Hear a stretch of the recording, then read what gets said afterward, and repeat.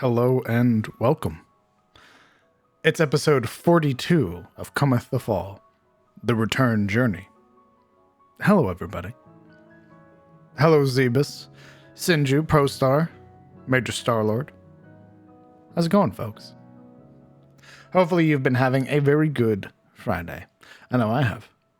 Hanging out with friends, going out and enjoying some delicious meals. Now we're here to play some D&D, the Dungeons and the Dragons. And I want to thank you all for coming out and watching. Hey, fantastic.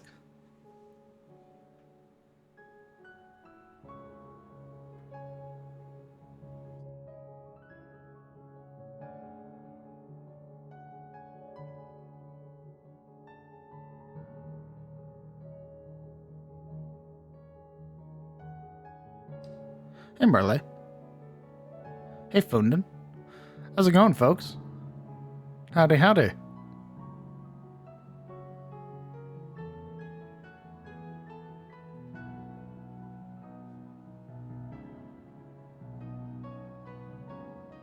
Save check.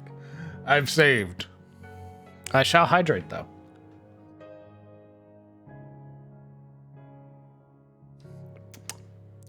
I got some tea. It's very good.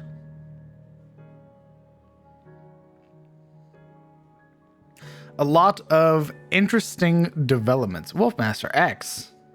No doubt. No X to doubt. It's not NOS. I didn't open my NOS yet. That's still up in the fridge. Hey, Ellen, how's it going?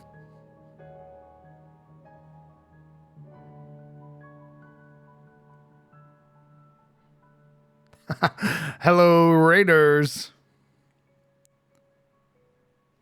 That was intended as a pun. I see, of course. Hello, Raiders. Thank you very much for the raid, Momo. Wow, thanks. Wow, thanks. If you're raiding, I have but one request. Please refresh your stream. Please and thank you. Twitch gets a little fucky-wucky with raids lately. So if you'd be as kind and you're raiding with Momo, refresh your stream. Wow, thanks. Wow.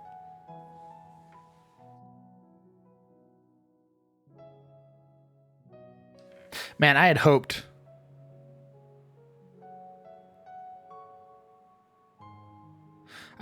that Lobos and Bloody had hit me with the wow, thanks when I congratulated them on their wedding post on Twitter.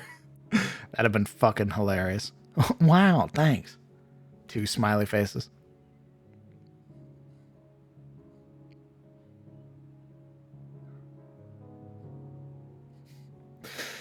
All right, we're giving the players a moment to get themselves situated, to get themselves sat into place. And then we're gonna hop on over. We're gonna get right into the role play. We got some drama. That's very exciting.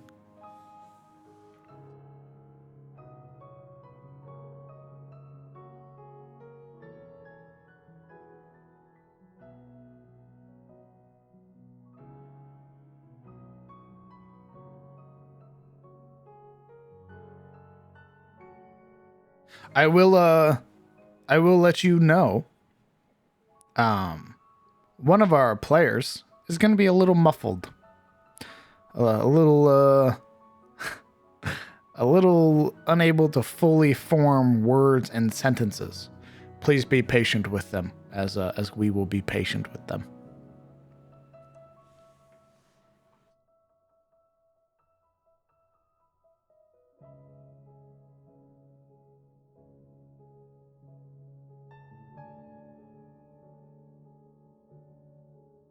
We doing more drama? Maybe. That'll be fun.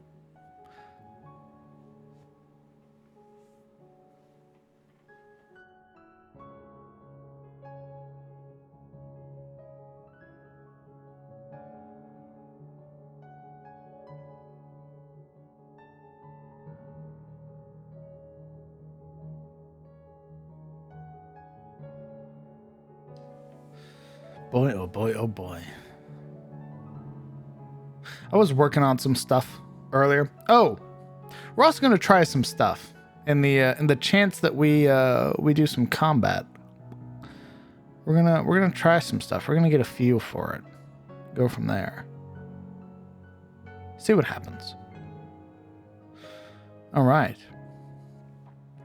Let's go ahead. Let's transition over. Now that we've given our players adequate enough time. New mechanics? No. You'll notice behind me a black void, a space bereft of words and people. This is where I need your help, chat. For every time you talk, for every time you cheer, you keck W, what have you, it appears behind me in that void, filling it with life and purpose. This is where you shall remain, your words etched into history in perpetuity. For all the VOD watchers in the future, this is for them. If you have anything you want to say to your future self from the past, now's the time to do so. If you want to say anything to the potential YouTube watchers some million times down the lines, they'll eventually see it. Who knows when? I don't know. YouTube takes forever to upload to.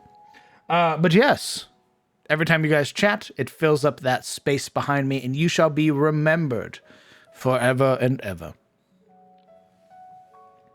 Now then, while all you lovely people are doing that, we are going to hop on in, get introduced to our players, and go from there. Let's meet them. Till the VODs get deleted. No. Don't say that. He's unmuting. Howdy, gamers. Howdy. Oh, that was really suspect. I should have unmuted faster. Nothing happening here. Nope. You're fine. With my hands behind my back. What's wrong? Huh? How's it going? Hello, gamer. I have a Red Bull. Nice. Yes, I saw you buy it. I remember those days. I'm mulling over the mysteries of life we just contemplated together as friends. I remember those days. I did miss something. Oh boy. I don't. It's fine. The world is crazy. We were just talking about the extended warranties on our dryers. Sure. I'm sure that's exactly what it was. Anyway, good evening, gamers. How's it going? Yeah, what? It goes. Hey, Aloric. How you feeling, bud? Terrible. Understood. Alric, yay! We're going to go down the line. You're going to give me as much of your character as you want to give. You're going to tell me what class you're playing if you want to. You're going to tell me what race you are if you want to. We're going to go down the line. As many or as little words as you prefer. Pull out the entire thing. We're going to start with Yuria. Let's go.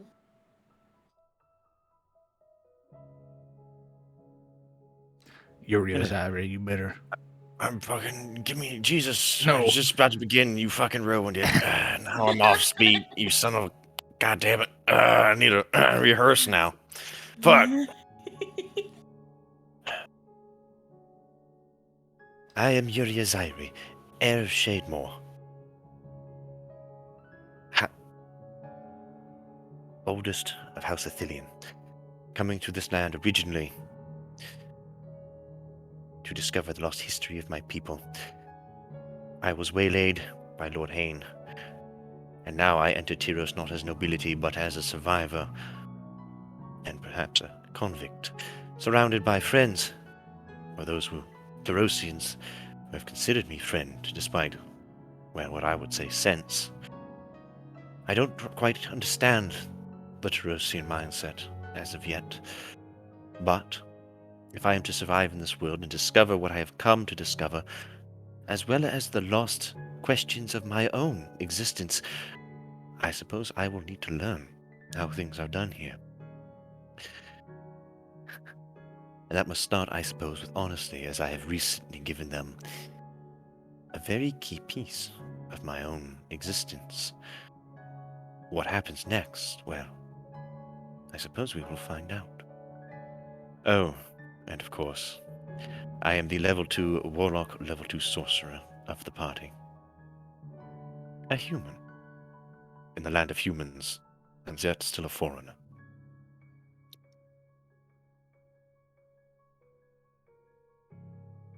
Greetings. I am Cyril von Ashford, ward of House Ashford, the Swan Blades. I am a level 4 high earth fighter who finds beauty in every battle. And I would lay my life on the line for house and home. I endeavor to seek the truth behind the hidden malicious rot that finds itself squirming through my family. And I will stop at nothing to find out why all of this has happened and how I can make that change. Right. So, I'm a shield of Iron Hands. I am a female mountain dwarf. I am a level 3 wizard, level 1 cleric, who grew up in Farkin's Deep and studied in Orias a wee bit. I find my faith in Ioun, who has gifted me with her blessing, but I also pay my deepest respects to Moraltir, who helps me in the craft.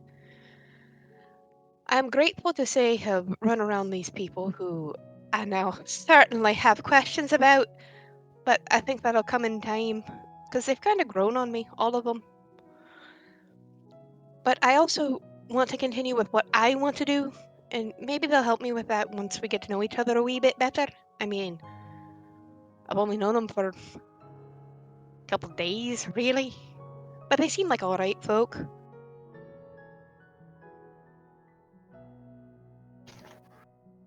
They play Morana Lamordia, a level 4 Dampier rogue with strange powers connected to the dead. Hailing from the distant land of Vinheim, I'm from a small area known as Malgrove, which stands between the dragon sorcerers of Vinheim and what terrors lurk in the Grimwald, our nemesis and neighbor. Having been lured to Hain Keep under false pretenses, I now find myself with these people who I've come to rely on, if for nothing else than survival.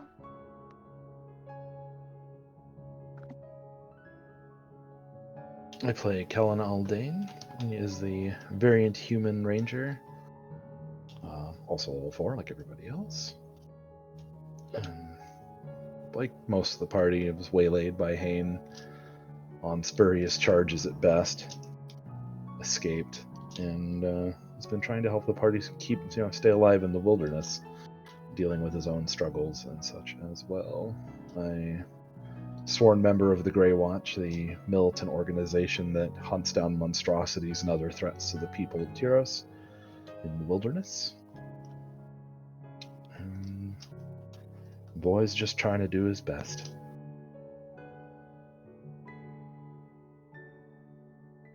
I am Alaric Crevane, a large, half-elven man with violent, barbaric tendencies.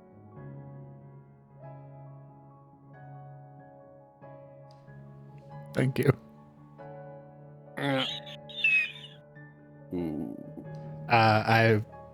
I appreciate the effort. You could have just said your name, and that'd have been good enough, homie. But you went above and beyond, and I appreciate that. I love you. I love you too. Yeah. Dang, bro. What did they give you? I Welcome to love you. Costco. Pain is I what love they you. gave him. Who recounted last week? Holy crap. Who? What? Oh, please pick somebody to recount that's not Alaric. Oh damn, you made it so tempting. Yuria. Oh. Oh boy. All right. All right. Here we go. Oh. It's that time again, Easy. I did so well with the intro. Let's see what I can do with this.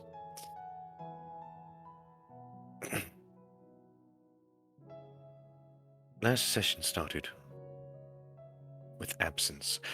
Kellen left the table to tag alongside Marana to console her. Those two seem to have been close this whole time, but the more that Marana is pressed, the more loyal and dogged Kellen becomes, I have noted. I think implications at this point are somewhat apparent. Nevertheless, despite the somewhat harsh conversation between Siluril, Marana, and the rest of us, it was time to put matters into more practical planning, which I opened by suggesting that we collect snakeweed for the Mind's Eye tonic that Reynolds suggested before we even came here, a time that feels so very long ago. While the party is busy conversing that, I also asked Shilde, who seems to be a somewhat knowledgeable individual, or at least is proven to be book smart here and there in arcane matters during our time in Sawdock's Keep, about the terror, or snakeweed, and the tonic, or face spiders. Perhaps I was hoping for too much, but she seemed to know very little about any of these sorts of topics. A shame.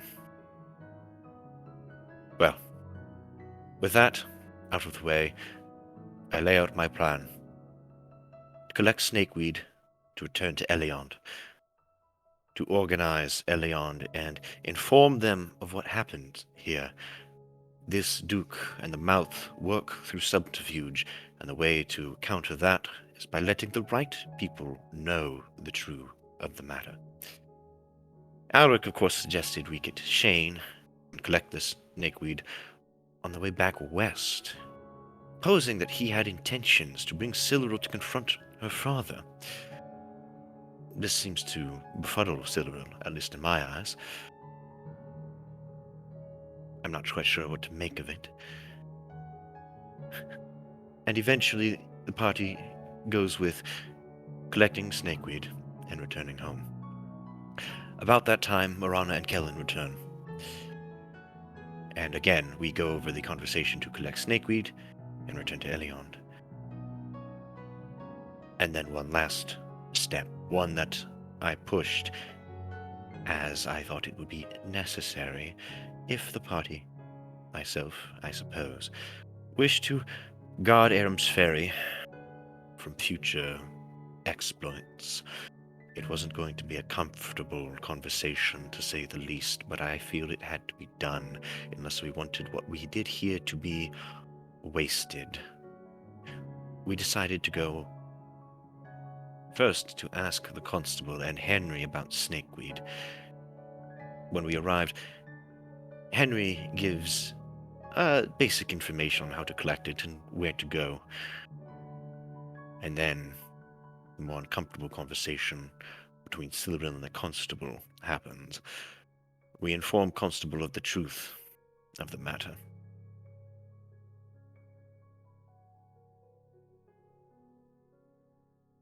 Siluril, I must say, is rather to the point with her explanation. I myself might have tried to put us in a more forgiving light, but I suppose Tarosians prefer a more brutal honesty than is perhaps political. Needless to say, when the constable found out that not only Lord Hayne was dead, but that we killed him and we lacked proof, he was somewhat upset. Still restraining himself, though, knowing the presence, I presume, of who he spoke with, he instead goes to write a letter. I asked who he planned to write the letter to, and he informed me it was to Theodoric, the High King, Siluriel's father. Ashilde, of all people, convinces him to wait. And while her intention was that that he waits for proof, the constable merely resigns himself in defeat, ordering us to leave, which we do so. Feeling our welcome overdue, we travel north and scour for the snakeweed. It is a relatively easy thing to do. We find the yellow-budded plant along the creek. Kellen proves an able survivalist, a hunter, collecting 8 samples of the plant. Alric tries to do so, but his hands were meant, it seems, more for the hammer than the shovel. Nevertheless, we travel back to Elm's Ferry, back to Elion's, passing through the ferry briefly on our way home, or at least our new home for the moment. And that's when things began to happen. When we camped for the night, on the way back, on the first watch, while I slumbered, I shall say, we were waylaid by will-o'-wisps, malevolent spirits that I know are commonly used amongst hags. Surprising to me, perhaps the rest did not know the extent of the malevolence of these spirits, but it was almost shocking to me that when I awoke, they were right on top of us. There was no warning given to us to awaken and prepare for this coming, or to investigate. It seemed Kellen and Ashilde were entranced by these things, floating casually towards the keep rather than striking out outright. It somewhat shakes my trust of them to some degree. Nevertheless, we all awaken eventually. All except one. Silver. She remained sleeping. It was unfortunate that we did not notice this until after I decided to strike out at one of them, knowing the malevolent and deceptive nature of these creatures, and watching one enter Ashilde and Marana, and feeling one trying to enter into my own form. It was off-putting, and I wanted to put an end to it, and so we fought with them. Ethereal creatures difficult to target, but we managed enough to eliminate some and chase off the rest. Little time did we have to celebrate or examine the corpses or consider our next move, as this is when we notice Siluriel's condition, remaining asleep, covered in frost with the flail clutched in her hands. While we fought, I tried to communicate with her telepathically, to scream at her to wake up, and I was met with fierce, draconic resistance, a howl that nearly knocked me off my feet in my own mind. And this is when I began to not only suspect, but realize the truth of Siluriel's mace. Its similarities to my own blade, Gorgalad. Just when I was about to strike the mace, Alric, bless him, simply shook Siluriel awake. Even after my attempts to awaken her telepathically, it seems the physical attempt was more effective, and she opened her eyes, now a pure, pale blue. And she informs us of her dream, her nightmare wandering through the tundra, of meeting something vicious, though she does not give its name. Sensing this, hearing the similarities of her plight and the dreams of my own, I take a risk, one that I suppose, will find out soon enough the repercussions thereof. I gather all of them to the campfire, and I blow out the lights to reveal Golgolad's true colors, the aquamarine teal of its blade, not the transparent form that it takes during the day.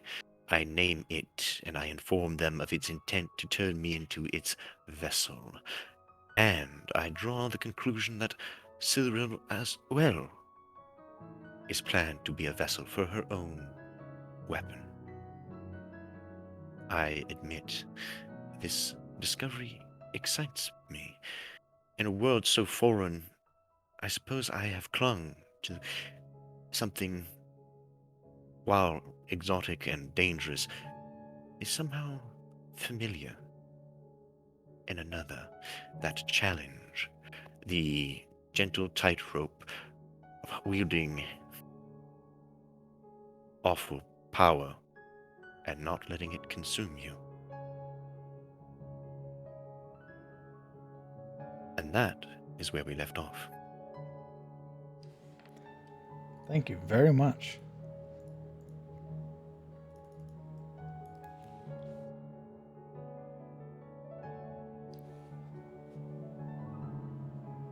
As light slowly begins to filter back into the camp, and you find yourselves sat around looking at one another, this information now being leveled to the party. Your first watch was interrupted. Is there anything else you guys are doing?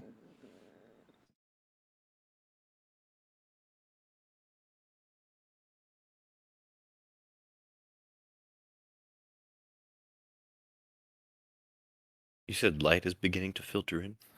From the campfire. Ooh. DM. Yes. Yuria cut the campfire using control flame. I know. It's Oh, back? God. Oh, goodness. Slowly.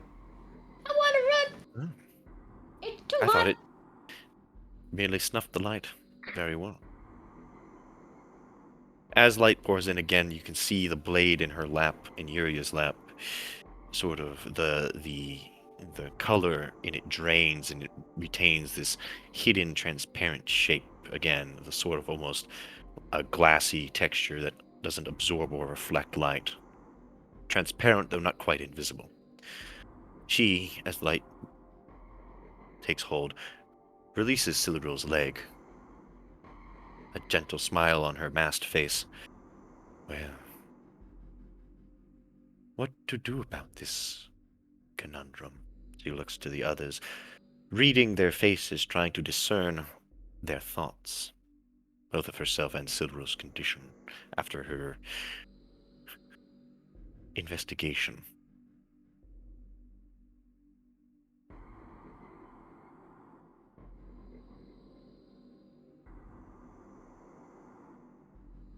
I don't know why I'm over there. That's weird. Anyway. Kellen goes and sits down on the log. Well, I haven't been particularly shy about accepting everyone for what they are, regardless.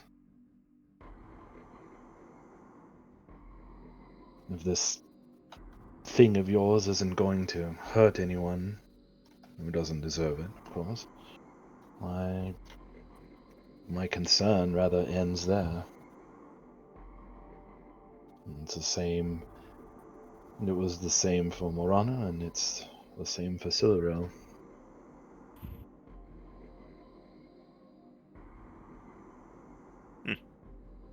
Wait, what did he just say? That he was basically going to accept people as long as they, whatever's going on with them doesn't hurt people that don't deserve it. I.e., no matter how messed up you are, he'll still accept you. Silver's still kind of stunned, but she would just kind of say, not looking in any direction, don't want to accept it. I don't want to. then fight it, and maybe we can help. Yuri's brows raise. You don't accept it.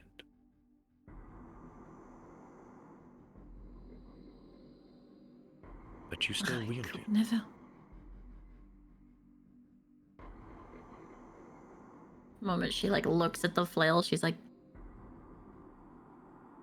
I can't give it away. As if like the words she's saying make perfect sense to her. There's a slow nod of Yuri's head.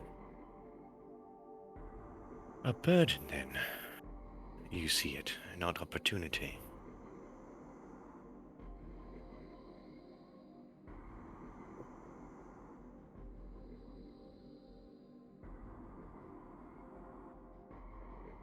Why doesn't everybody roll me a perception check?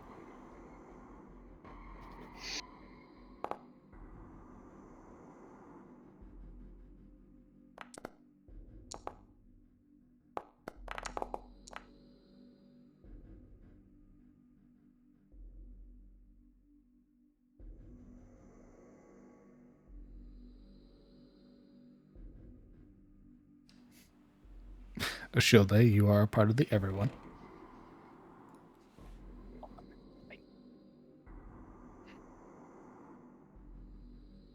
Does anybody else play with the dice on the screen whenever people roll? Or is that just me? No. Can you repeat that, please? I had to take my headset off for a second.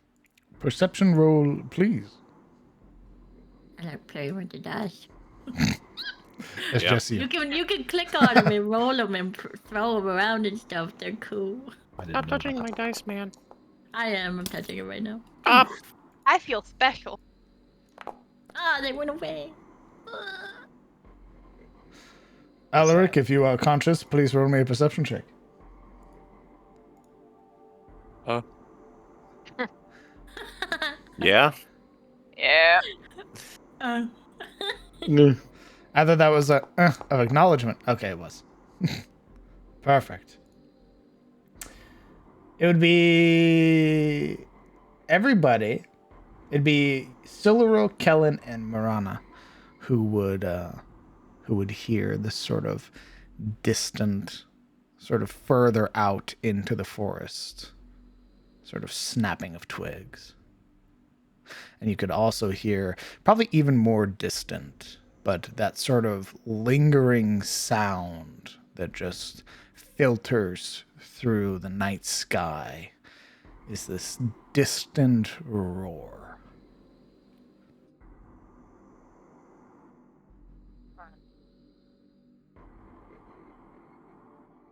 Like story time's over. For now. Will-o-wisps, they're also used as spies for the cults.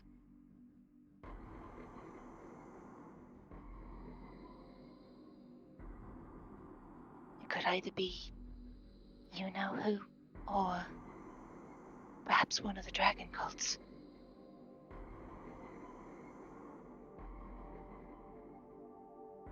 Whatever it is, it's not good.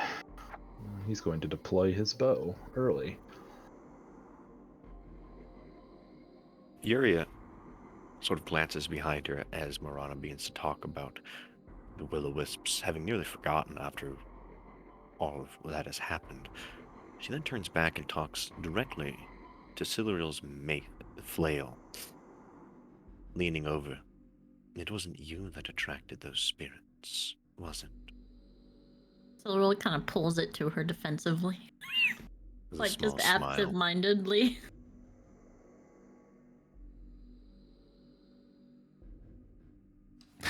There's no response.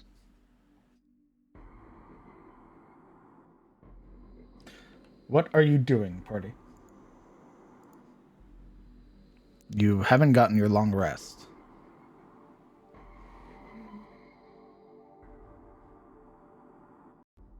Yuria sighs, sort of hoping for further to prod, but taking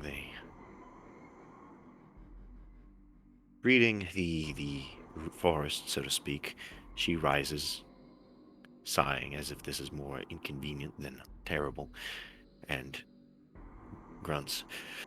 We should move camp. Pack everything. Continue for a few miles before we settle down again. Make sure we're not being followed. Whether that is set up an ambush. Set up an ambush? For what? Whatever that is, he gestures off to the sounds in the woods.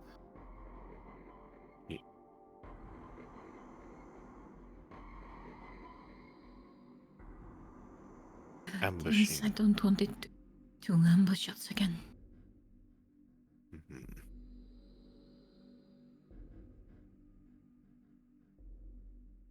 I think we should move. We don't know anything about what's approaching. Or how many.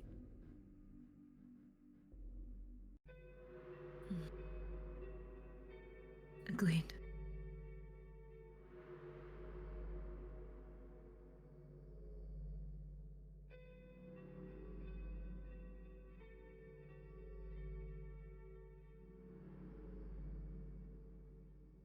Silver goes to stand with like her flail in tow. Okay, party. Let me know what we're doing. Well, unless anyone objects, I would say we would start packing up. Uh-huh. Grab her shit and go. Indeed. Yuria will try to keep watch, with her special eyes, while the others start to pack, trying to, in case they are intercepted during the process of hastily packing equipment up. Okay. Why don't you roll me a perception check then, while the others pack up camp. Very well. Keeps on I'm packing up her looking things. at my nails, Neil. Tarosians. Oh my god. Oh my god. You don't see the giant shadow beast lurking in the corner. Okay. Keeping your attention out towards the darkness, you do find at times your perspective sort of shift, as if drawn to it out of pure curiosity. Just glancing at Sillaril and that flail, and then taking that moment to blink a couple times and look back into the forest.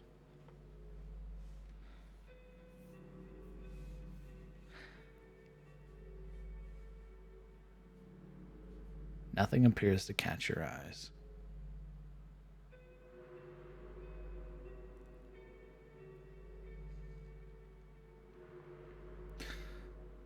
Okay. How long does it take to set up 3 camps? Or 3 Ooh, camps? How long did it take to remove 3 camps? Well, they've been doing it so much now. At least they have at least the know-how how to do it. Oh, it's not that long. If everybody takes one, it's about like 10, 20 minutes. Yeah, I imagine it takes longer to set up than break down. Well, it's also breaking down and then putting it all together to carry it. So, if everybody's taking a tent, we'll say 20 minutes then. Party keeps watch for about 20 minutes, just watching. Breaking down his tent, rolling up his goods, and putting it all into a carryable bundle with petulant energy. Yeah, that's what I wrote. Alright. You don't gotta apologize, brother. Okay. With camp packed, the lights snuffed. Where are you guys moving? Let's go back to the hex map. We staying in this hex and just moving around? What are we doing? How far is the hex? Enough. Yeah.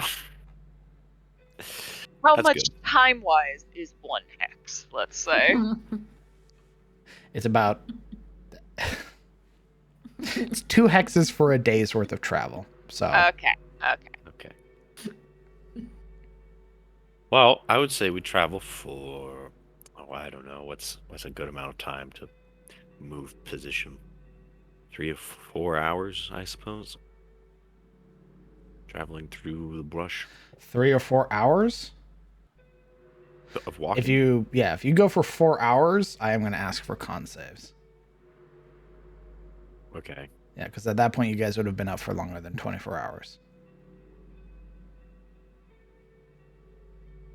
Well, how much time would we need to basically, like, put a decent gap between us and our current 10? Your current campsite? I mean, even just moving, a couple miles.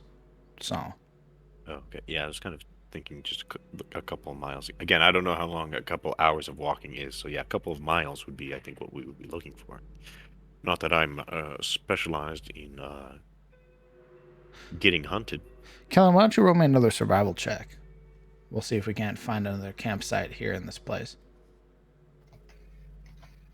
Nope. Oof. The trees around here are far too dense. There are way too many clusters of trees that don't provide enough protection for the party. Leaves way too many openings, or there's just simply not enough room for 3 tents. Now, you guys have done it in the past. There's nothing wrong with you guys just chugging through hexes and rolling some con saves. Okay. If we're not able Harder.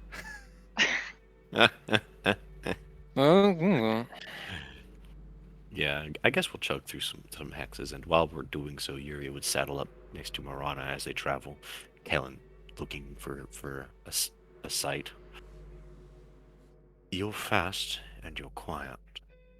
I would like to think we could move here without leaving a trace, but I'm not stupid. Perhaps you should lag behind and make sure we aren't being followed. Morana doesn't look at Yuria, and you can tell that she's probably more than a little bit biting her tongue at the moment. But she gives a nod. But doesn't say anything, doesn't look at her. Yuria definitely takes note of that, but she also does not mention it in their current position. And the silvery helm does not reveal any motion. She waits for Miranda to do that, herself joining the others.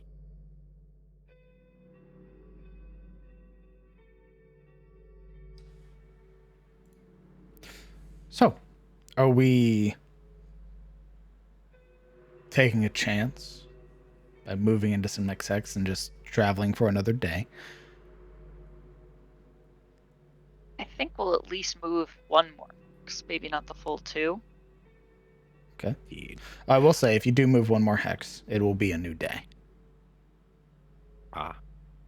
Yeah, I mean, I figure right now it's like 10 o'clock at night, and moving a couple more hexes, it'll put us well past into the next day. Oh no, it's as it stands currently, with the party walking around and everything like that. Having gotten to where you were when you left, what you did, all your traveling, you're looking at around like 1 a.m., 2 a.m. right now. So walking one more hex will probably put us at like 5 or 6 in the morning. Yay. I mean, I'm fine with going at least one more hex. I'm good with the hex thing too. And exhaustion is just, what's 1 point of exhaustion do for you again? 1 Disadvantage point. on. Go ahead. No, that's fine. 1 point of exhaustion is, as it stands currently, disadvantage on ability checks. I will be looking at the 1D&D exhaustion system because I think that that particular rule set is pretty neat. Very well. It's not nearly as debilitating and a death spiral as current 5th edition exhaustion. Right. But I like death spiraling. into non-existence. Yeah? It's so fun. Cool. Shadow Dragon Yeah. time. Woo! You can't take my levels away. I don't have any. Stupid. I take I your spell disagree. slots. No. So, where are we moving to, party? If the agreement is to start moving some hexes. Applebee's.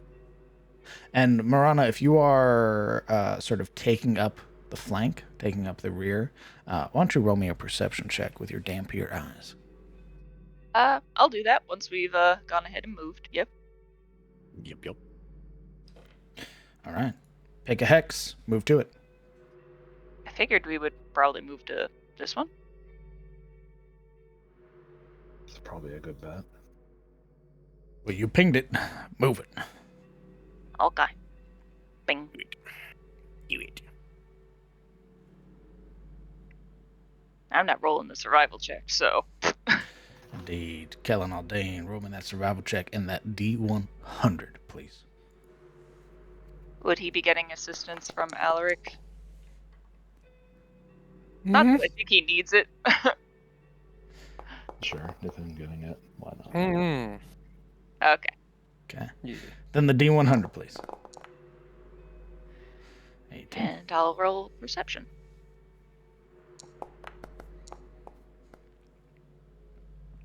Okay.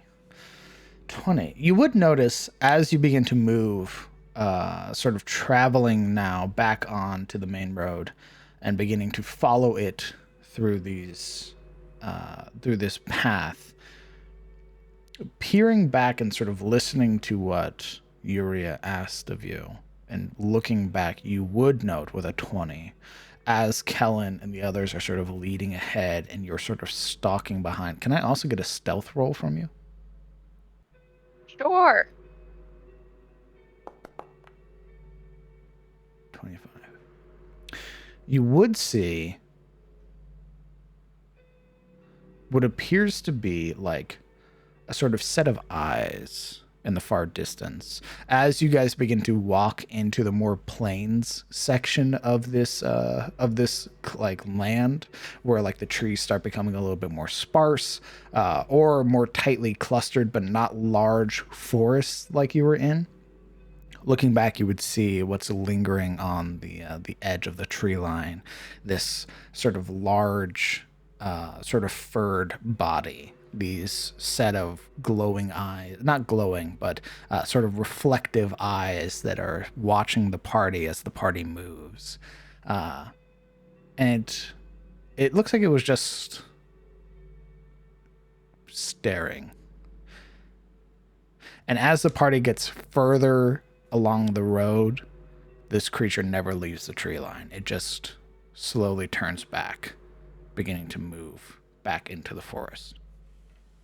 I get any sort of, like, shape of this creature. With a 20? Let's see. Yeah, I'd say so. Very, very lanky, but rather very long appendages, but very sort of broad proportions, if that makes sense.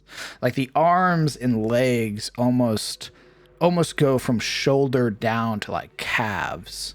But the torso is stretched. There's large patches of like fur and skin that's all really muted by the dark vision. And it just appeared to be like a very tall humanoid.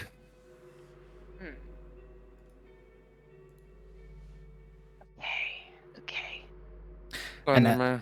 And as you all have been traveling along the road, it doesn't follow. It just turns back and goes back into the woods.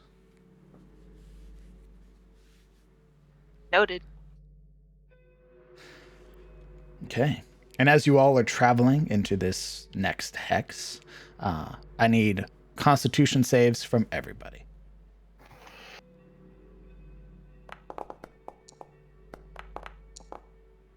I'm a tired boy. You're very tired. Very tired. Geralt, how'd you get here? I'm always here. Holy shit.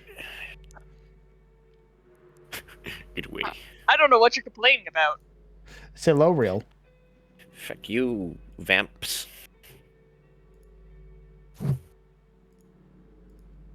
Marana's just hopped up on adrenaline, having to Fucking- be up all night. Why did you roll 2? Because it was my first saving throw. And I wanted to roll twice due to my Alliance or my Owens tier. You To used make sure that I got a good one. So you rolled, and then you used Olwen's tier to roll again? No, you have to roll twice. That's what it's worded. You just use both. You roll twice and then take the better one. Tell me when you're using your magic items. It says the first. It's not an option. I have to use No, it is an option. Oh. It is Well, an it says option. the first time you make a saving throw. I'm sorry, I read it wrong. It's okay.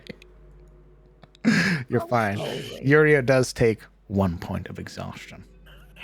Sleepy baby. Lethargy. Your ritual interrupted. You walk tired. Duty sleep.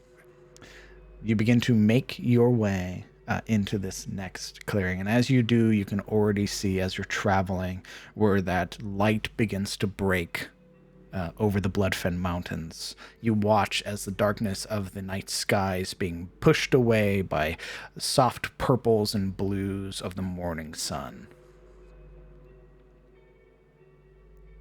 Now, you can continue to push forward,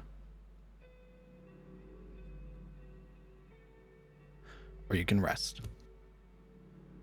I think the plan was to rest after getting away from that nonsense, especially since now the Yuria is basically like a corpse. It's not a Well, 1 point of exhaustion is not a corpse, brother. What the bro, I start sweating and he's like, "You're dead." She looks like one. Fuck you. You start showing signs of any sickness at all. Hey, guy. Do not trust Kellen to be your doctor. I never claimed to be a doctor, so, you know. Well, Cool.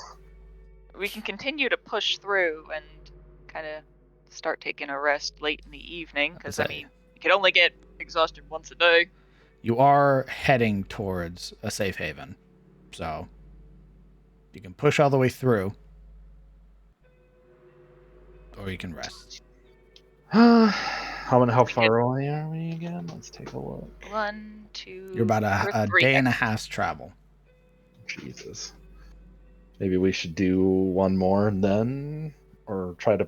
Well, if it's a day and a half travel, why don't we just push on till night and then rest for real? Perfect. That is agreeable, of course. I think so.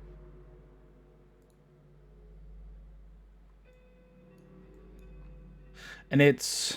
Oh, by the way, nope, never mind. Everybody would stay at what they are, because you did not long rest.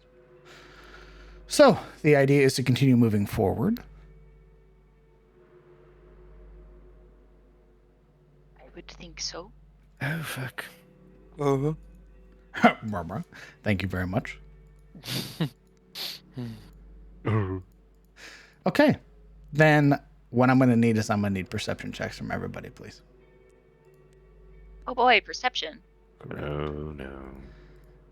Your doom begins now. I love death spiraling. I'm very tired. Oh wait, hold on. It'd be Excuse a me. disadvantage. Yeah, excuse me. Hold on, real The quick. light reflecting off of your silver helmet. Okay. Ooh, everybody. Everybody but Yuria. Fuck you. You would catch it first as you all are beginning to follow along this main road.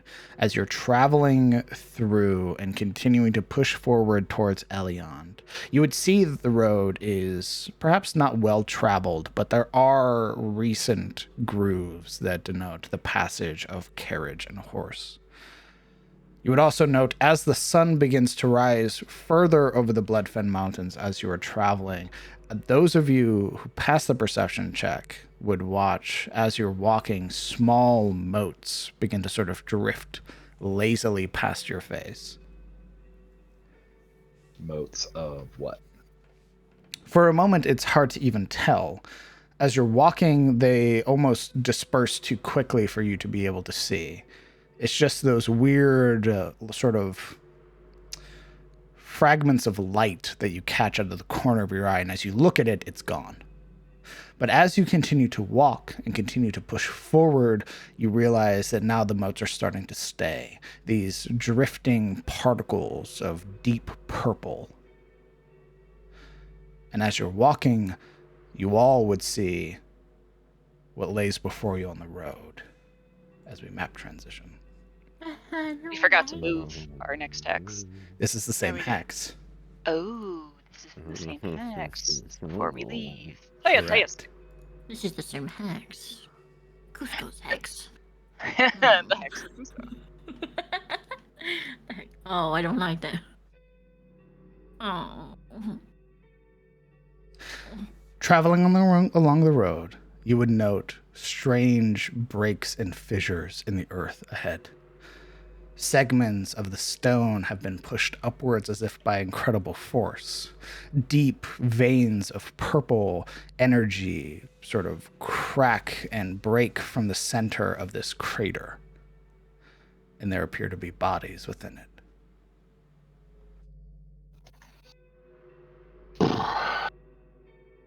That's fucking gross. This doesn't happen to be the same place that that fairy circle was before, is it? Not even close. The fairy circle, Oberon's circle, was outside of Aram's ferry. This is along the road. You've passed by this place before, and it didn't have this. You're free to move your tokens.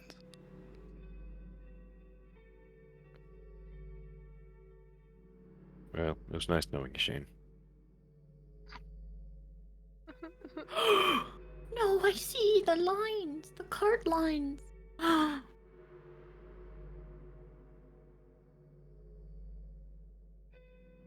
Please move your tokens if you're going to move them. I hate this timeline. Yuria is following behind, too weary and to really notice, sort of trudging along, sweat covering her brow, the mask obscuring her vision. Ashilde punches through all the feral sunflowers that are taller than her. I'm not a schmelf, I'll step on flowers. I figured you would just kind of weave around them. Be careful. Alaric follow. I appreciate it, buddy. As you approach, you would notice that there are strange clusters of crystal that are jutting from piles of rock.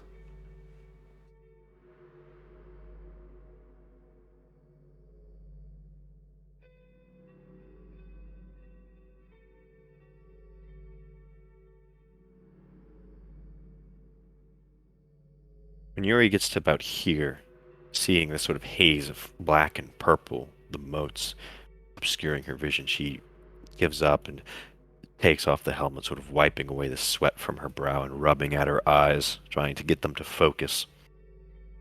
And when they do, and she sees this tragedy before her, it sort of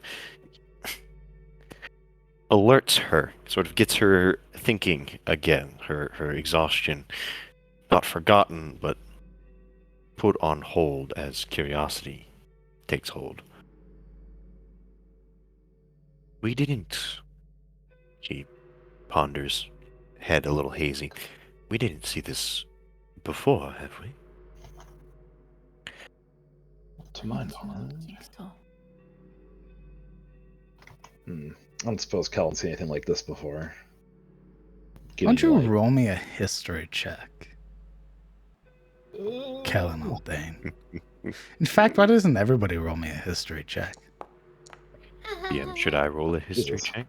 Damn good history check. Unless you can place it. Well, I could, but I don't know if I, How good are your notes?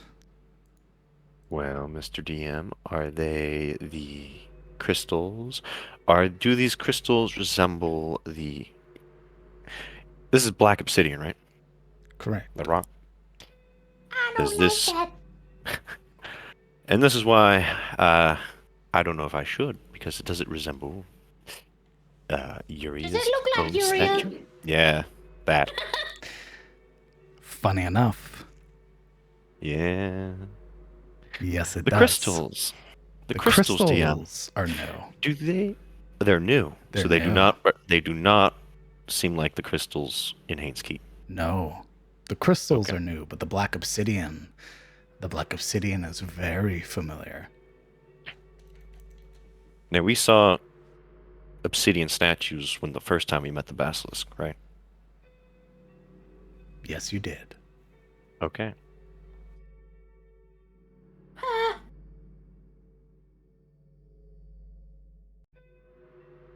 Okay. What about other history checks? That's what the history check was for. You've encountered this before. Silra almost like protectively, like her hand just moves over Uria. Uria has this ponderous moment as she she looks over the obsidian rock, and just about the time that Cyril gets it and goes protective, she gets it and goes stark still and goes very pale. Right. Forgetting. So Her fingers start to shake and clasp, and she visibly swallows. Stuck in motion, unsure if she wants to immediately look around or keep her vision down. She is temporarily paralyzed in indecision.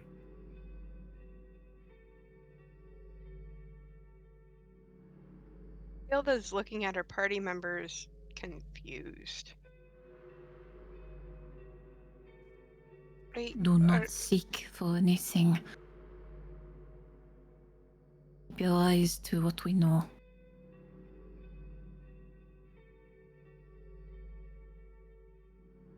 Yeah, can you speak a wee bit plainly?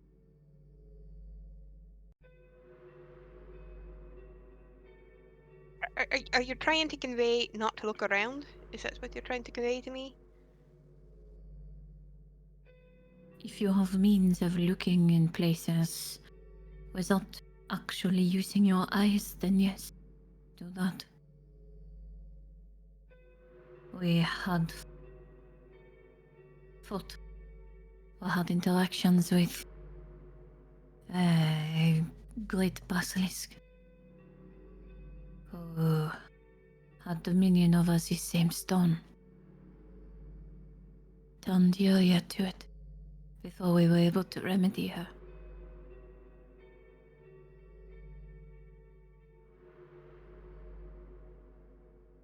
Uria looks visibly shaken and extremely unhappy. Helm clutched at the moment at her side, face visible and expressive.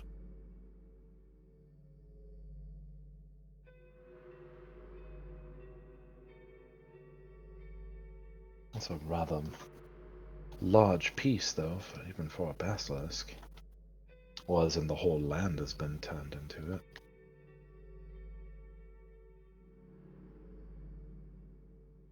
From my understanding, it does not matter how large you are. You turn all to stone the same.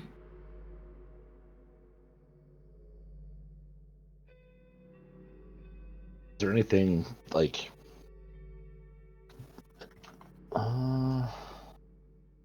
I guess if I zoom in, I can kind of see some shit in there.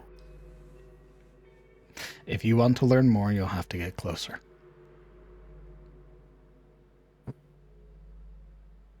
Alright. I will get closer and try to peer at some of these shapes.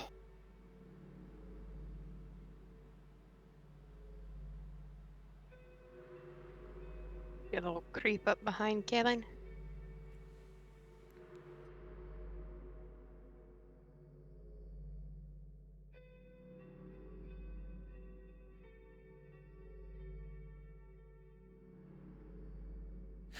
Approaching, you would see the mounds of broken rock and the sort of depth of the crater, as well as these vibrant purple crystals that catch the light.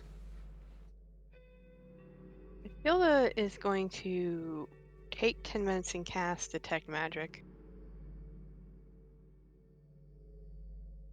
Okay, you're ritually casting. Yeah. All right. What's everybody doing during that 10 minutes? Gonna take a piece of clothing I have upon recognizing the obsidian and fashion myself a little bit of a blindfold. Okay. Just so that, like, I could peer out just, like, the bottom of it. Sure.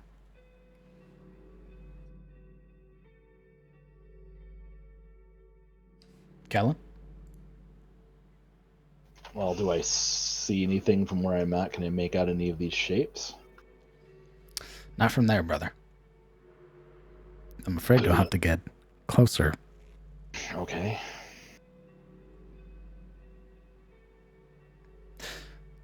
Roll me an investigation check.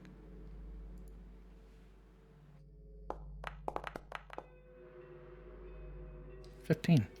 Roll 15. You would note that at least predominantly there appear to be three distinct shapes.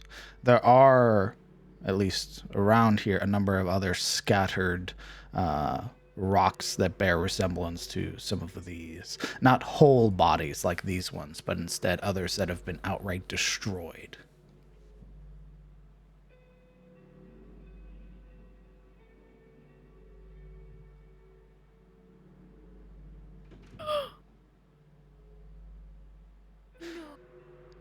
You would see perhaps the largest, a horse with large crystals jutting out of its abdomen and its head. Segments of its legs are completely destroyed and broken. A deep fissure runs along its entire torso.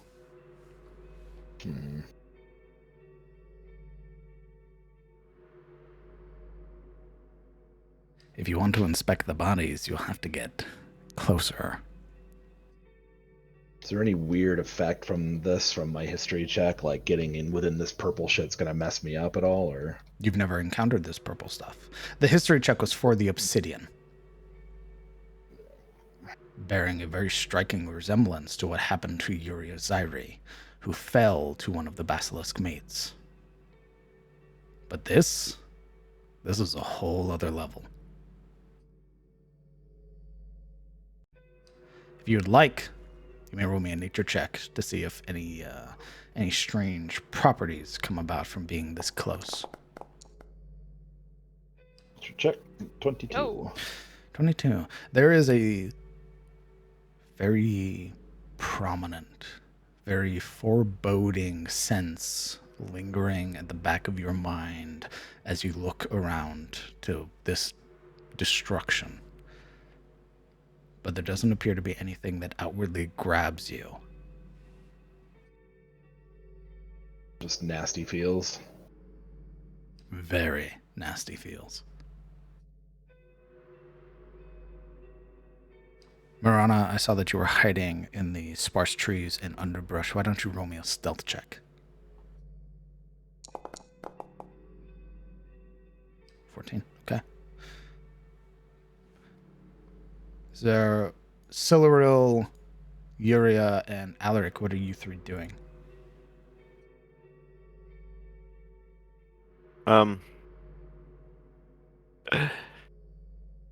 With sort of Silruil's words penetrating through that sort of fog of initial adrenaline and fear that initially captured Uriah, she looks to Silruil, and while she doesn't seem comforted, her eyes wide with terror and her face almost gaunt by the stress of it, it's enough to snap her out of the paralysis. She nods, swallows, and slips the helmet on once more, gathering her nerves, and keeping mostly with Siluril so she is not caught out. Despite herself, she would be nervously glancing around, looking for signs of something in the tree lines waiting. Don't like the feeling of this. And I think since Ashilde is doing her ritual cast, which I guess is going to take 10 minutes,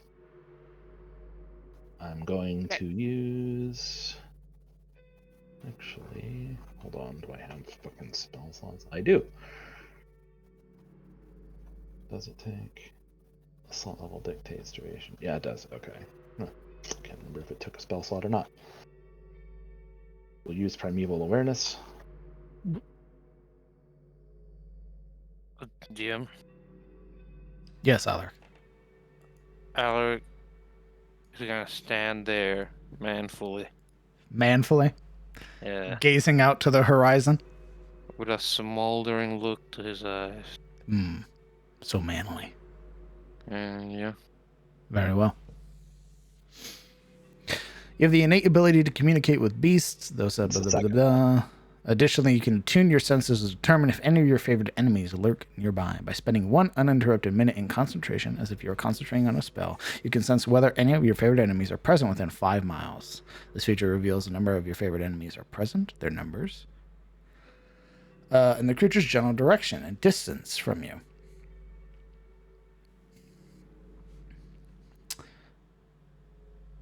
While you are doing this, while you are focusing and sort of attuning yourself to nature, your perception sort of being drawn through the trees and valleys out to a range of 5 miles, you don't sense anything. But in this moment, as you're concentrating with that 15, you would also note there are some other tracks around here, aside from just the cart tracks, and aside from the horse and foot tracks. What kind of tracks? Weird clawed feet. Clawed feet. Just one type?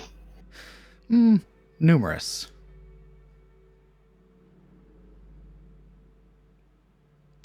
Why don't you roll me a survival check? Marana, why don't you roll me a perception check? 24. Taking a moment to look around this place, to begin sort of skirting the outsides with your primeval awareness as Ashilde is casting, you would note that there was a fight here. A fight that got interrupted. Looking down and beginning to sort of study the tracks that are here, the scuffles in the dirt and grass, where some portions of it are torn up. Moorlings were here. So the tracks are like clawed feet, hooves, boots, things like that, like Indeed. a variety of shit. And as you look around, you would see where they would have clashed. It'd have been right where this is, right where this fight got interrupted. But none within 5 miles. No. Judging by the tracks, it's been a couple of days. And then which way did they take off afterwards? The survivors, that is. Looks like along the road. And some went this way. What's this way? I gotta zoom out apparently. Try again. It was zoomed way in. You'd have seen others sort of on the outskirts over here, where their tracks just sort of dissipate into nature. So there was a group of them here and then they split up? Once you're able to better look inside of the crater, you'll see. Speaking of which, is there anything else anybody is doing, Siluro and Yuria and Marana, before I get to Ashilde and her doing her detect magic?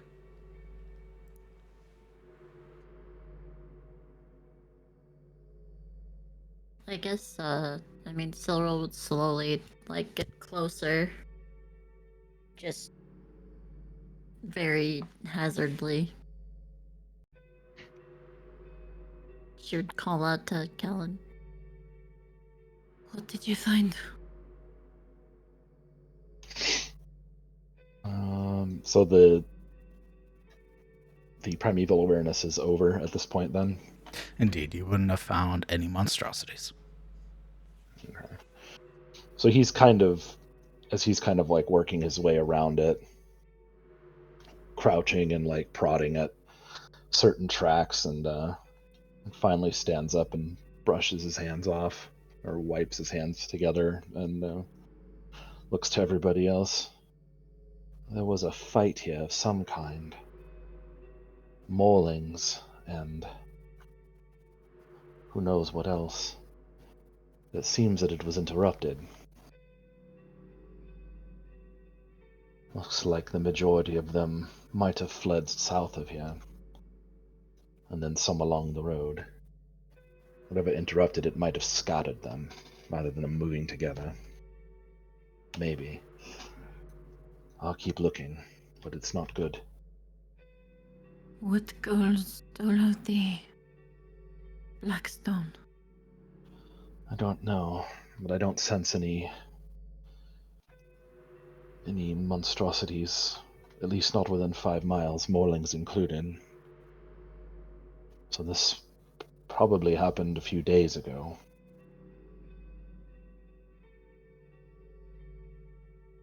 Could the Duke have anything to do with it? The what, sorry? The Duke? I don't think we've ever really seen his specific powers like this, at least not to this effect. It's a possibility, but... DM? Silro? Didn't the Hand of the Duke, or Mouth, I forget which one we call her, it say that they had a hand in the, like, creation of the big bad basilisk? Yes. She said specifically that those creatures were made by her. Alright, cool. I just wanted to But know if I was remembering incorrectly. But in terms of similarities, the similarity is the black obsidian.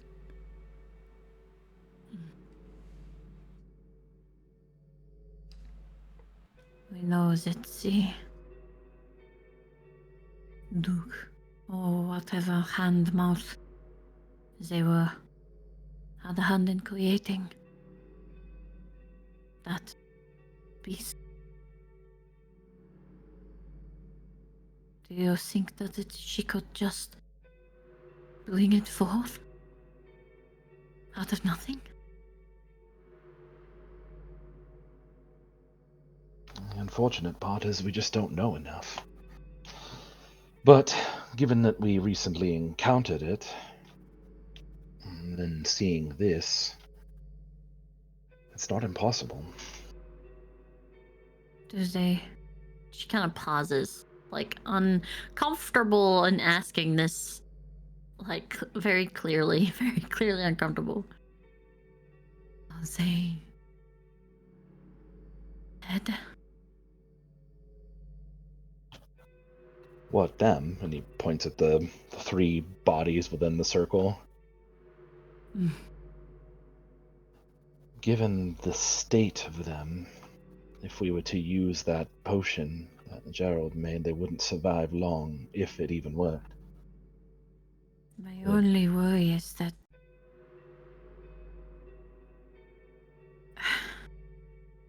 what if this is how they create them? You mean... Be sure to keep your eyes on them if they start to move. I'm more curious about the crystalline formations coming out of the bodies. I haven't seen that before.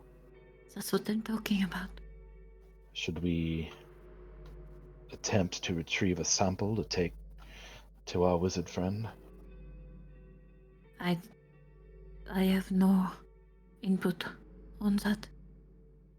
My only worry is that it looks like a cradle or a nest. Something with great force struck here, as you can see. Everything is blown outward.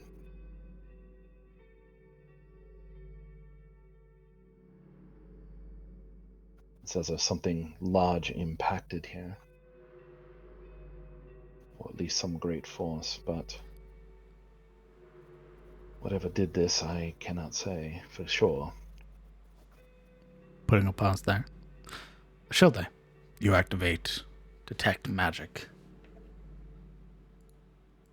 The runes should be glowing on her book since she's ritual casting and she's not using her one ability. So it would pretty much runes down her arm would light up and then it would hit the book. And then when it activates,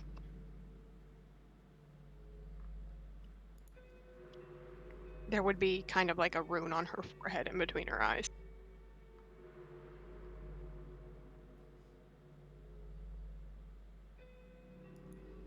And you begin to detect.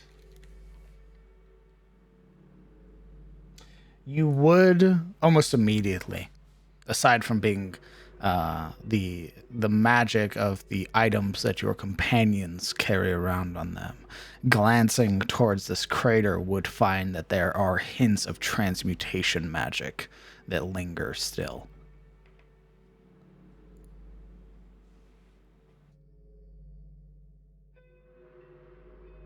Oh. That's that's concerning.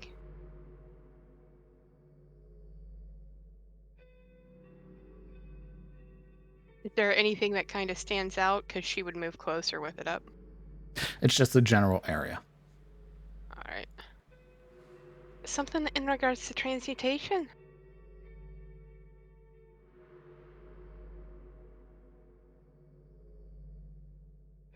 But it is indeed magical in nature.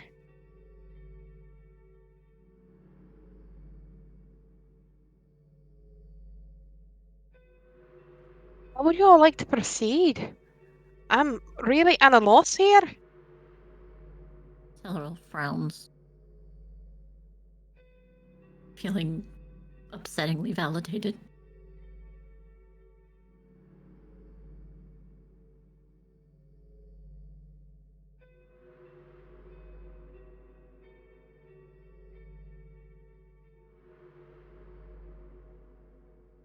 Like I said, the only thing I could think of is if it's even safe to try and retrieve a sample of this crystal to bring back.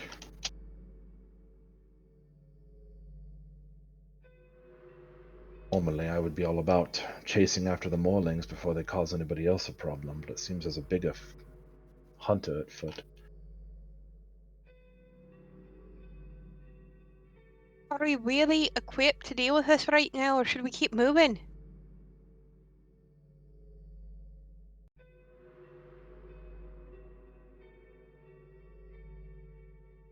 I don't know. I don't have that answer.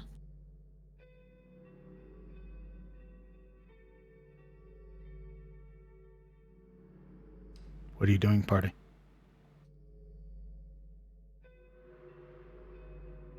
I feel is just kind of looking at everybody questioningly, like, okay, what do we do?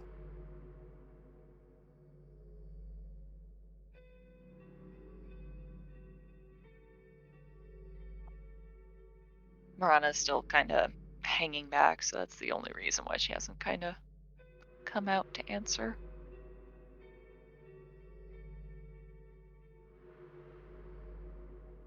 Well, if we were at full strength, I would say we should pursue the rest of the Morlings, and before you say anything, I know you don't want to, but you're also probably the most tired of us, so we should at least get back to full strength before we do anything like that.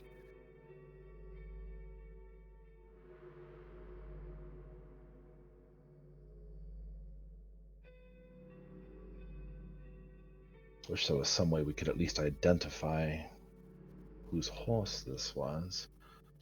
I'm pretty sure there appears to be a dead horse. Something that looks like a Morling, perhaps, and then I don't know what that other one is.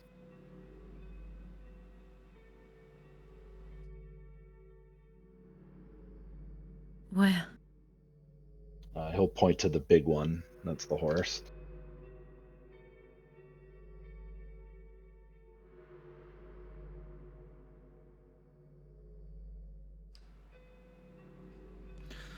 Are any of you inspecting the bodies? Yeah, I was kind of trying to figure out what they were before. Inspecting from afar isn't the same, brother. So we'll just step in. She's like, ding, ding, ding, ding, ding, ding. Fine. I will risk it. Go in there and inspect. Go ahead and roll me a. You both are investigating? Silverell and Kellen? Well, I am at least. I'm pretty sure she is. All right. Would you guys go ahead and roll me, because you already rolled, because you learned as much as you did, why don't you, Kellen, why don't you roll with at advantage, and Silver, why don't you just give me a flat roll?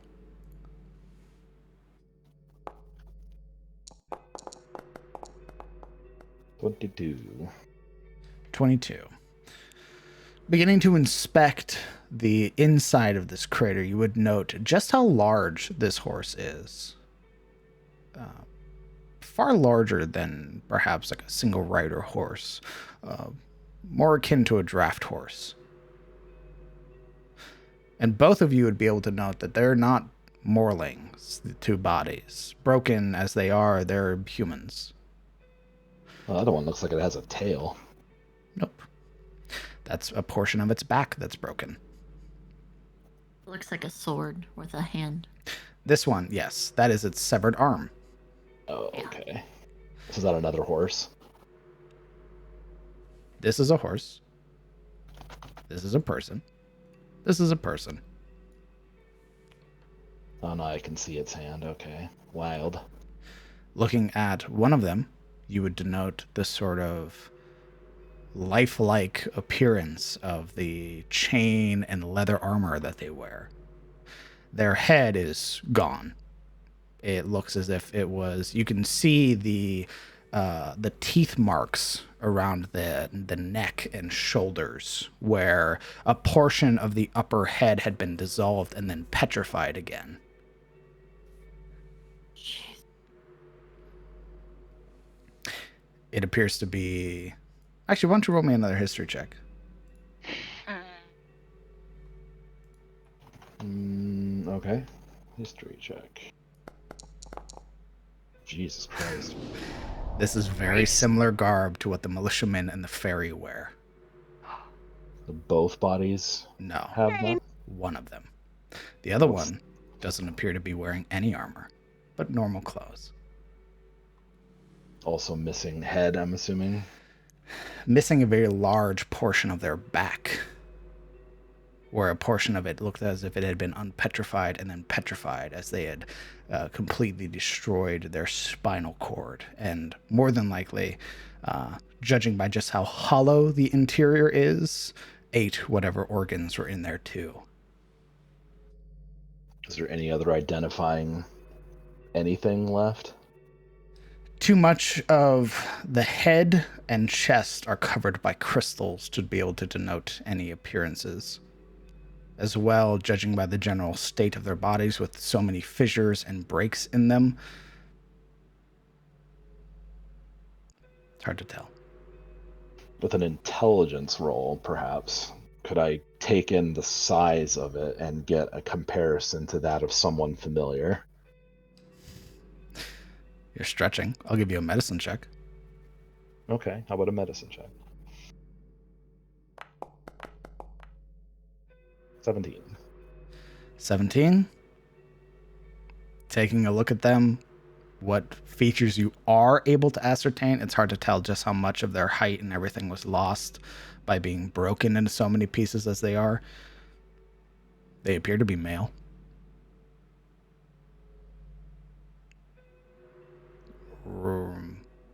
Young.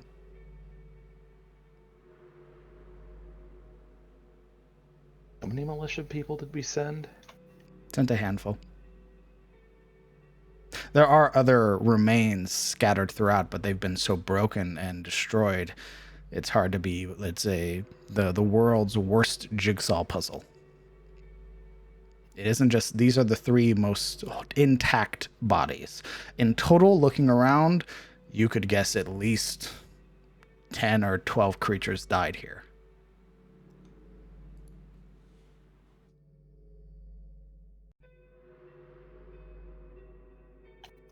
Cyril, you shouldn't. Could you take her away from this? Yeah, Silril's eyes are just wide. Her arms are limp and she's just staring. Yuria takes her own time to look over the scene. Mutilated corpses, the horse, and her brows furrow. There aren't enough horses.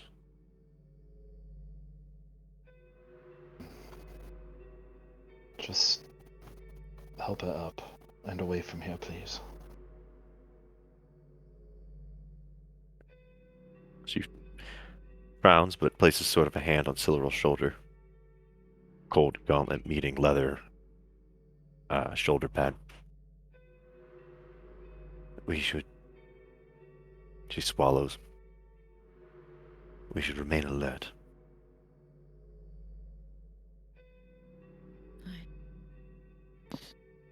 She sort of gently hooks a hand under Silver's arm.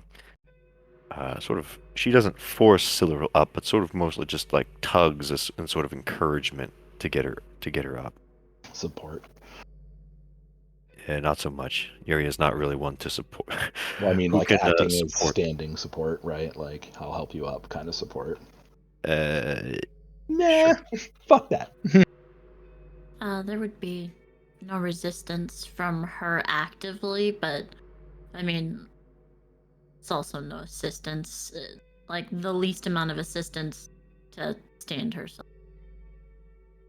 It's very, like, lethargic. As her expression just is unmoving. Kaylin, you said that there was a Morling attack here, right? Yeah, he did say that much. But there are no bodies of Morlings.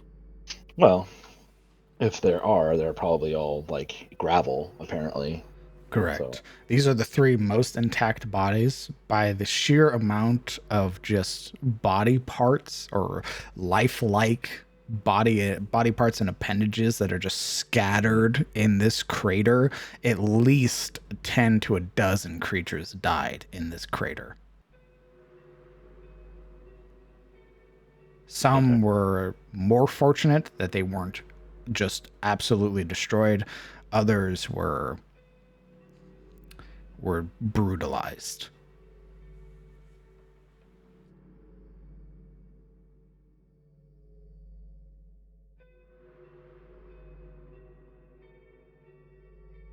Yelda's just kind of looking on, wondering what the hell could have done this, pretty much, because this is beyond anything she's ever seen. And as everyone else kind of moved closer, Marana kind of changed up her position.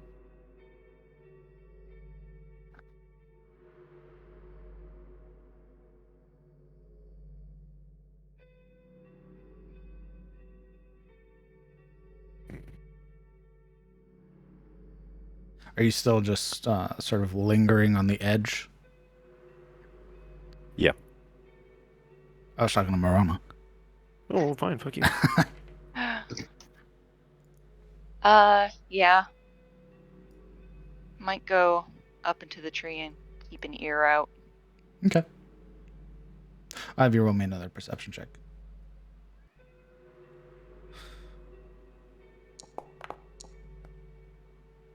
16. Okay. Keeping your ears out and listening for any other sounds that may draw the attention of the party.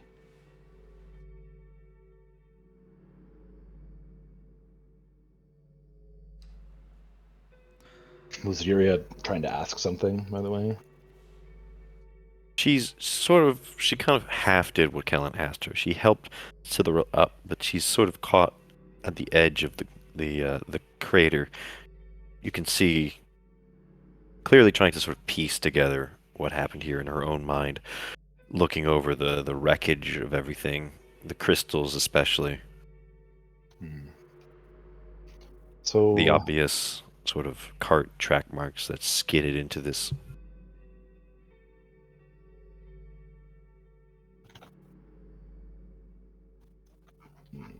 So there's only one kind of recognizable horse body. Is that so correct, more or less? Amongst this pile, it's hard to tell what's horse and what's moorling.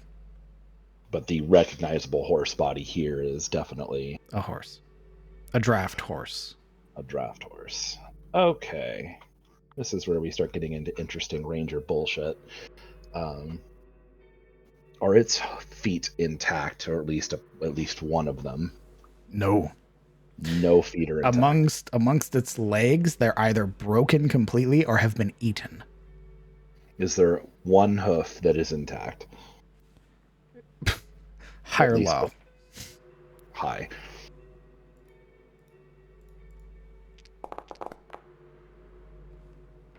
By the miracle, I guess whatever did this somehow left one of its feet. All right. He will pick up the foot, as I'm assuming it's probably in a piece somewhere. Correct.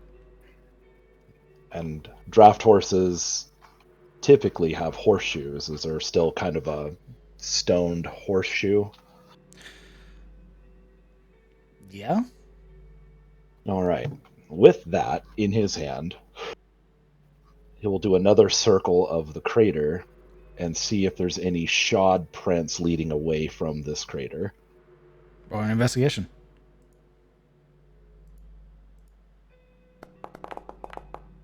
That dice went all over the screen. Jesus. 18? Yes. A number of them. So, a number of them. Okay. So what directions are we looking at for shod hooves matching the size of the one in his hand are leading away from the crater? And what directions?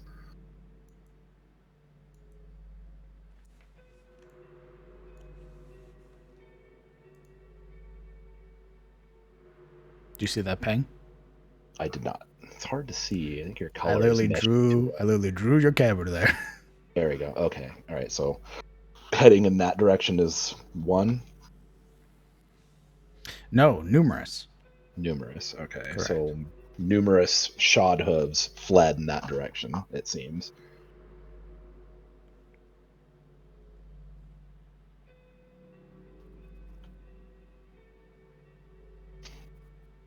It looks as if some of the horses escaped. This way. You'll point down the road. If the All-Father is with any of them, perhaps there are some survivors.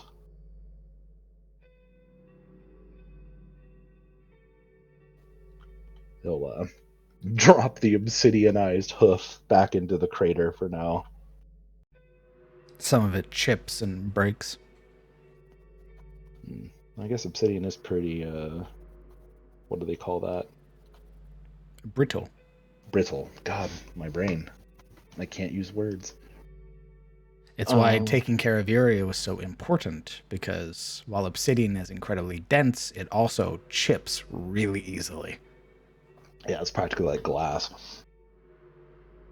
There's pieces of me that I'll never get back. Yeah, like your toenails missing. Like, what the fuck? My hair is shorter. There's a chip in my hip. Yeah, there's a dent in your head. I was always there. You guys are really rough on the stairs.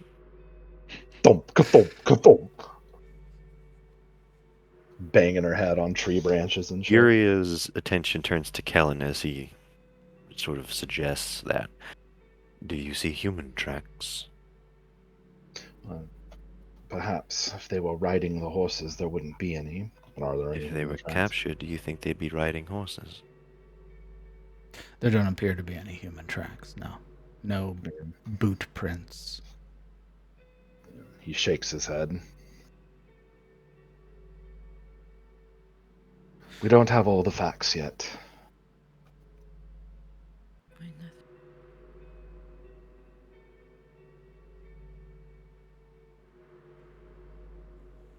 What was that, so? Yeah, it's really quiet, sorry. It was meant to be quiet. Oh, well, I didn't hear what she said. There was a very light mumble that probably Yuria would only hear, and she said we never do. Fair.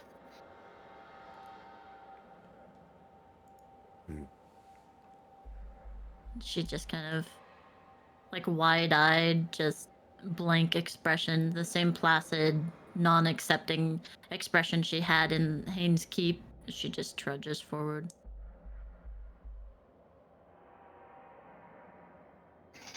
Shilde, are you comfortable taking a portion of that crystal with us? I'm probably the most versed in magic among us. I mean, I can try. It's But something. That's better than coming back empty-handed. Well, I'm gonna be doing something else here in a moment. Do what you need to do, but we should be moving soon.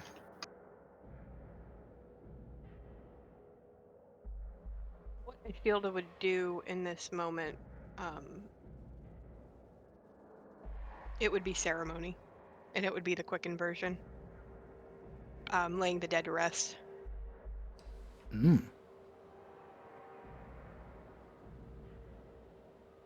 Post ceremony? Give me a moment.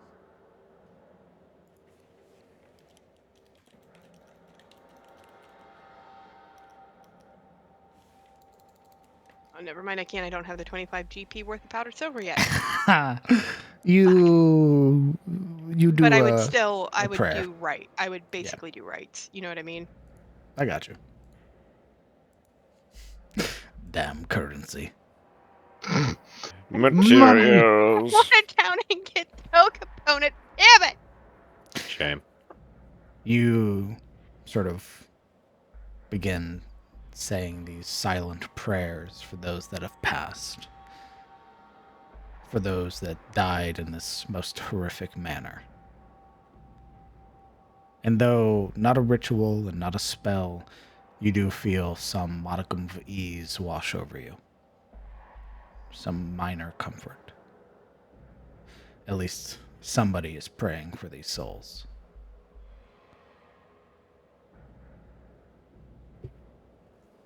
And she would move to try and get a piece of the crystal and hopefully not fall on her ass because this looks like it's uneven ground.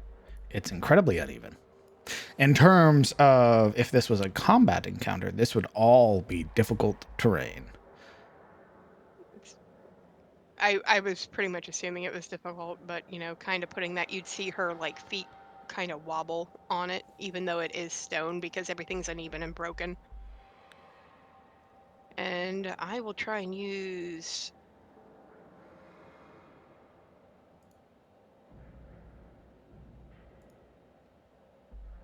my jeweler's tools to try and break off a small piece of the crystal. Sure. Go ahead and use your jeweler's tools.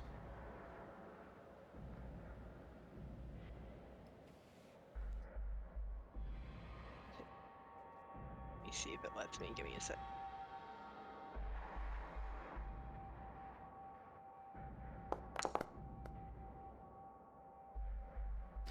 A 20. Flawlessly. Breaking off a sliver of one of the larger crystals, you would see how easily it breaks. And sort of falls apart after it's been broken off from the main source. But this large sliver that you hold should be sufficient. Because of the brittle nature of it, like, I would take out a piece of cloth and wrap it to make sure before putting it in the pouch. You know, securing it, making sure it wouldn't automatically break.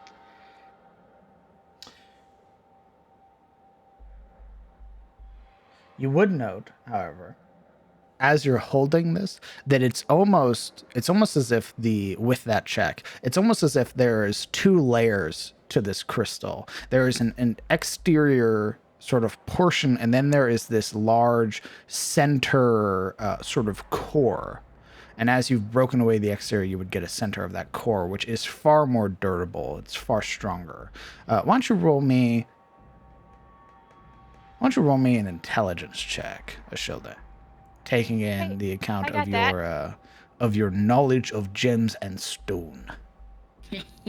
Mine it, dwarf. Mine it. Oh my. Ooh. I'm playing into the stereotype. Go on, touch the rocks, dwarf. Touch the rocks. Dwarf. Yeah, Christian dwarf. elf is demanding it. The elf is Nope. demanding it. Oh god.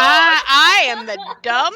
No, today there's too much stress happening. There's just the general like anxiousness of your party. And the mass of bodies really has me feeling a certain kind Indeed. of way. You're sort of looking at this gem, trying to discern its purpose, but your eyes just keep getting drawn to the fractured body of the horse, to the bodies of the men that are there, broken and scattered in this crater, and you just swallow hard and pocket the gem. Maybe next time. In the future, you can attempt to discern what type of gem that is, maybe during downtime or during a long rest. Understood. Helen, Yes. she steeples her fingers. Do the mauling tracks originate from the crater? It seems like they fought here and then fled. Do you mean, are there any incoming tracks? Well, it would make sense if there were incoming tracks, and then this crater happened, and there'd be no tracks, seeing as the maulings would be dead. There might be some tertiary tracks of leftovers fleeing. But if this crater happened, this does not seem like something one could survive. Some seem to have and fled south of here. Hmm. Yeah, can I give my OOC theory? That's all party talk. That's all up to y'all. Have thoughts, kids.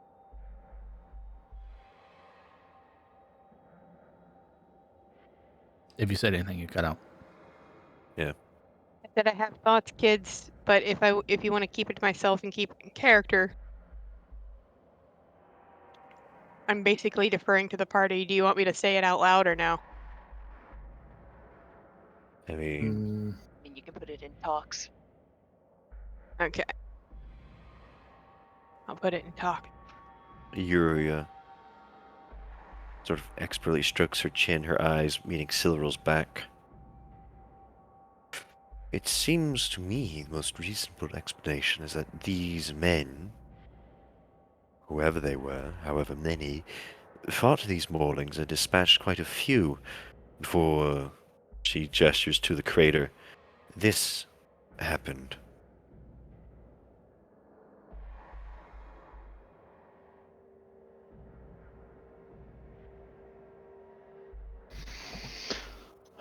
More than likely.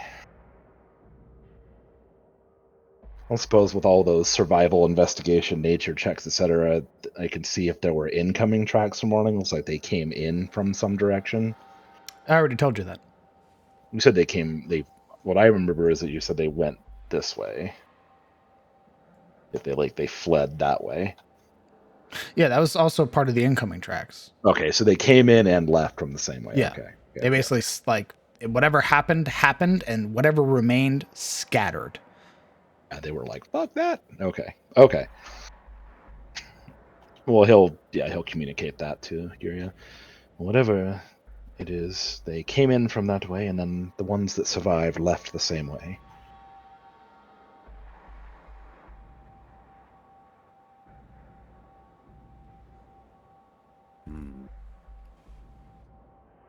But they're more than 5 miles away by now. Again, this happened several days ago.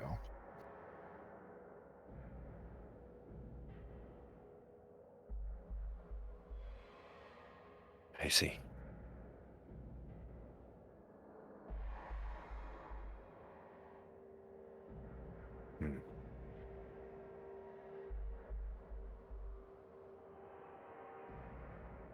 I don't think this is Shane. She lies.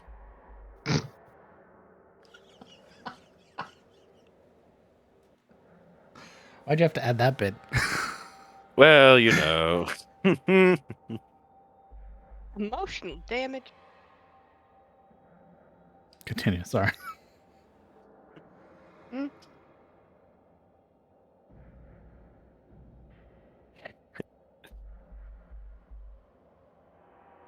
These men seem to have handled themselves fairly well against whatever was attacking them, this band of Morlings. She shrugs. I doubt Shane could have done this much, or warranted this sort of reaction from any creature.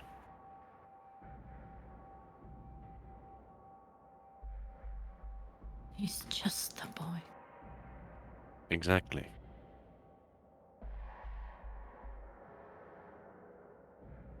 Just a boy. There are too many corpses for Shane, or I suspect, what was his name? William, I believe, to handle.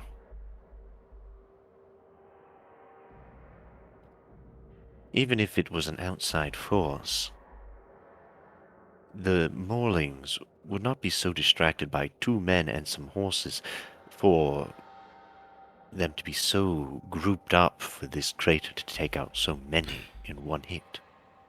Roll me an intelligence check here. Very well.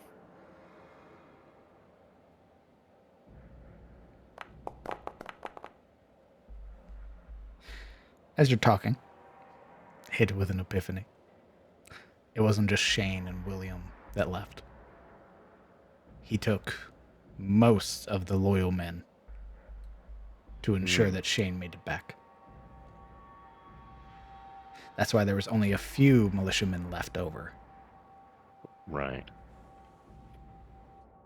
And Yuri adds slowly her previous mentioning slow and methodical and crafted, as she basically is attempting to lie to make mostly Cyril feel better. And then that hits her, and sort of the real eureka moment spurs her on. There are few too many corpses like these two, and too few horses to number Shane's escort. Why is this scene so congested into one place?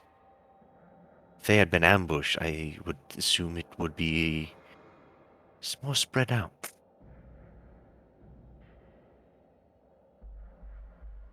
If that makes sense. There'd be blood. I can't imagine none of the guards would have been struck down by attacking Morlings before whatever happened here.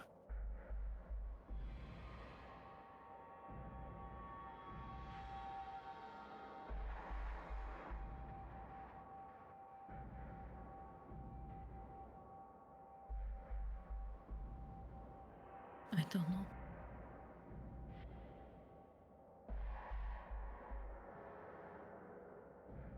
Marana, roll me another perception check. Will do.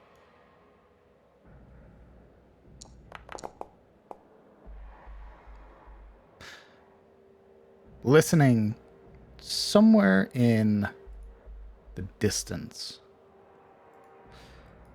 sort of along the denser portions of the underbrush and trees that are more tightly sort of clumped together, though not able to see, but hear, you would hear the sort of snapping of a twig. But can you ping the general way that I might have heard that? Ah.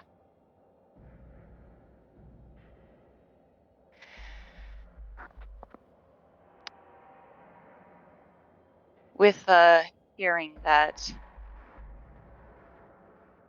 is it possible to mimic some kind of bird call to alert my erstwhile companions? How many birds does Marana know? I don't know. She doesn't know too many. Does the Grimwall or does Malgrove get a lot of birds? Probably not. You could try. Go ahead and roll me a performance check. Actually, She just hits us Actually, with no. At some point, she would probably just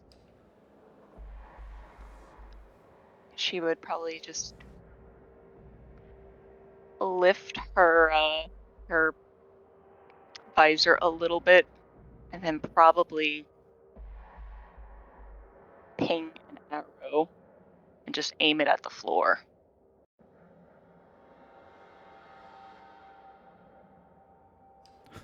You're still hidden.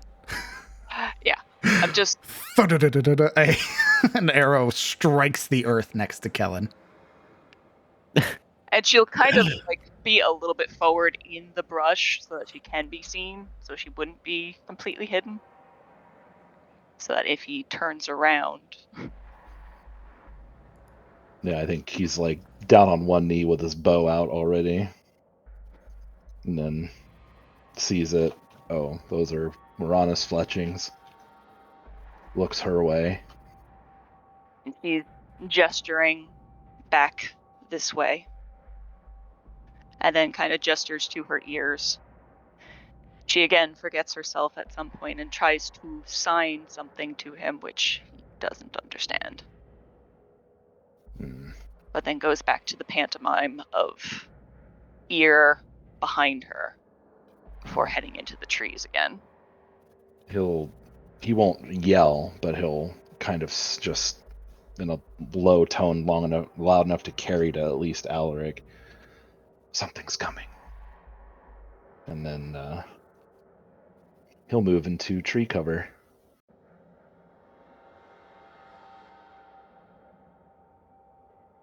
Would I be able to hear you say that? Because if Yeah, so, you were a you were shield is, closer than anybody, so yeah, I would assume so. she'd be moving, trying to hit tree cover with Kellen.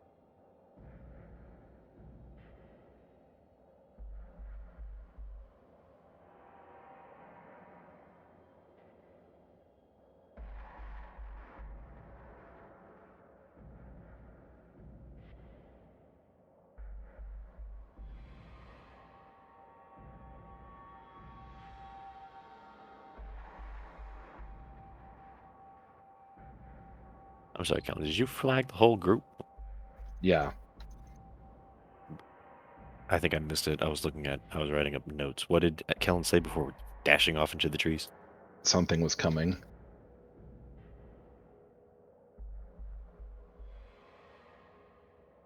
I imagine the stage whispered that. Yeah, pretty much.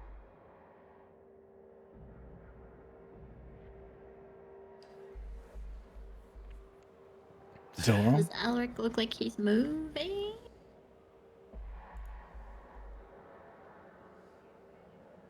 He currently stepped away.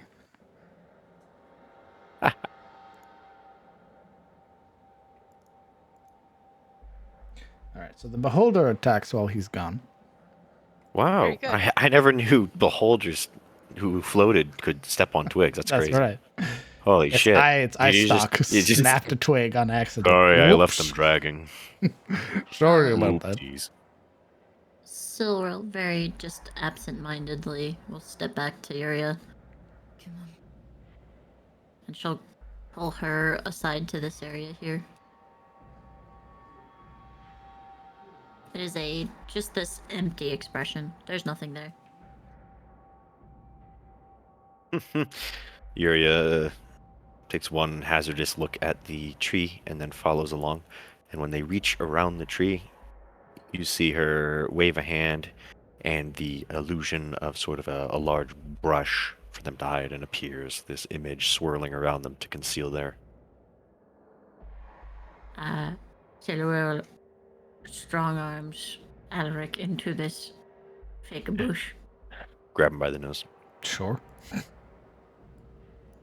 The fake bush grows to consume Alaric. He's dead. Alright, party. Seeing as we're all split up, Finally. why don't we get some individual stealth rolls?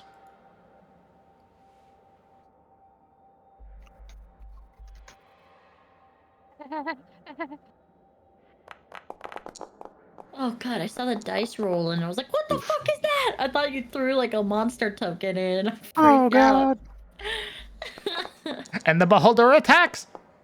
I was It gets you! Hold on, I rolled a sleight of out, hand, not what I brother. meant to hit. Oh, that's even better. That's what you meant to hit. I'm on Say low fire tonight, real. kids. Please roll yours at disadvantage What's that? Shut the... Why? because you're wearing heavy armor. Every time. Ugh. That'll never change until you get out of heavy armor. This Come can on. Or be you get... Or you get mithril. I want mithril. Boom. Where my dragon at? Where's my not dragon? talking to Where's you my currently.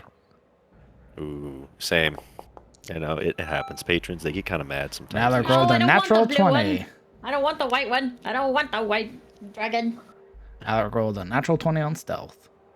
Wow. Wow, so he's stealthy. using them DM dice. That's crazy. That's correct. It's crazy how well he Wow. rolls on stealth when he hasn't talked in the last 20 Holy minutes. shit. Okay. Got him. How long are you guys waiting?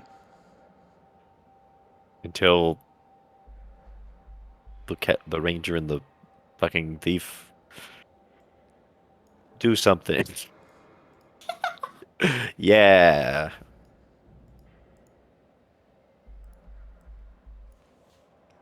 Hey, How far away telepathic lady.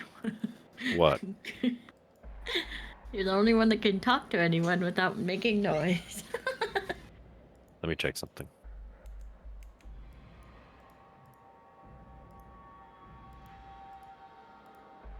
Here's the problem. I Out need of to use a... they're out of range and Marana's fucking hidden. So... The only That's a one thing. struggling to hide is a Shilde, who's trying to sort of push her way into this rather dense brush that is just repelling her. Let me Damn. in, please. Oh, my God, I don't want to be out here. You have scorned nature too many times, dwarf, and it bars you from hiding within it. Okay. Kellen Yikes. and Marana, seeing as you guys are the ringleaders to this current situation, how long are you guys waiting? Waiting to hear more if there's any sounds coming, like Marana had mentioned. If there's anything that can be heard, anything like that. Anything that can be seen.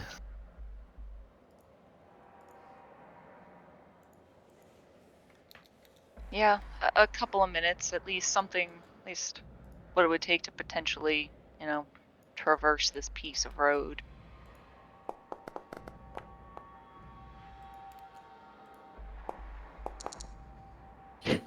Oh, God. Okay.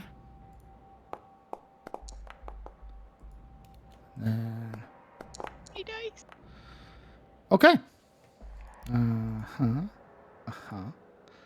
Uh-huh. Uh-huh. Uh-huh. Yes. Yes. Okay. Yes. Yes. Waiting here.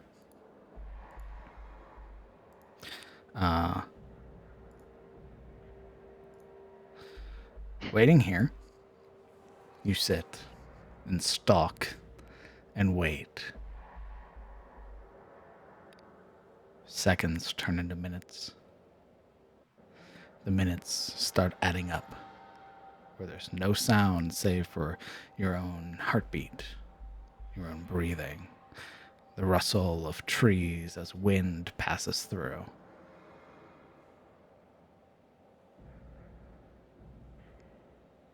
Nothing comes this way.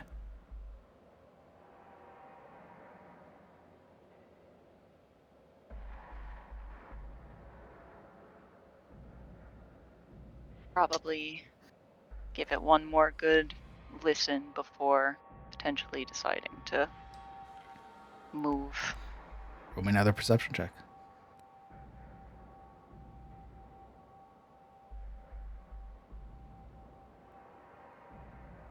Listening.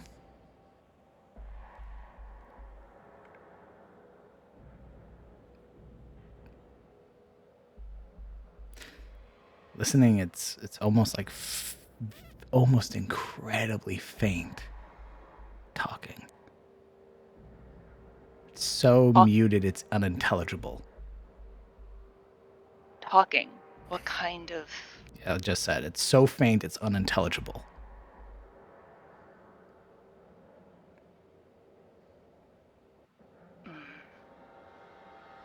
From which direction do I think it is? Hopefully the same direction. You also hear the clamoring of a dwarf scraping through the bushes right now. Just scrape, scrape, scrape. So it is a little hard to discern general location.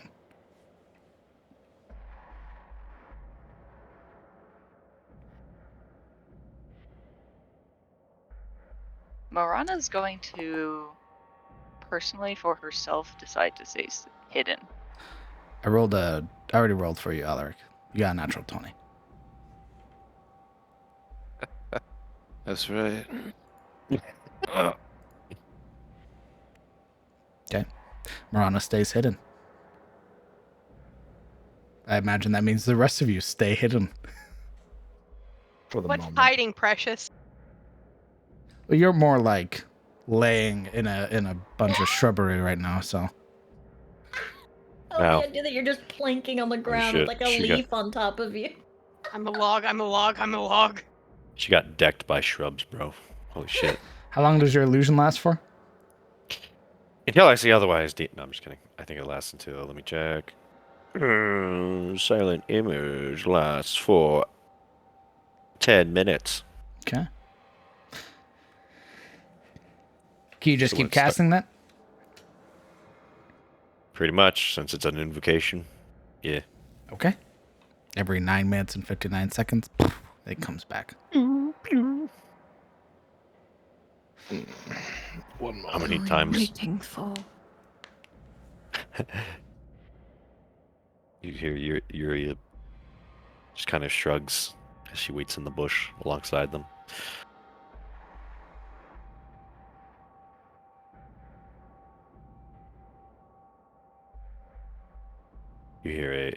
You feel a little tug that suggests that Yuria is requesting telepathic communication with you, Silariel.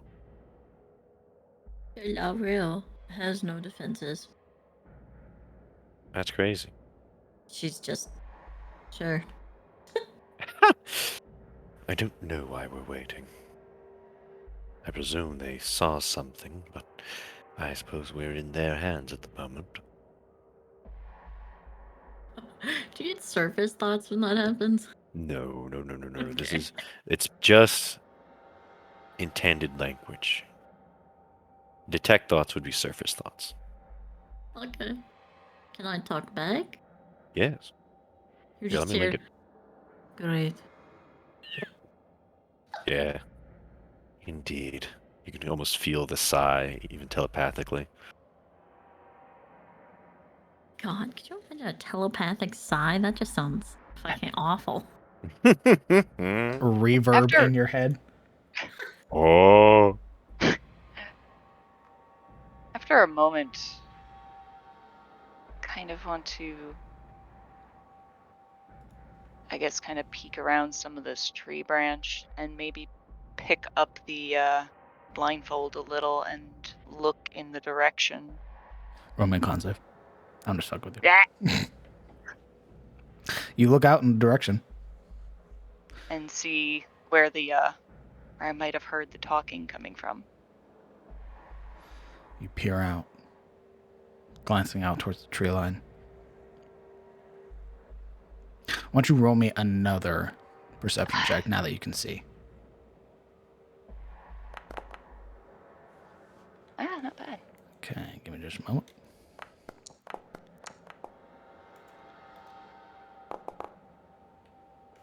All right.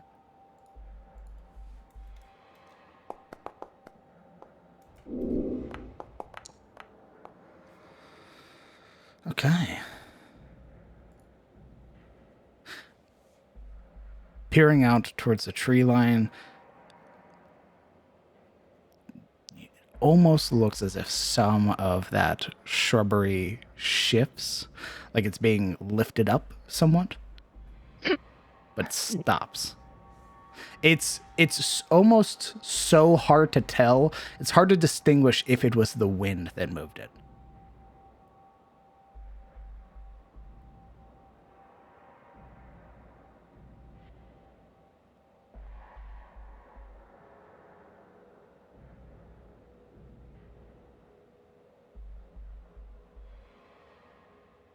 You know what?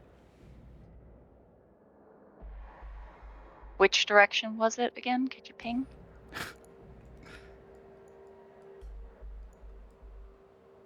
Oh, like right behind me?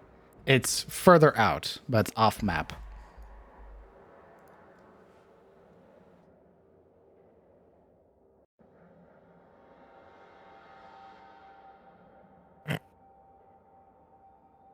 Hmm. Would it be possible to, kind of like what I did with Kellen, to fire into the shrubbery, or in front of the shrubbery? Certainly.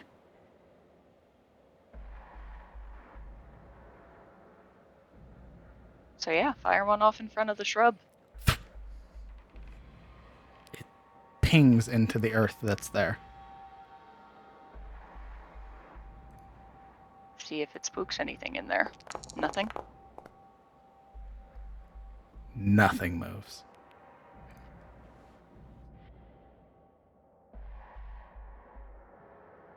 Well, poop. Oh. Looking back, Rana's gonna back to the spot where she initially alerted Kellen. She'll shoot another arrow. In the middle of the street. Dunk. Fucking Marana's playing Battleship over here.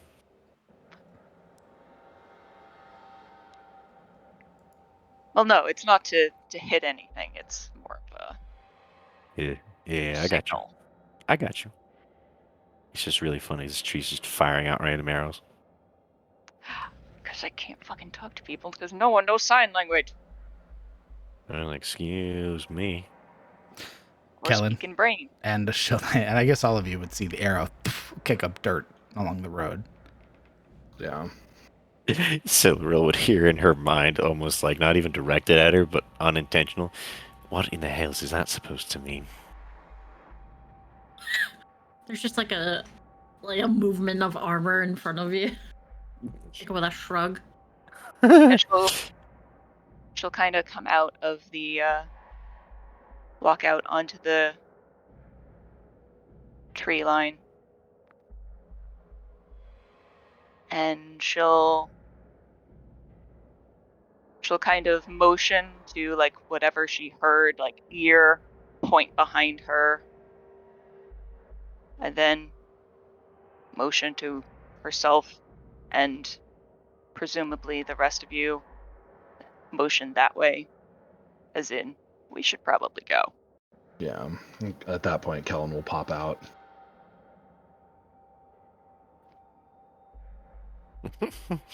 So wait, she's just sort of gesturing at us to like.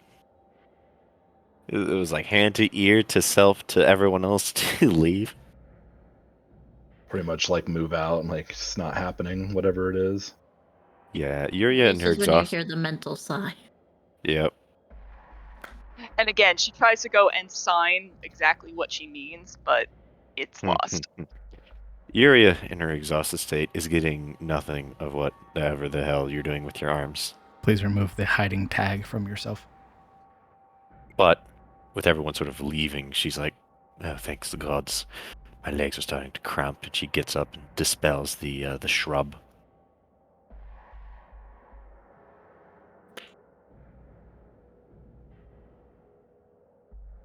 Remove the hiding buff.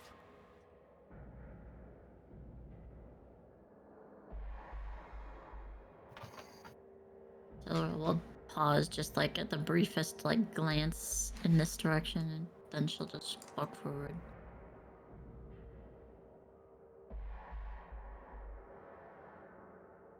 Head or rail.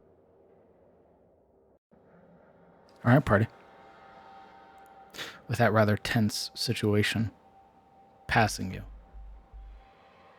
all of you beginning to converge one another. I don't assume you're keeping the blindfold on still. Right, all right. No, she would have taken that off and collected her arrows. Remove I your mean, it's still tag. kind of like yeah. It's still hanging around her neck in case she needs it, but yeah. Okay.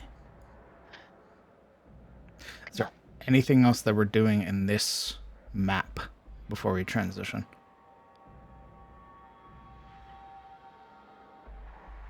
Right. What was We that should- all about? We should go.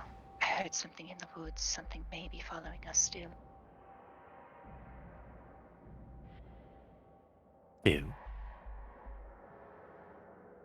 What do you mean still? Before, when you had me hang behind, there was a creature. It stayed to the tree line. But it turned away. Now, I heard other noises. Don't know if it's whatever caused this, whatever you determine caused this, or maybe Kingsmen keeping an eye on us.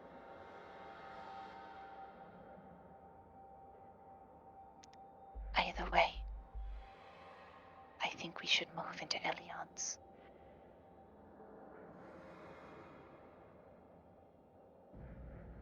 Yuria, again, exhausted, sort of waves a hand dismissively, too tired to really argue. So we're walking again.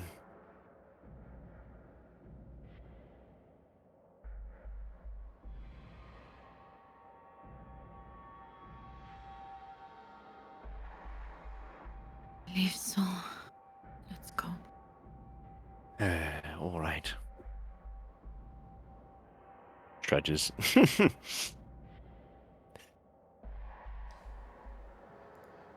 Okay, party.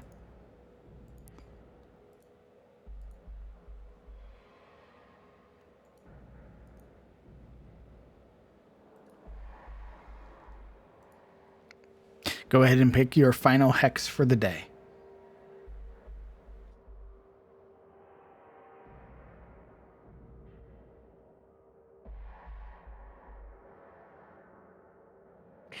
Ba-da-da-da-da. I picked the last text, so someone else.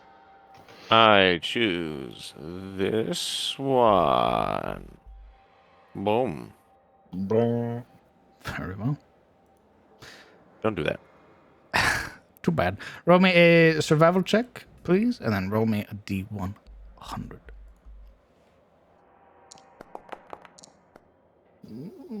14.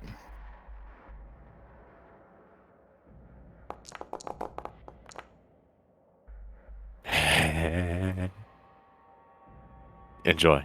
I see. Mm-hmm. Give me a moment.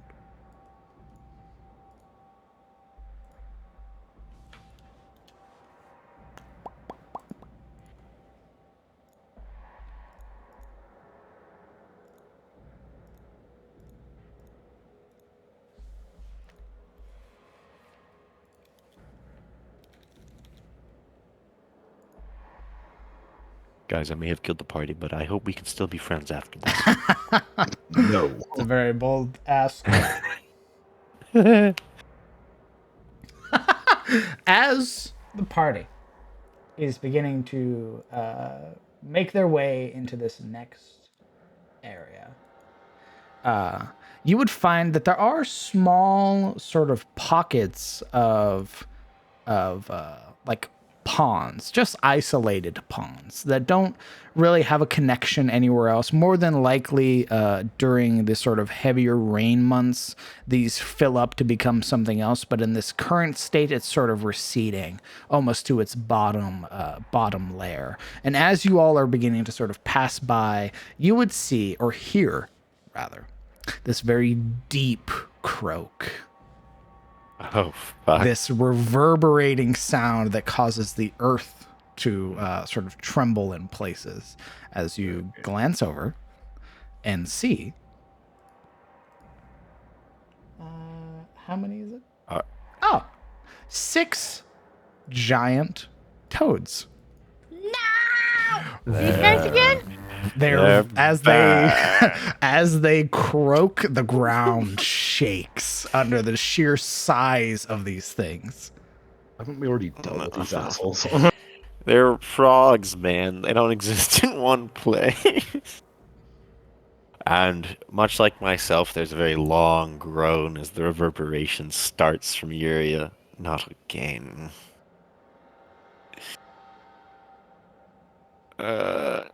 You will find your rest waylaid. Yeah. Not because they're attacking, but because they're incredibly fucking loud. Yuri is almost, she's like, almost to the verge of like frustrated tears. Feet ache, head aches, eyes ache. Sorrel just kind of walks up past them if she can. Yeah, they don't like, it's like as you guys are walking past, some of them turn, they do like the leg out, and then their whole body shifts to like acknowledge you, eyes blinking independently of each other. You would watch as some of them, their mouths open and they just snatch up like small creatures sort of feeding at or drinking from the pond. Oh my god. But otherwise, they leave you alone. Can we go another mile or two and get away from this bullshit? Just because I think it's funny, no. Fuck. Yeah, of course you can. Sweet. Yuria would sort of like this toad, almost more of like exasperation, would ask, "Are these how common are these things in Tyrus?"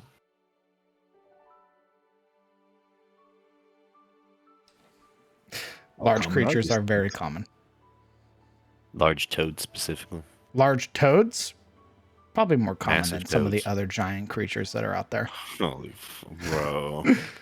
This used to be a moor. Bro. No, I get it. It was a more for giants. I understand the bit. Okay, I get it. But Thank you. Also fuck you. Thank you. I get it. But also fuck you. What is this? A land? An island for ants? The giants say. As you all are walking, it's still distant, but present for a while until you get about the full mile away before those croaking sounds fade out. And eventually you would find a nice clearing in the plains atop a small knoll that you are able to sort of survey the land and begin taking your rest.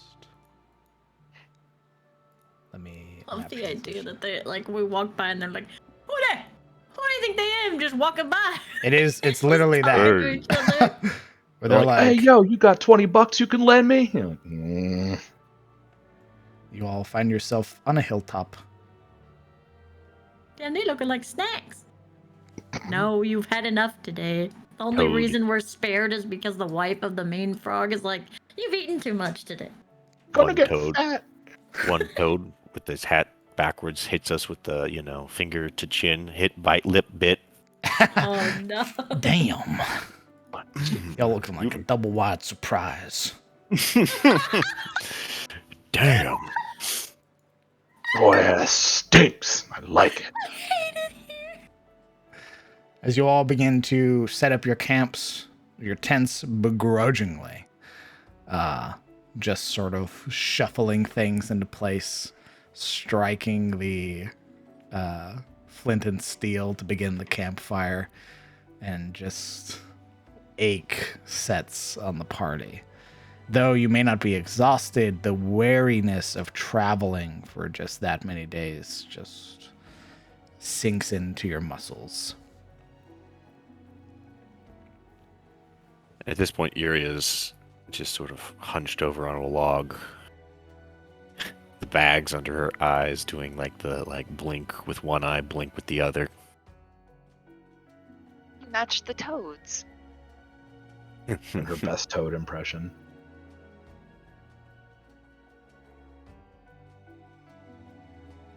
Your new patron's gonna be a toad god. I'm gonna turn you into a fucking toad. Hey. Don't threaten me with a good time.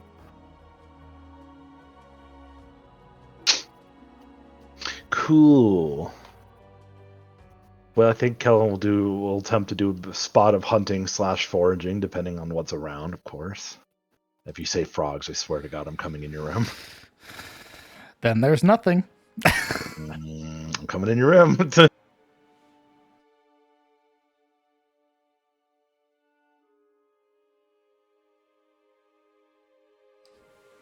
Roll me a survival check.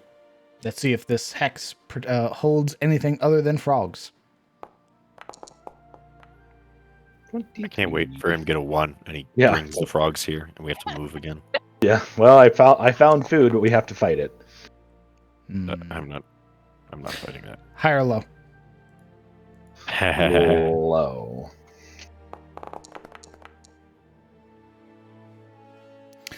There is no game to hunt. As always. You would find Yes. some wild vegetables that are untouched, some fruits from the trees, those that are in the process of shedding off the last of their bounty. Unless you want to hunt some frogs, brother. And then if you are, we're doing another map transition and it's combat. No, I think we're fine. Them's good eating, though. Maybe another time. Okay. Well, then as the party begins to settle down and enjoy themselves a lovely fruit salad, we're going to take a 30-minute break. Woo! Damn. 30 minutes on guard. Meet back Indeed. at the half-hour mark, and we will continue. It's so simple. So efficient and easy to remember. It's not like 10:43, Lamau. I'll be back. It's okay. 10:43 and 8 seconds exactly.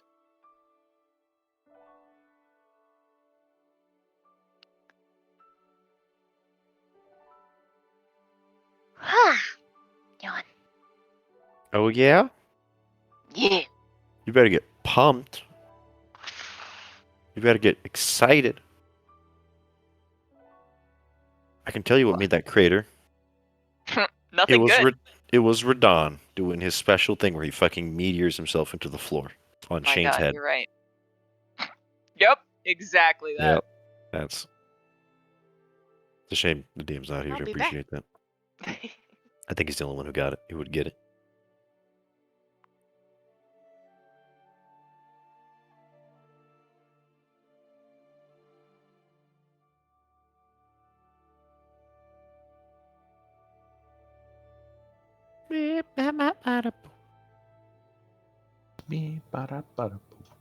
Hey yo, what? Hey yo, a raid? Oh shit. Oh no. Hello, gamers.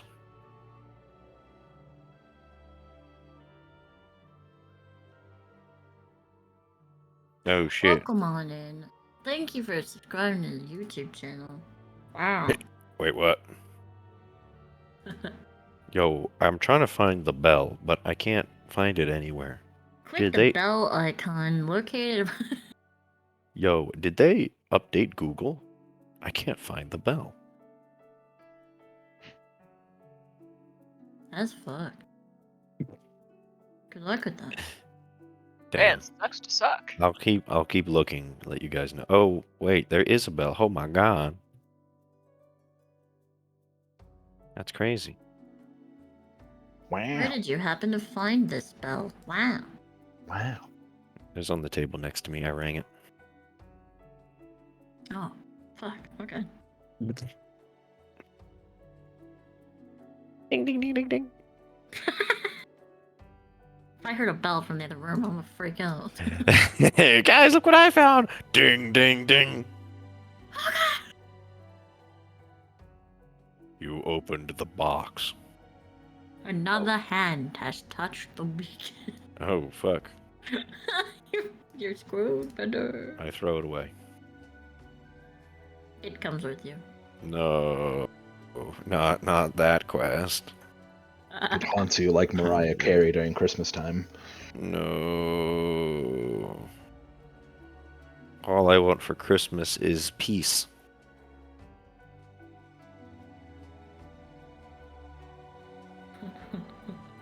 That's not allowed. Sorry. Fuck.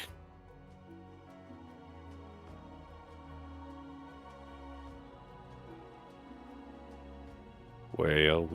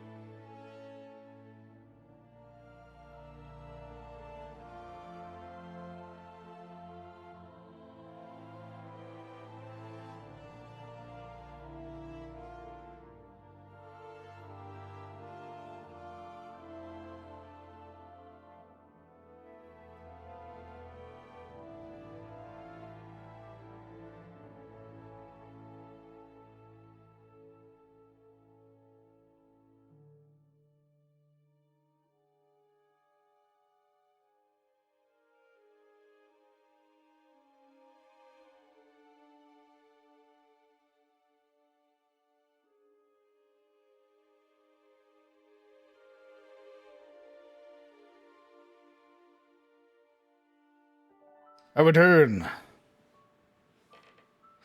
Whoa. Divergent Dice. Thank you very much for the raid. Thank you very much for trusting me with your community. Hopefully, you had a good stream.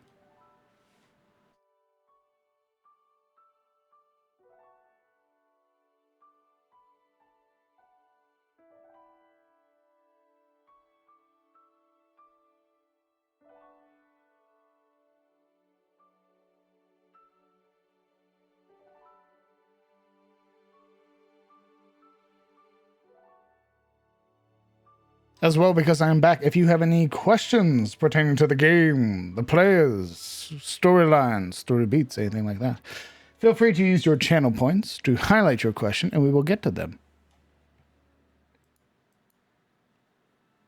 Hey DM, what was the monster in the woods? Wouldn't you like to know? Yes, that's why I'm asking. Oh, maybe if you go back, you'll find out. Was it a werewolf? Shrug. Shrug emoji. Shrug Damn it, my emoji. werewolf boyfriend's in the woods. Sorry, gotta go. Who in the party is the most likely to get a giant toad mount? Alaric. Yeah, I can agree with that. I could see him wrangling up a toad. It'd be like, Before you he will would talk submit. to it. He would talk to it. I feel like he should gain that ability back and only that ability. I do have a game question, actually. Did you guys use Tasha's rules for being able to move your racial bonuses wherever you like, or did you use the default bonuses? I believe everybody used the default bonus. Nobody used custom lineage or anything like that. I think like the only thing that was weird was mine because Dampier get the Tasha's rules by default. Oh yeah, where you get to allocate stuff. Yeah. Yeah, I think the Dampier is the only one. I think everybody else just followed basic, whatever your race gave you. Mm-hmm. The legacy character start. Indeed. Although I think for my next game, it's probably going to be standard array. Standard array for stats? Yeah. Oh, wow. Why Gross. 4? So my attention slowly draws to Alaric. And his 3 18s at level 4. There's no growth when you have all of your stats maxed. Well, the rest of us don't have, like, well, except for, like, maybe Uriah pulling up close second. The rest of you are good. With Uriah having very high stats still, but it's not 3 18s. You're like a gem teacher, and one of you fucked up, so you're all running laps. Well, it's for my next game, so it's not this game. It's not like I'm taking your stats away and making you standard array. That's Yet. That's what we do. I would ask and trust that you believe in me and trust me, because if everybody's on equal footing, then it's easier to balance encounters, and I don't have to worry about the one person who does a fuck ton of damage because they have a 20 in their stats already, and the one person who has a 14 in their highest. Shit like that.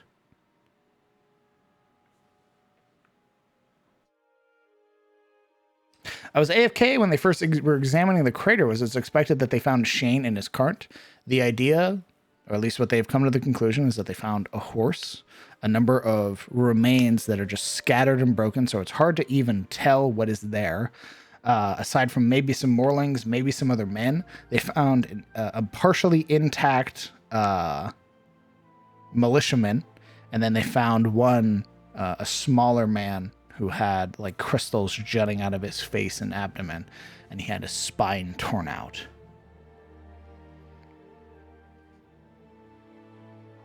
I will say the latent min-maxer in me loves to have at least an 18 in my main stat. Point buy is also an option. Yeah, I mean, I'll throw it up to the players if they want to use point buy or standard array. I also like the idea, I also wanted to try it out, of like everybody rolling a set and then everybody basically voting on the set they want to use. And then everybody gets the same stat block. You just allocate it differently depending on your class.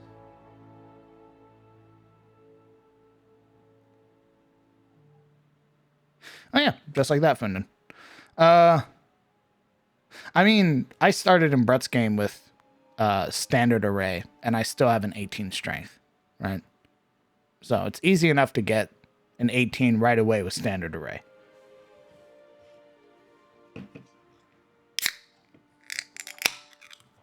A cold one. A nos. Said the coroner.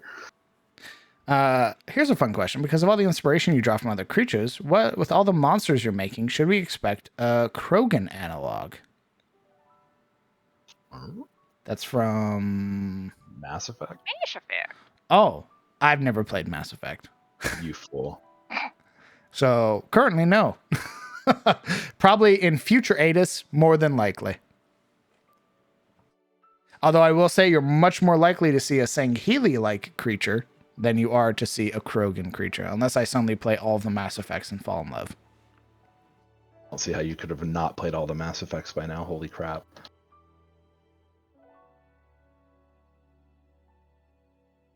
I remember looking at the natural creatures in ATIS, and Changeling was not one of them. Not to hate by any means, I was just curious. What would you say if anyone were to request being a Changeling?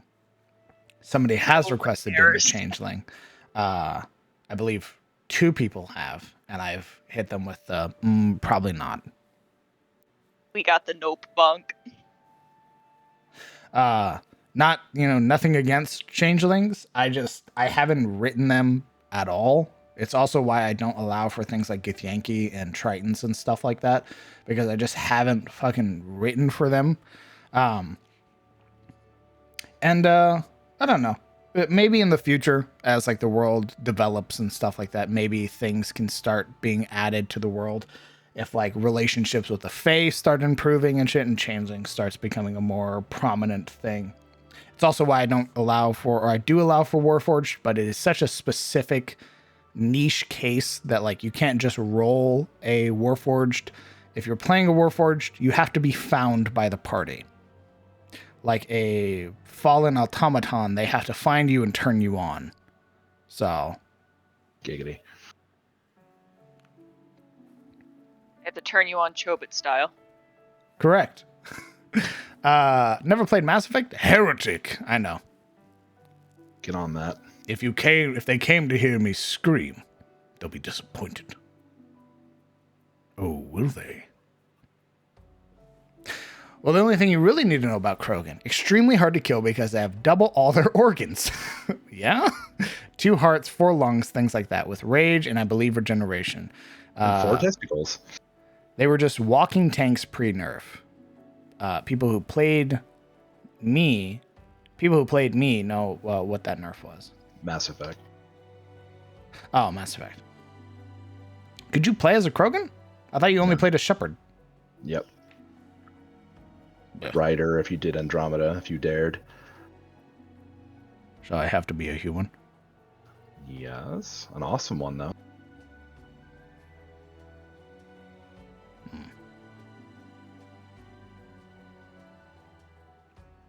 I'm talking lore nerf. Oh, gotcha.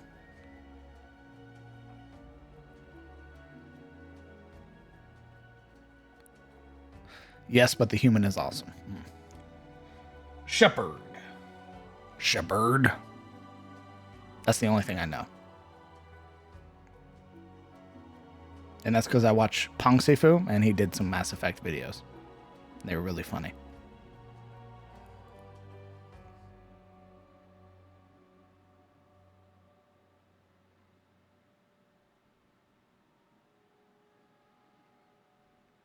Shepherd is the only person with a move known as the Shepherd Shuffle. Yeah? That sounds really cool.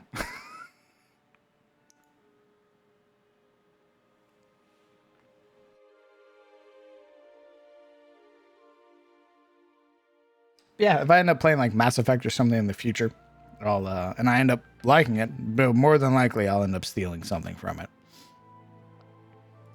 It's just the way of things. I can't believe you haven't played Mass Effect. Holy shit. Welcome back. All I know about Mass Effect is that one alien, Garrus something, that everyone has a crush on. Oh, isn't that the bug dude? Bird. He's a bird? Yeah, Turians are our avian He don't species. fucking look like a bird. He look like a bug. Doesn't he have, like, He's kind of mandibles and akin- shit? I mean, he's kind of akin to like a naked parrot with a grasshopper mixed in.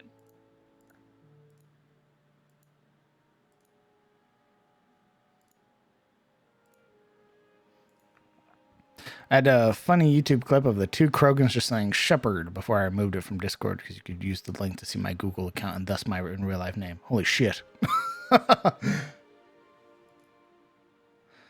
Garrus is true, bro. Personally, I unapologetically simp for Tally.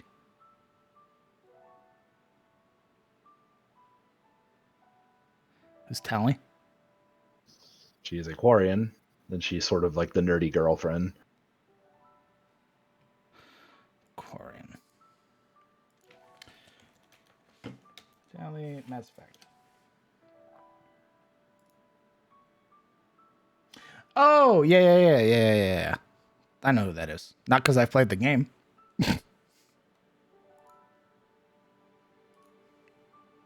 There's also a bit in Punxifu's video that's it's one of my favorite to quote. It's from the Star Killer game, where Darth Vader's like, "Your feelings for her are not real. They're real to me." And he's holding a body pillow with that character on it. Jesus Christ, that's what I come back to. I was drinking sweet tea. You're welcome. And I lost my chair. Of course you did. Doofus, you stood up. Rules of nature means it's mine now. Yep. She's very cute though. I bet if you like made like a feint, like you were gonna go lay in bed, she'd like run on over. I don't know. She is a notorious buttworm thief. So she's like, I got mine.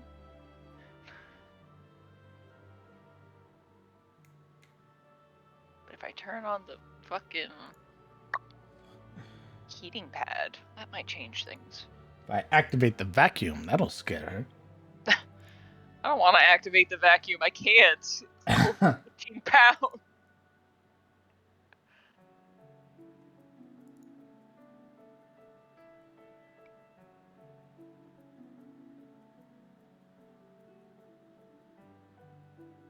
Vacuums cannot be activated at this time.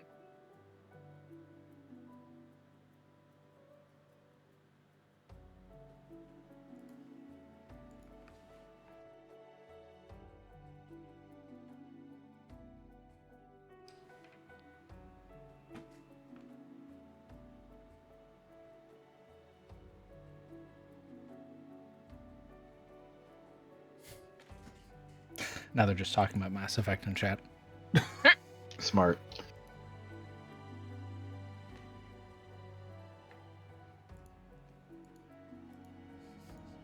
I've just slowly turned my attention to Twitter because I have no idea what's being said.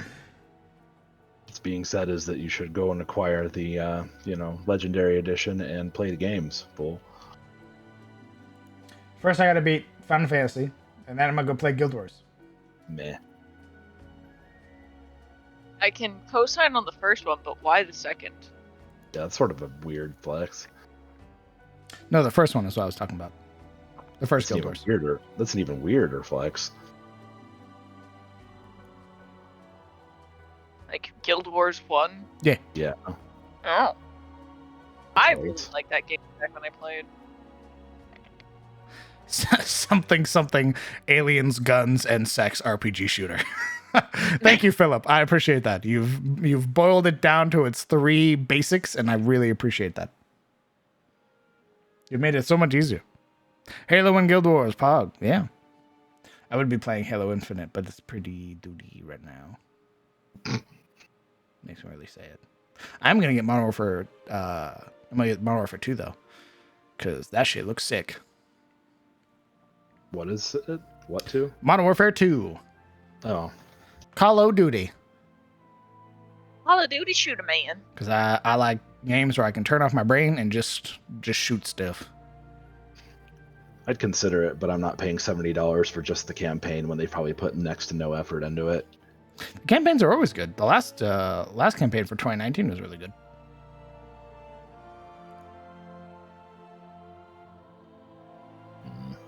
Still $70. Mm. I'm probably going to buy the deluxe edition, so it's going to be more than 70 for me. $90. Whatever the deluxe shit is. Yep, the looks like it's $100. Yikers. Yikes. That's because I want it. You're like, but I want it. I want it, so it's mine.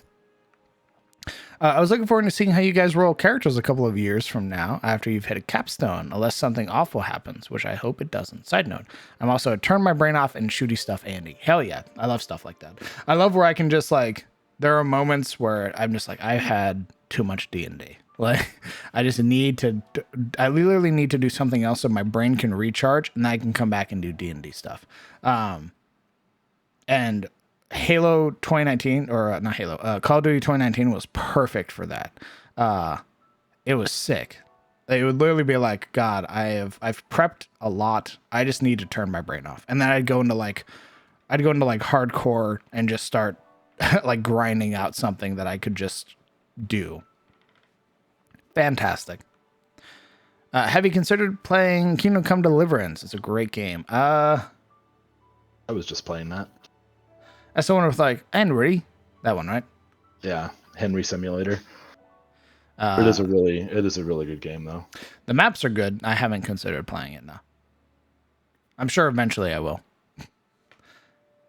As eventually all fantasy games do grab me by some way. It's only like very lightly fantasy. I mean, I guess it's, what would you call it, historical fiction kind of medieval setting. There's no magic, for example. How long until I make a NPC inspired by Modern Warfare 2? Not in a fantasy setting. If we were doing the future setting, then yeah, probably. Soap. Dude, I love Shepard as a bad guy. Shepard in the original Modern Warfare 2, great bad guy. Did you get the receiver? Good. That's one less loose end. Shepard, is that you? Roach! Lives in my head rent-free. You didn't live, though. Nah, they dabbed on him. They In the fucking dabbed remake, on- bro, they poured even more gasoline on him. Holy shit. It was brutal.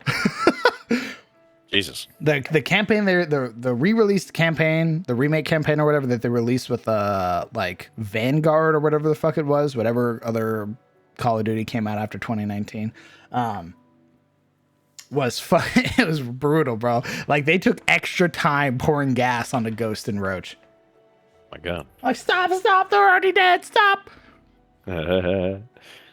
Well, I mean, I already spent so much money on this gas, I'm not going to, like, waste it. We brought these specifically for you.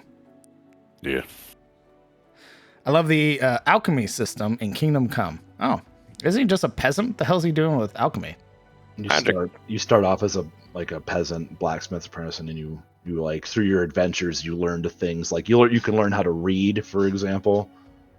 We learned to become a god. Then you learn different combat skills and. Yes.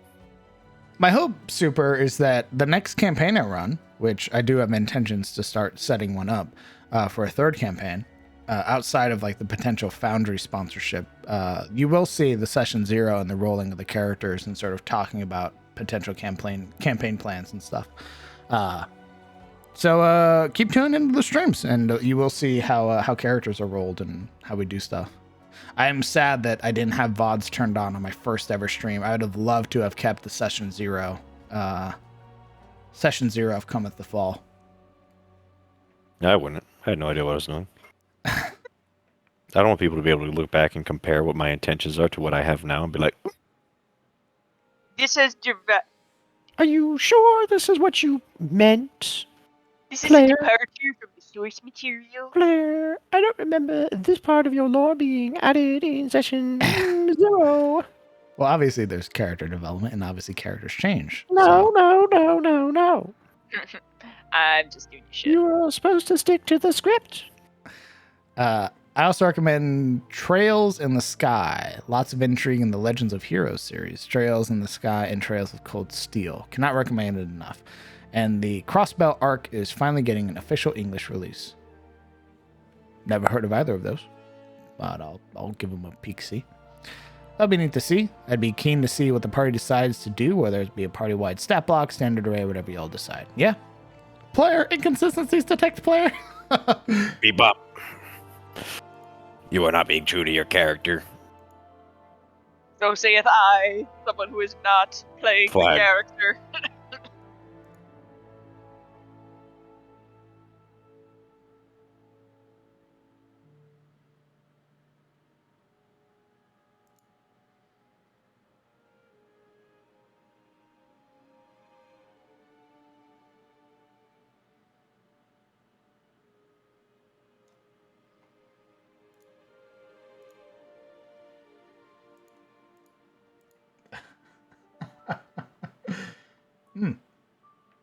What?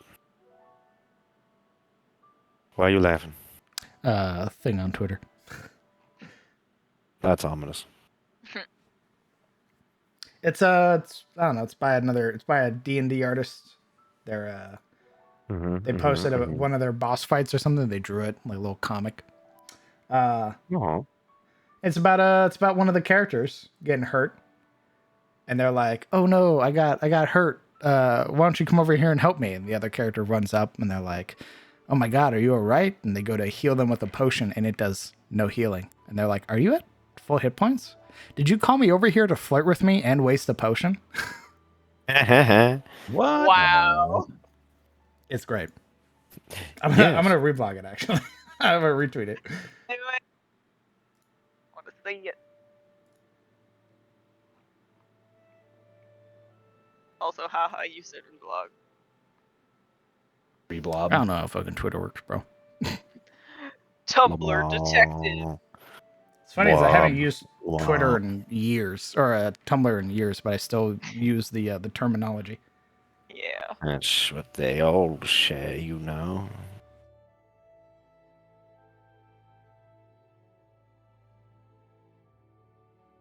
Also, if you're low-key masochist, Pathfinder WOTR is fun. Oh, Wrath of the Righteous. Yeah, that game is Ugh. fun. But I mean, Pathfinder in general is a game about being a masochist. So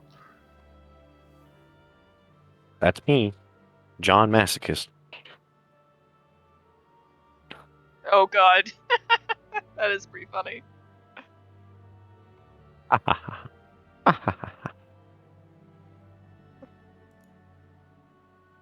The fighter, like, please. Please, for the love Hey of guys, God. we're still fighting a fucking fight. Love the fighter's design though. Looks great. Very cool.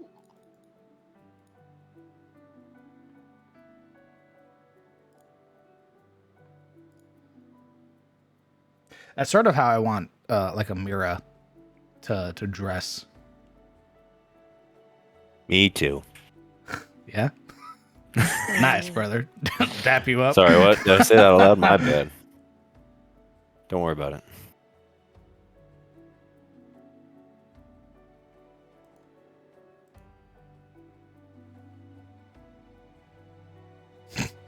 I say that out loud. Is everybody back? yeah. Ashilde, Silo Real.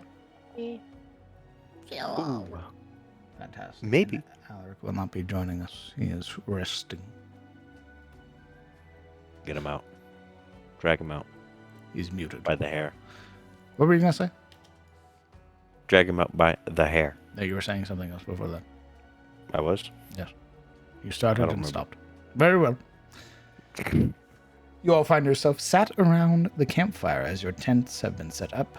You feel the cool breeze of the evening begin to settle into that very prominent chill. What are you all doing? You are some exhausted, actually. Others just feel the wear and tear of having to walk and trudge through the countryside.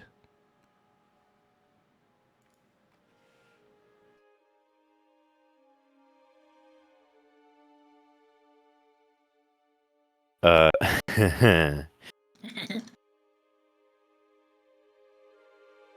Yuri is eyeing the tents wantingly, hearing the siren's call of sleep.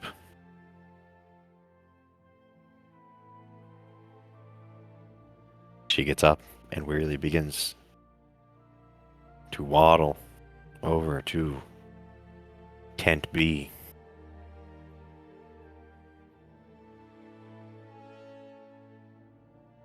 She enters the tent if not stopped, and will proceed to collapse face first into the mat bedroll. Notice I did not say she took off her helmet and collapsed. She face plants, and you start to hear snoring almost immediately. Your head Oh my God. rattles around inside of the Ka-chink. helmet as it bounces off of your bedroll. The concussion can be healed with sleep. Worsen. Now this one, I'm introducing permanent wounds.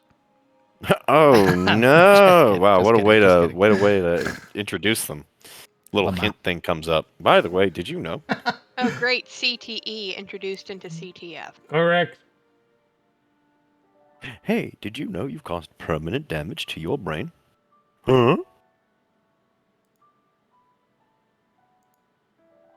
She is fucking vertical.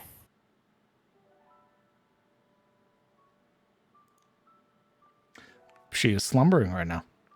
She is snoozing. She is gone. She is, unless someone stops her and is like, "Hey, wait a minute. What about all this stuff?" She's I think we've all recognized that fucking- she's very tired. there is no acknowledgement of like, "Yeah, I'm going to bed," or like remarks like, "I'm sleeping now. Don't wake me." There is just Yeah, she was swaying like a fall. palm tree and then just collapsed. there is the fall of man, one might say. What are the rest of you doing then as Yuria? Probably just finishing a somber than usual meal and then deciding who's on watch. I mean, you guys don't always have to take a watch. I Moment agree. we don't.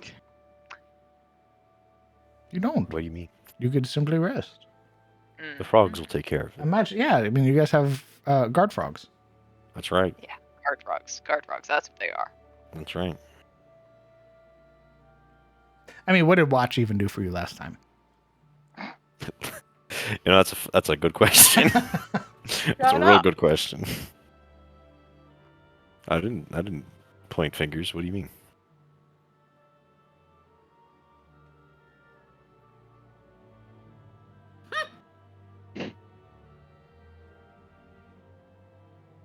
Silra would offer to take the watch.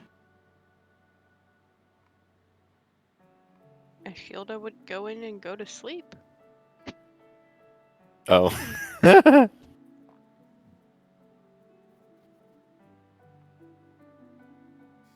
Ashilde looks around. You- No, thank you. Walks into the tent. Waddles off. Yep. Schmelf. Oh no. Get some rest. I can watch. Lana kind of casts a doubtful look at that, but then looks to Kellen or Alaric. Oh, she wasn't talking to Marana. Oh, She was yeah. she was just talking to the fire. Still, regardless. Fire goes to sleep. There's Oh, a but- there's a pressed X'd out look.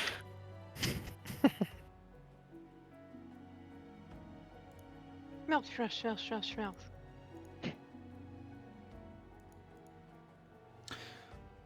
Kellen, Yes. what are you doing? Well, I guess if she's taking the first watch, then well, that's 4 hours.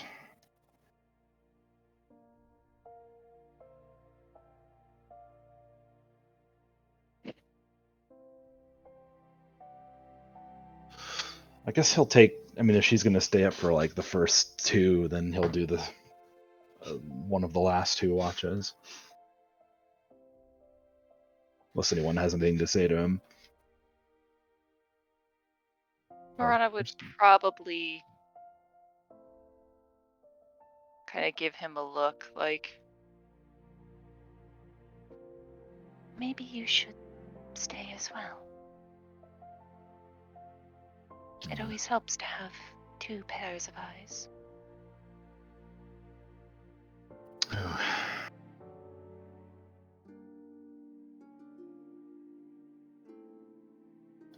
I take your hint, I suppose.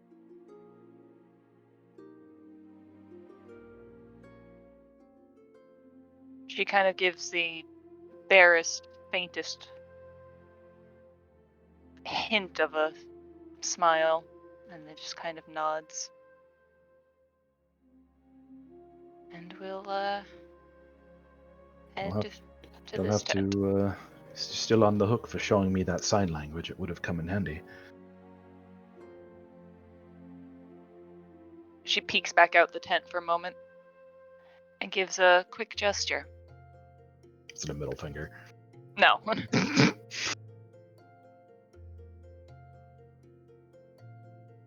She gives a quick gesture and then just repeats one of them, like the start of it.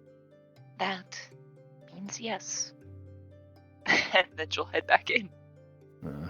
Kind of stands there with like a dumb look on his face as he tries to like get his fingers to match what he has in his memory. And then he goes back and sits down next to Siluril on this log.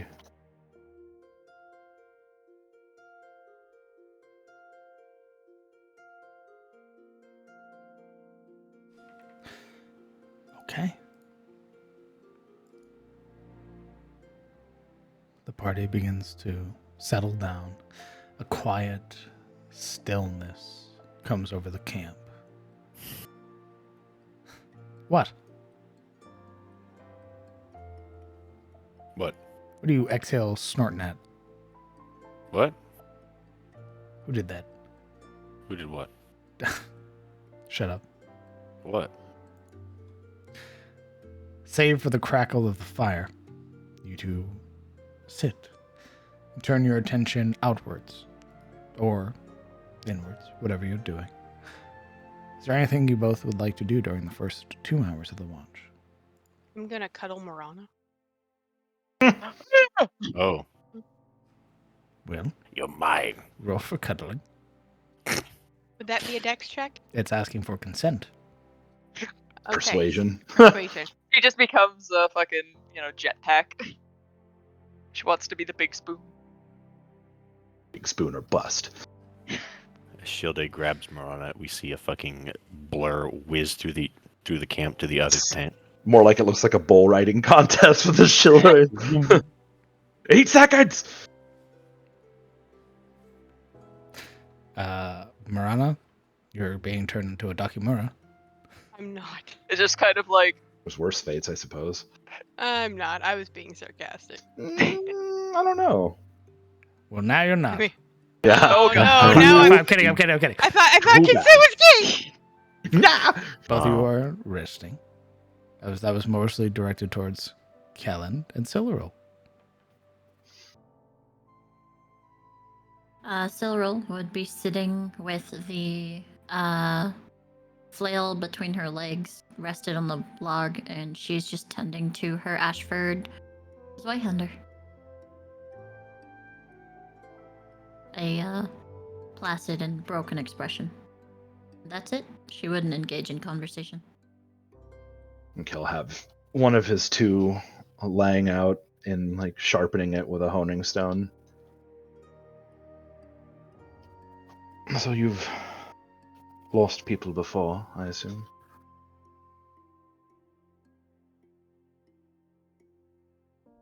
Kind of furrows her brow very lightly. Dan, have I lost anyone before? No. Given your situation, as a ward of House Ashford, as his daughter, and sort of kept away from the more violent skirmishes, you haven't lost anybody. Loss is a relatively new experience for you. I don't know. No.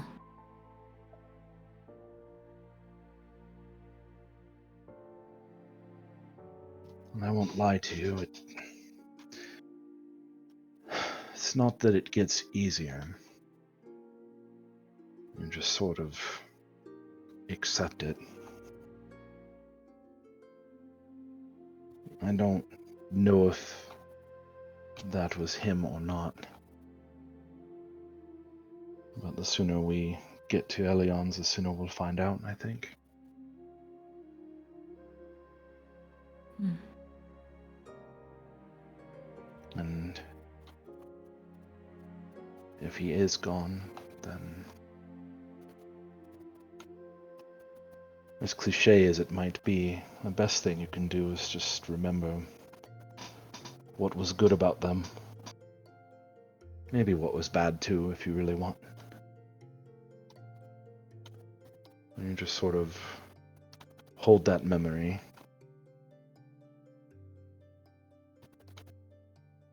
It's not that it makes it easier, of course, but I guess, if you want to talk about it, or just say how you're feeling, sometimes that will help.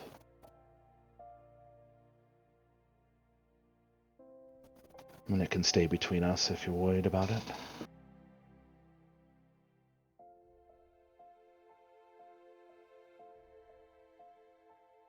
There's been this, slowly, droning part of her lips.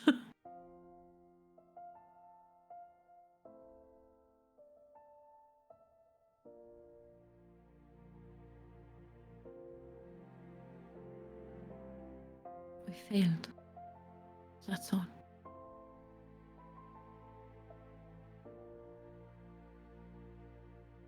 Wait, what did you say? We failed. That's Oh. all. Also, brother, your mic is crackling up a lot. I don't know why. Is it still doing it?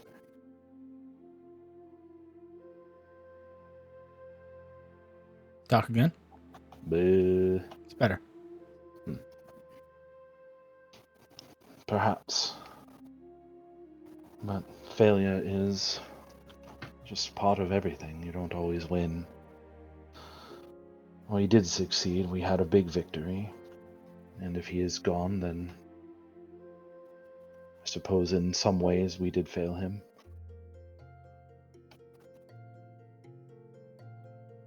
But it also wasn't even our fault. We did the best that we could. It's poor words, but it is the truth.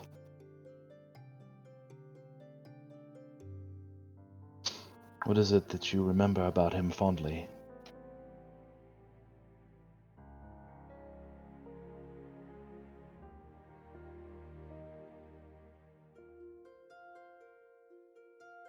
We gave him hope. Only for our convictions to split.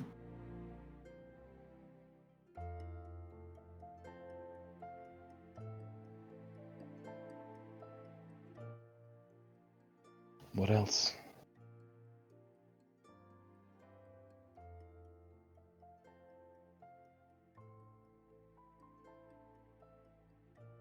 A I'm sorry, Kellen. I'm not ready to talk. That's fair.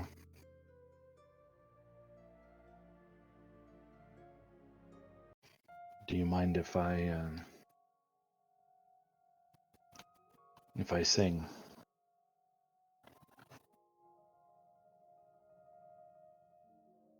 You can do what you'd like.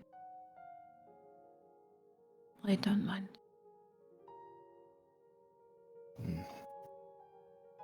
He'll set his well, actually, he'll sheathe the short sword, laying back into its little scabbard, and lean forward with his elbows on his knees, and gonna prop his head up on his chin, and he'll begin like it's a, can't remember. Well, I thought I had names for these things because I looked them up at one point in time. My memory is failing me because I'm apparently old and dumb. But it's just kind of a mourning song in Elvish, for people that died, essentially. A sad thing, but A dirge? also a dirge, but not one that's prone to like making you super depressed. That's what Kind of like dirges the are, parting brother. glass. I mean, not all of them are like, not all of them are just like, man, I want to kill myself after hearing that, Pretty would be kind of thing. You might not be looking for a dirge then. Because dirges are like, they're Well, they're usually really sad. They're funereal, yeah. But I mean, I don't know. I kind of get the idea that like an Elvish song would be more, a bit more uplifting, at least a little bit.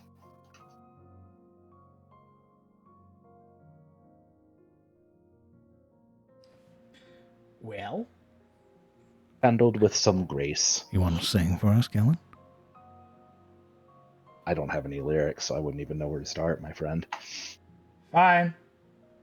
Roll Maybe me a sometime. performance check. Sci-fi. Find me some lyrics and something. Maybe I'll think about it. Performance check. Where'd it go? There it is. Woo. Not very good. It's still depressing. Yeah, it's just made sadder by the fact that he's not doing a very You good try job. to sing it in major key, it's still depressing. It's more just usually, at least in company, Kellen, at least with your sort of Grey Watch, you're able to sing and others would begin picking up and sort of following you along. But here by yourself, where you can feel just that energy just isn't there, you sort of sing, and as you try to hold that music, you can just feel that there's this lack, this apathy, and it just slowly whittles it down until eventually you just fall silent. There's no camaraderie. Even in the Grey Watch, when a brother or sister, a ranger has fallen, there's others that always join in, regardless of how close. But here, nobody's joining in. Sag. Well, the effort was made.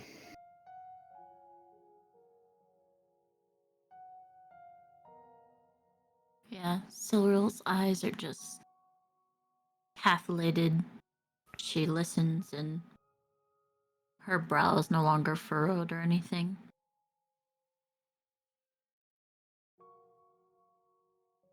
She would just listen and play. Or sing.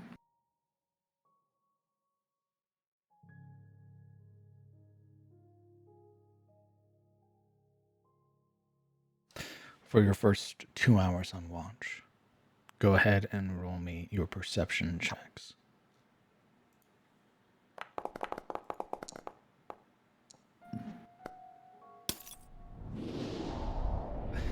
It makes perfect sense. So they were staring, just absentmindedly, disassociating, and just not being there.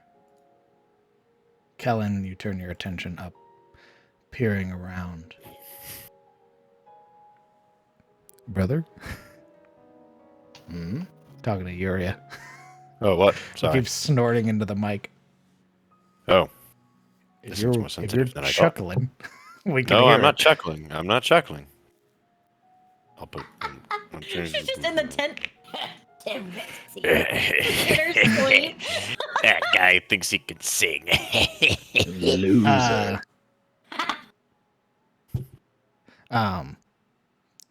You peer out, Kellen, glancing around in the plains and just watching for any movement. And with your ability to perceive the dark now, it definitely helps. But nothing seems drawn to your camp.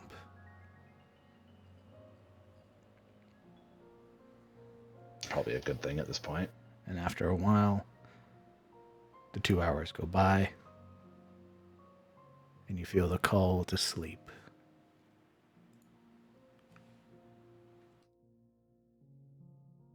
Okay. I'll give one last pat on her shoulder and retreat to a tent. Who are you waking up? Um, Or are you letting her take the second watch alone? think It's relatively quiet. yeah, but She'll turn to him and say, Rest as well as you can. I'll do that. Who do you want to watch with you for the second half? Like to. I can take care of it. Are you sure? Yeah. Thank you for the song. Not my best work. I Usually, like songs a lot. I do too. It's more awkward doing it by myself, I suppose. Maybe next time. But, watch well. Our lives are in your hands tonight. And as much as there might be differences at times, we all do trust you.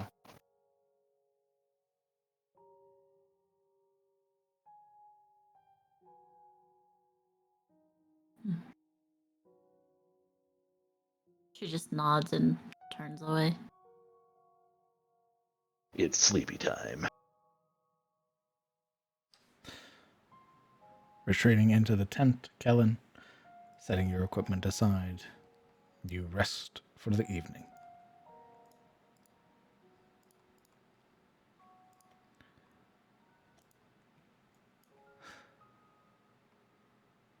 Silro, now alone in your second watch, you're able to just take in the land, take in the night sky.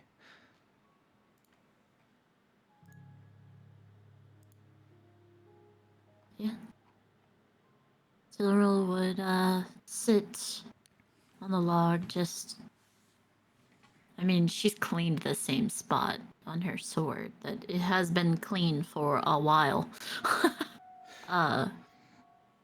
There's just a moment where it's laid across her knees and she rests her elbows on the flat side of the sword and just cries.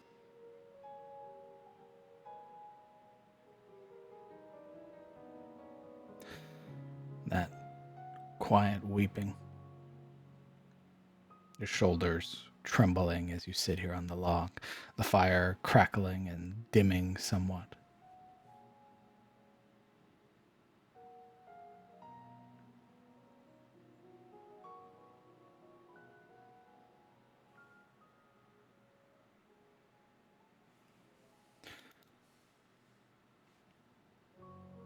Roll me a perception check, Silver.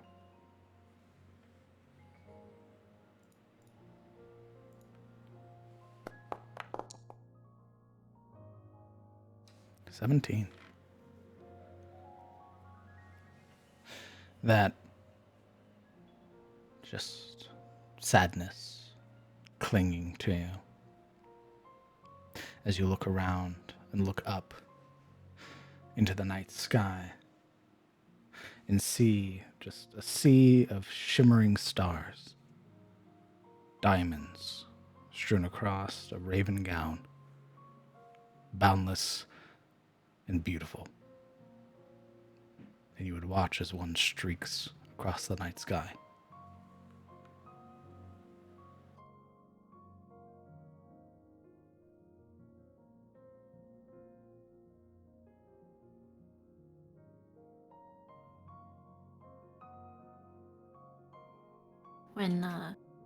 When it streaks across the sky, she would just sit for a moment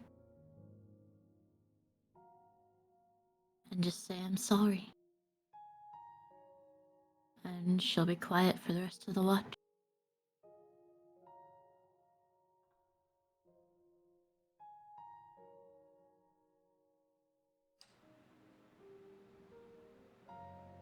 Okay.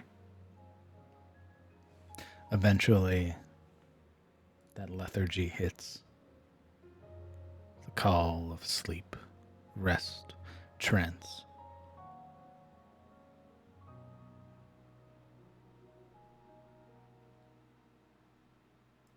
Who are you waking up?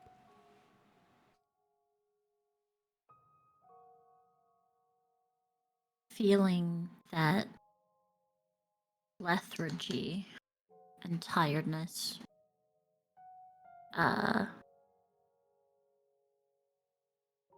She would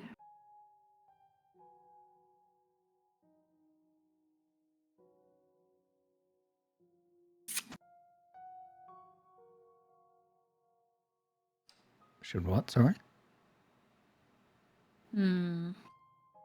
Was that you sucking on the back of your teeth?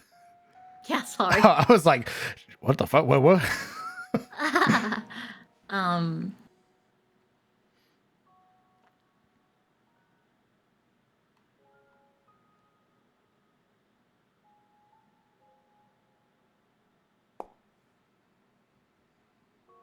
Okay. Yeah, she, trying to decide if she would wake anybody. Or just keep watching.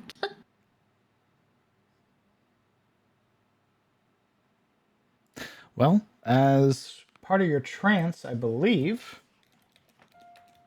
Let me look up elf trance because I think.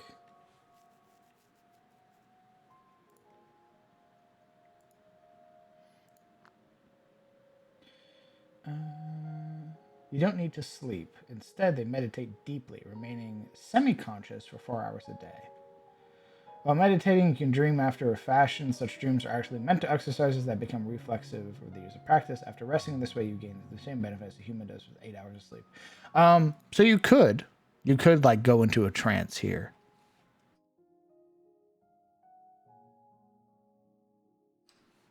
And just stay on the log. Remaining semi-conscious, somewhat aware of your surroundings, more hearing based instead of seeing based. My thing is, I was just meaning that I don't think she wants to sleep. Oh, I see. Her last sleep wasn't so lovely.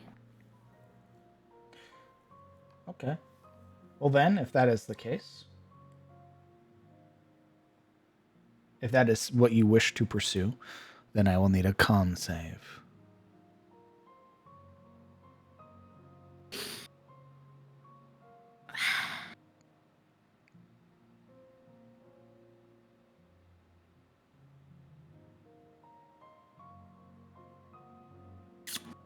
Ugh, fucking killing.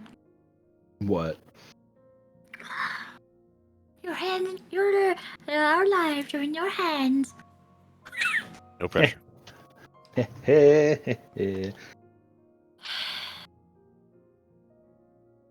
little bit of manipulation never hurt anybody. Come on.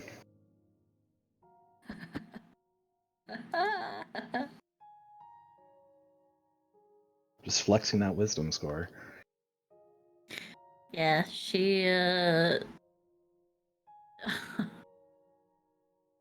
she would attempt to stay awake. Roll me a Constitution saving throw. This will be your second day awake. The DC does increase for each day you travel. And do not sleep.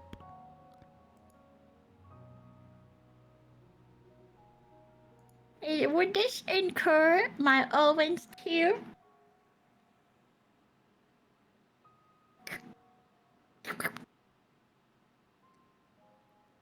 If you would like to use it, sure. Hell yeah. What is the wisdom? Or what's the... Constitution. Ah, okay. Hey, maybe not. You tell me. DM. You already said you were going to use it, so roll.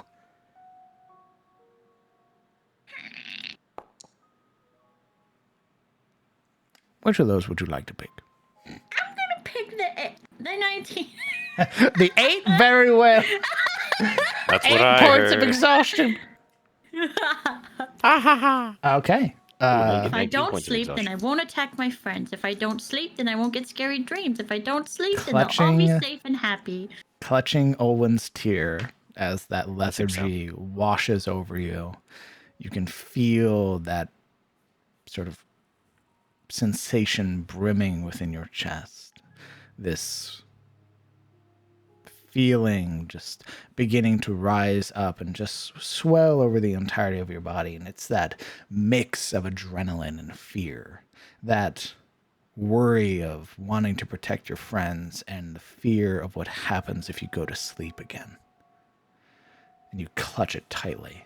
And as you do, you can feel that subtle pulse of energy in your palm, the light filtering through the gaps in your fingers around the gem, sort of bathing you in a soft yellow light before it fades. You are not exhausted, and you remain at your post for the next watch. Roll me another perception check. Yay.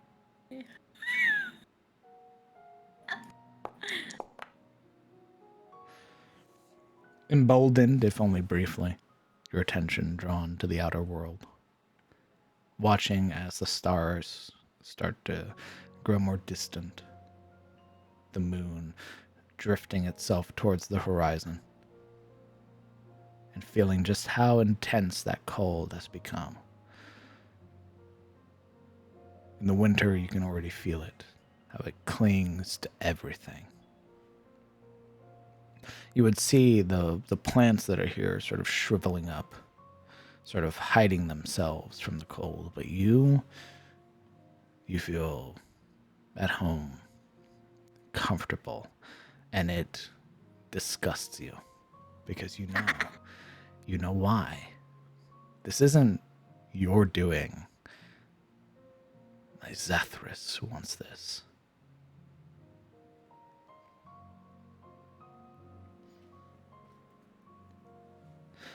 Roll me the final perception check, please.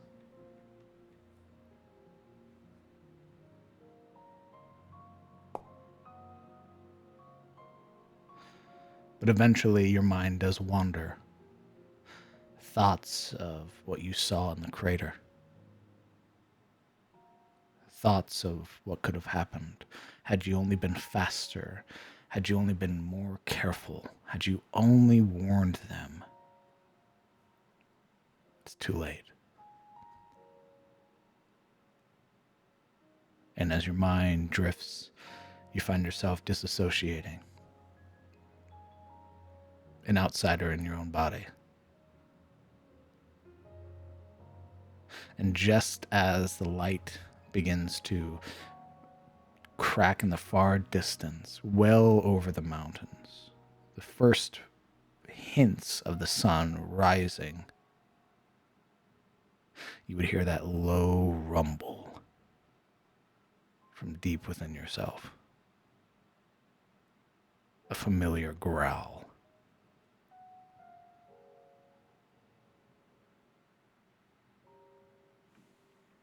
With that, everybody can mark a long rest on their sheet. You are no longer exhausted.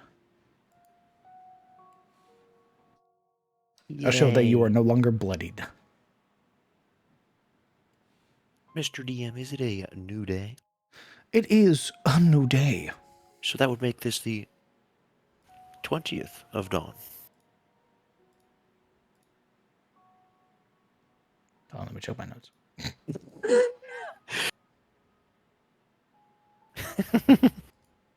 Oh, pretty damn close.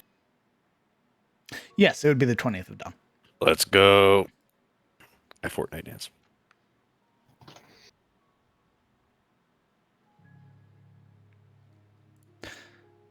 You all begin to arise. Yeah, Cyril would have started packing up and, like, taking care of everything, giving them as much time to sleep as possible.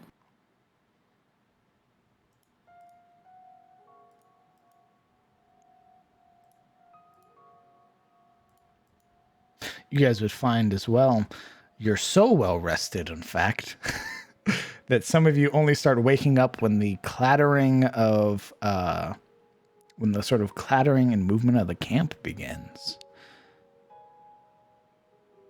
Could I roll stealth? Be as quiet as possible. Are you wearing your armor? Yep. Then at disadvantage you may. How do I roll it? Control?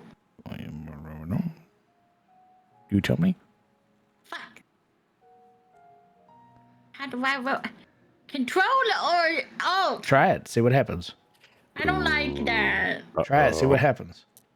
If you're wrong, you die. Hey. Hey, you got it right. Not wrong. Let's check everybody's passive perceptions while they're unconscious. While they're unconscious. While they're unconscious. Drops one spoon. Everyone wakes up. Who did that?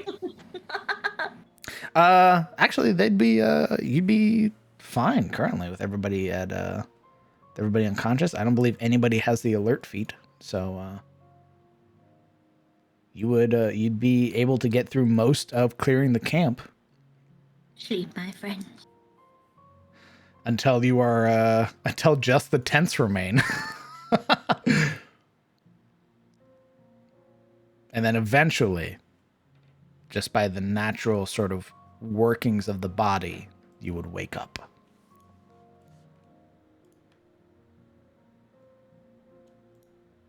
Yuri rises with a groan and takes off the helmet she forgot to take off last night, rubbing at her now sore neck.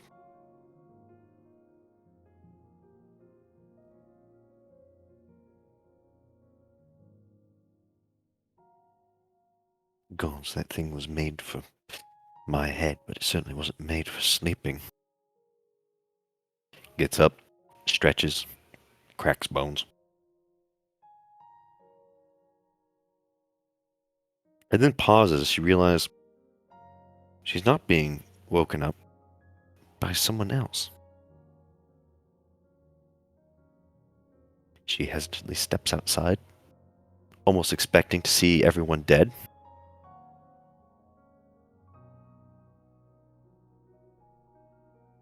Instead, stepping out, you would see Siluro, who is finishing up clearing the camp.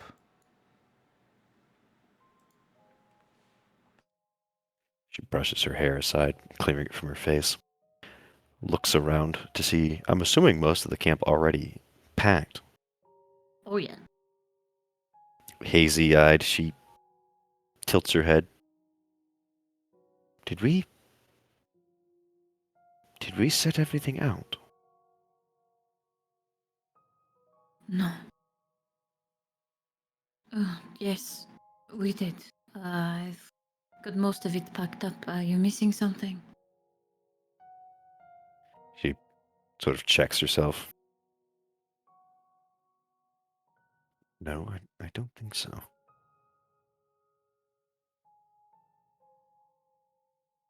Did something spook you last night? What do you mean? You seem in a hurry, more than before, to leave. I was wondering perhaps if something was sighted. No, there was nothing. I was just getting everything packed up to leave.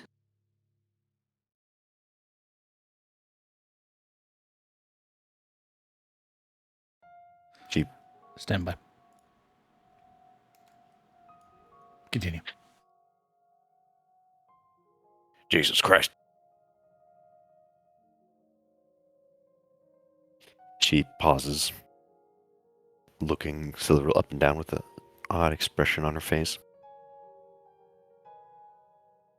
Looking around to see that no one else is awake. You took watch alone. Yes. I normally do.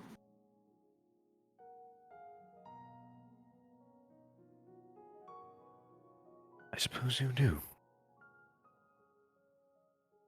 She offers a small, like, very forced smile. Did I pack something up of yours you wanted left out? No, I'm not judging your skills. You can tell that she thinks something's off. Or at least she suspects it, but she can't quite put her finger on it. And so she's just left in sort of the doorway of the camp, awkwardly, probing at sort of nothing to determine what is sort of weighing on her mind. Silver nods and Blake goes back to finishing up. The only thing that is left is... well, the tents and that is inside.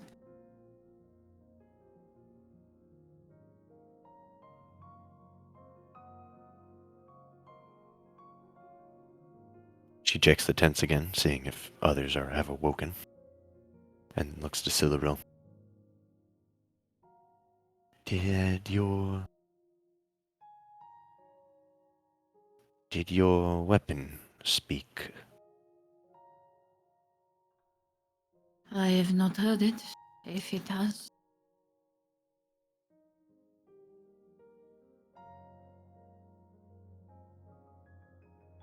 silent and quiet.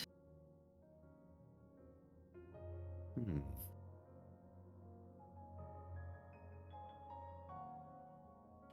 That makes two of us, then. Hmm.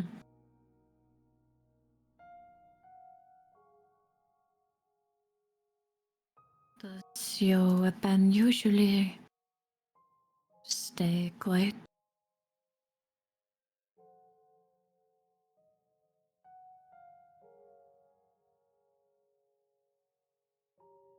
It has its moments. But yes, it does not waste words.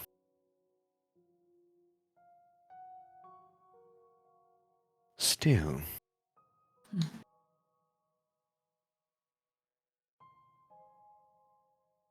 these past few days it has been, nay, she corrects herself, perhaps even weeks. It has been dormant. Hmm.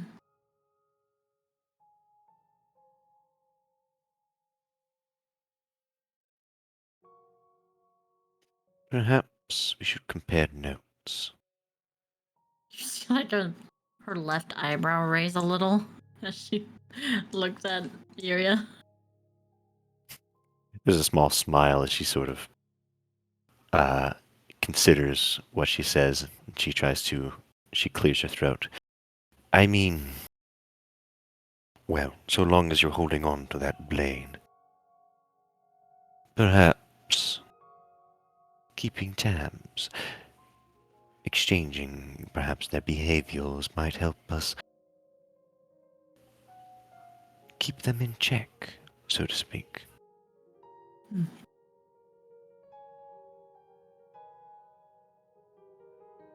Well, As long as you are keeping it, of course.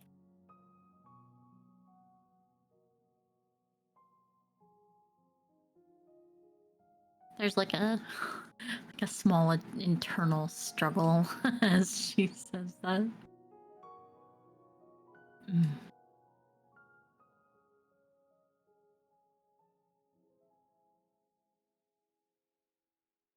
I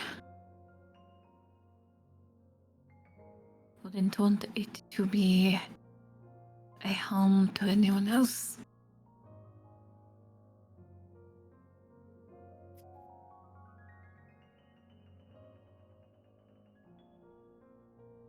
If that was true, best have thrown it into the ocean.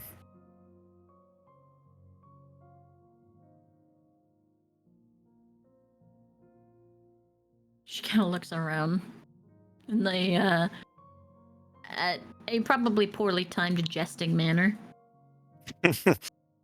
What ocean?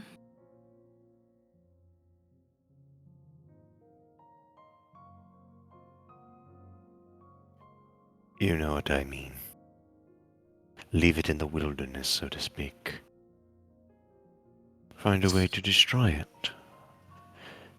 The last place it's going to be safe from people is in Elion's. I'm hoping I can get some. It is like a physical strain to talk like this. I'm hoping I can get some insight from either the Slayer or Geralt.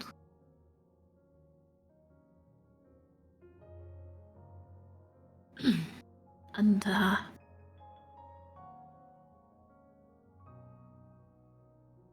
we'll decide what to do with it.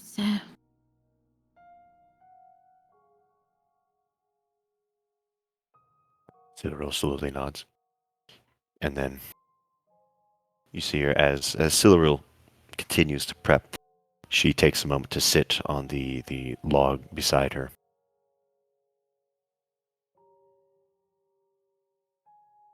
She grasps at the frayed skirt in her lap. She purses her lips. Cyril, many here I have to attribute to saving my hide with the Basilisk King. All here, except perhaps a Shielday, have a hand in keeping me safe from a very ominous doom. However, you specifically have saved me on multiple occasions, and I've had very little opportunity to repay that debt.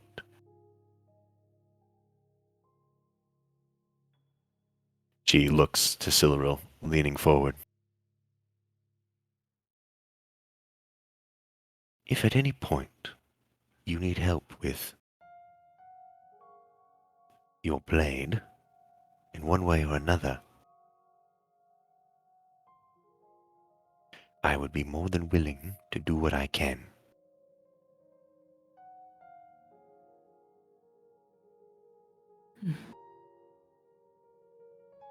I did not. She starts and then she pauses, realizing who she's talking to. It may be strange. May. But I did not do those things to garner you to owe me anything.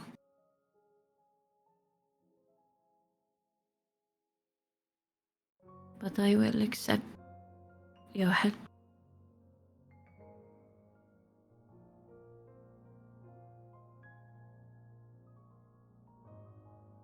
I merely did them because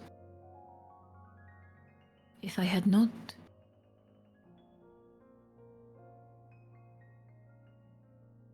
you might not be here.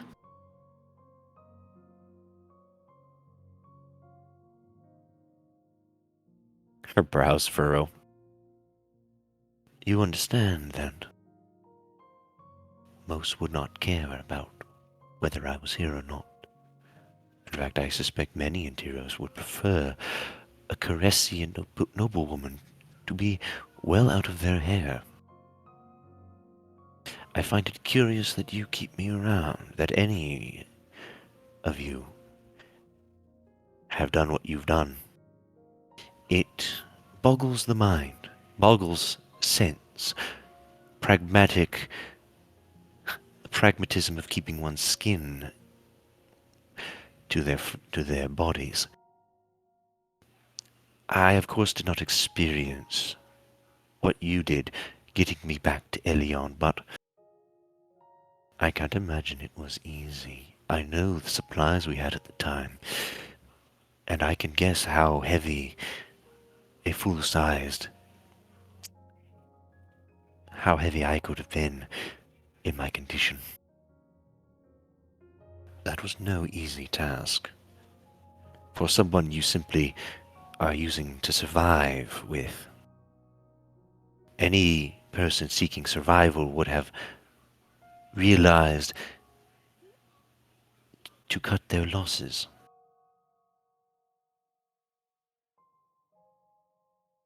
We are not working together simply because of survival at this point. That much is clear to me.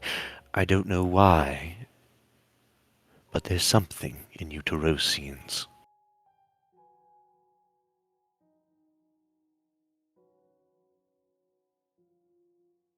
And you are, as far as I know, the only ones who would.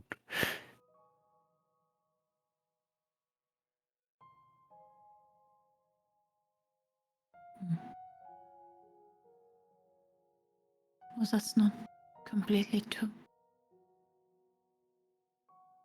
When we arrived in Alliance, they took us in.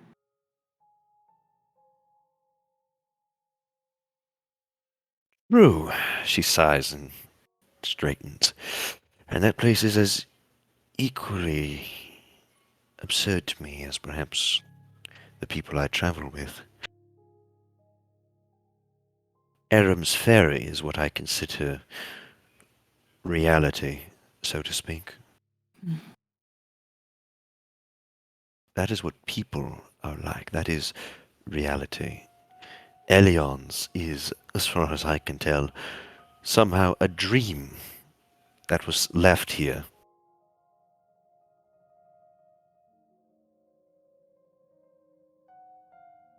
Even then, trouble lies on the fringes of that place.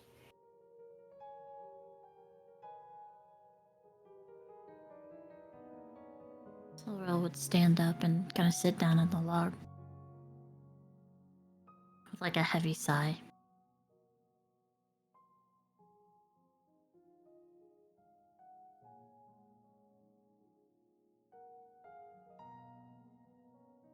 Besides,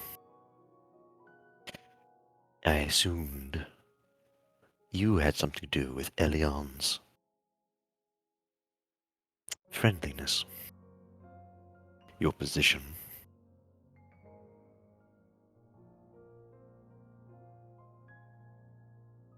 Mm.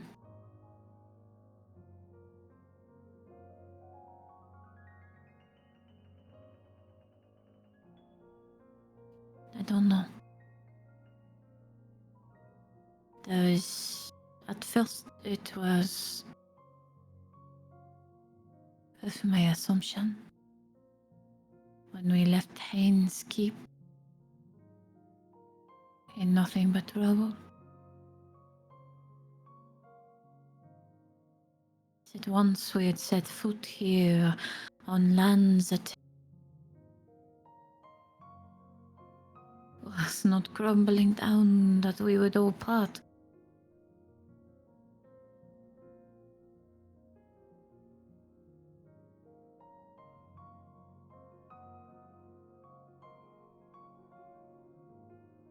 Then we started to travel, and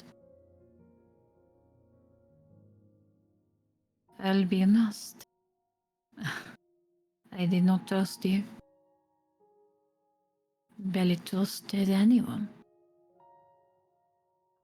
She kind of like looks away from the fire at Iria Still deciding. with like a slitted eyes and like a smile hiding in the corner of her lips. There's a snort. I don't expect you to have trusted me when we first met. I don't expect you necessarily to trust me now. Well, you see, she hesitates a moment. I've told you my secrets, if you believe me. Certainly one of the most ominous ones. One that I kept from everyone. But of course, I suppose there was not nearly as much risk in it as I thought. I'm already a convict of Haynes Keep. If you wanted to get rid of me, it would be so much easier. I am only here because you put up with me, you and the others.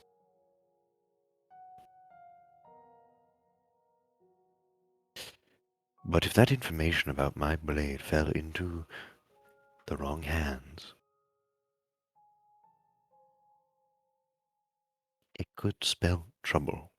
You see her eyes peel towards the tent that a shield day rests in. Why don't you both roll me a perception check?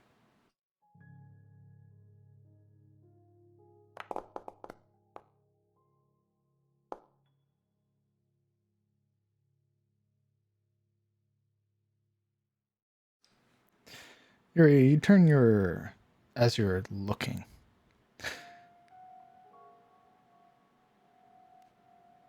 sort of peering at that tent and then looking beyond. Perhaps it's a trick of the light. Perhaps it's nothing at all. Perhaps there's still some exhaustion clinging to your senses. But it almost looked like a tree moved.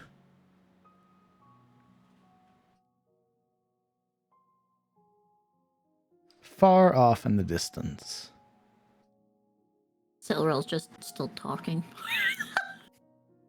Yuri is sort of... yeah.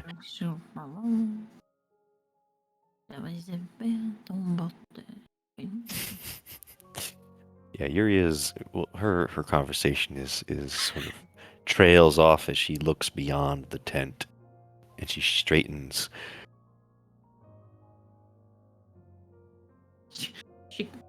Does she come back to the conversation? Not for a while. She is... Being Shade Morian, even as a noble house, one learns to never to write away what may be a trick of the light or a mere illusion. And though Yuria is nobility and perhaps has not been taught the hard lessons of Shademore, there is that sort of culture of alertness amongst her people.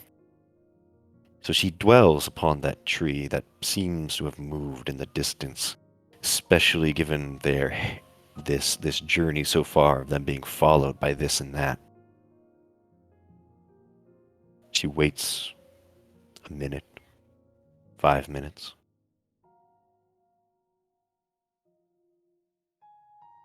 You stare for 5 minutes? Silverell eventually just goes, she's like, We in our homes we have more, I guess you could suppose. But here we are just people.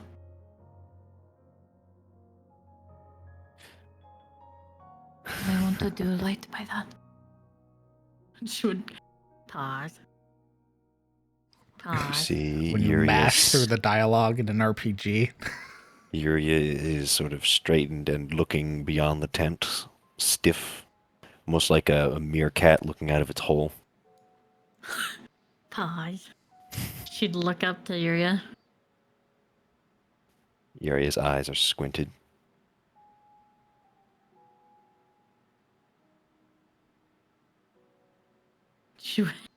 She would sigh. Just people. She'd stand up, realizing that Yuria was not listening to her. When Silro moves, that catches her, and she breaks the gaze. Sorry, I thought I saw something move. That's all right. We're all just doing our best, as Kellen would say. She would walk to go peek in to see if anybody's awake in this tent. At this point, it's up to y'all if you want to be awake or keep sleeping. I would imagine he's probably waking up as soon as she pops her head in. He's like sitting up and stretching and sees her poke her head in, and it's like, oh, good morning. Morning. She would leave. Well then. Galen beat Nishmeat.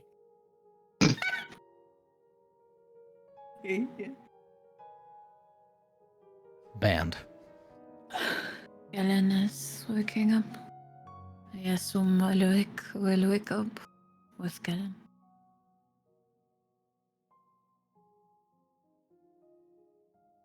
And I don't think that those in that tent would be so gracious if I were to wake them up. I don't think she likes me. She like says out very plainly, like straight faced towards the fire.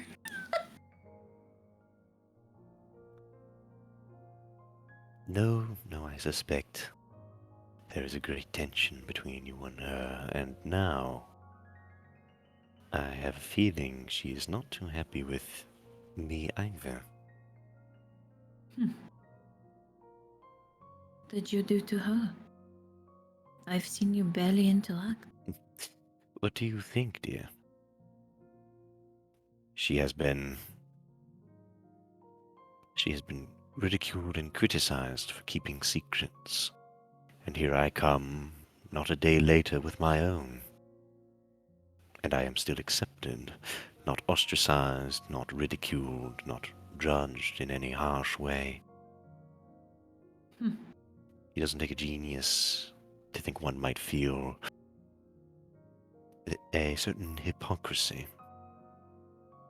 Well, all her secrets lie in book. Becomes apparent that Celarel is talking about a shield day. There's a pause as Yuri is like, wait. Oh. And Celarel just like puts her hand on her, like her elbow on her knee and her hand on like her chin as she's like, It throws you through a loop. Yuri is like, just like pursing her lips, just nodding.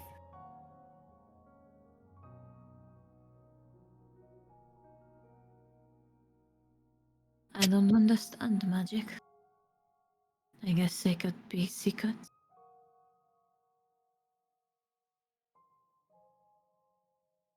We're still talking about a shield day, yes? Hmm? Never Yes. mind. Yes, of course. Magic is definitely a mysterious thing. She awkwardly states.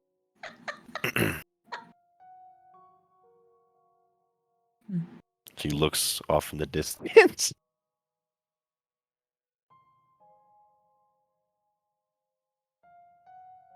Oh, and Celarel would sit there, just like rubbing at her like her chin, waiting for everyone to wake. Hey guys, I don't have a day version of this map, and Yeah? it's well into the Waking up. morning. All right, waking up. Yeah. Yeah, Yuri is like, does that whole thing where she like, you pat your leg and sort of the awkward silence and goes, well, I guess I'll try to wake. Oh, they're awake. Good morning, ladies. How are you? I slept like a and she'll stop. Never mind, I'm not giving you that dignity. I slept very well. Iria furrows her brows. What do you... Shilde, you have a very funny way of trying to make metaphors and sounding unnecessarily brash. And cryptic. Indeed. Slept very well. I was going to say I slept like a rock, but I didn't want the mockery from you too. Her brows lift. Silura looks at Iria like, ooh. Iria looks to Siluril, looks back. Schmirf. Honey, Taurosians. honey. Silura's like doing the cross across her neck kind of thing to a shield. Do you know where Shademore is on the map?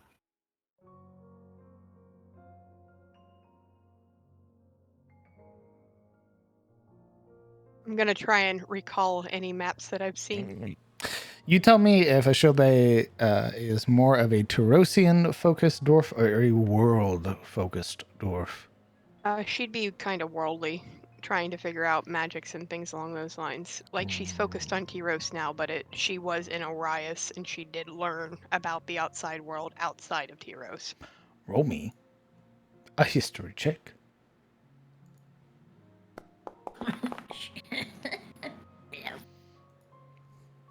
The Shademore, also known as one of the northern provinces in Carousel, a territory that belongs to the Eldacian Empire.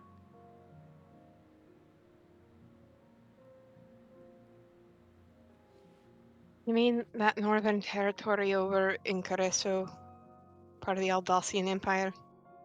She nods very slowly, in a very, mock sage manner. The one with all the creepy shit? And then she blinks. That's the one. And who rules the Aldessian Empire? That one she'd let go. Because she's not going to acknowledge. Not sure. You Alright. don't. Dear me, little dwarf.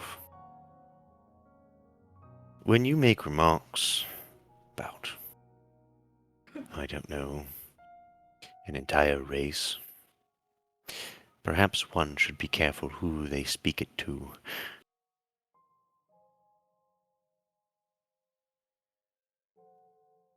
And then be very, very careful about matching those stereotypes yourself.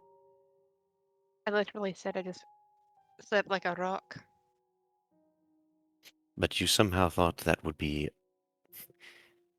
would use that against you? Holy shit, neither one of you can take a joke. A joke. Silura's just like,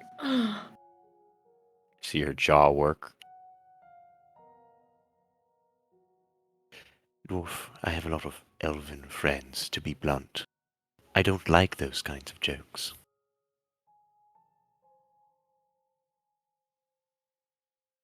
He thinks for a moment, and I need to roll a willpower save. Wisdom. By all means. Okay. Because she's getting ready to... Listen, when it comes down to it, She leans in. Silura leans away. the reason why we have conflict with elves is over territory.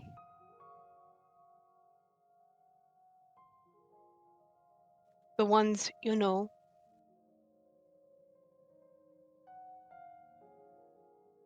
Over in Katarina, do you know where that is on a map?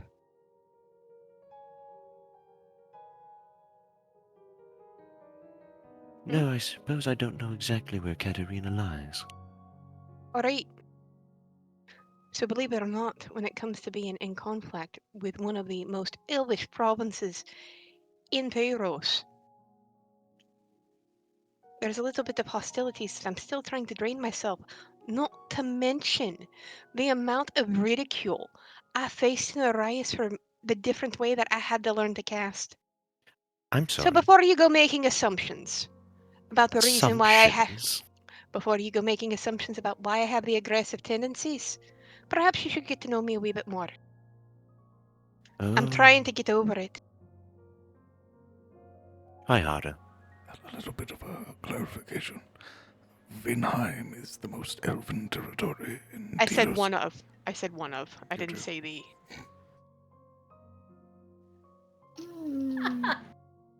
Hmm. The Well. DM like. Just clear it up for you just a wee bit. Just let you know. So, with all of this conflict happening within the party, those who were sleeping are now awake.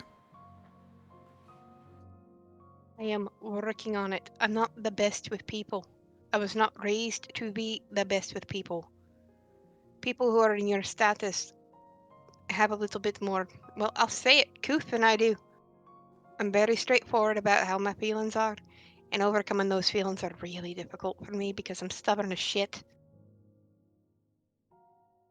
But understand that I'm trying. Okay.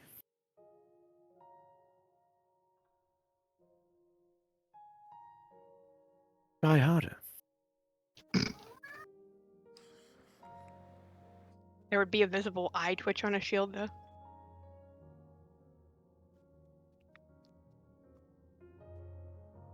Understood.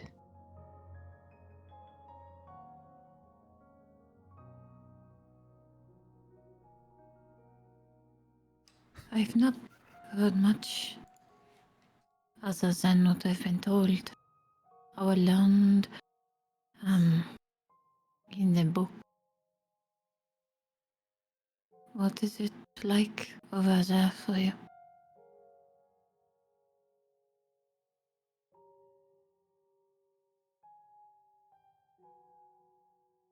Who was that addressed to? Shildy. Yeah, I didn't hear. Like, I didn't understand it a little bit. You were kind of soft in my headset, turning you up.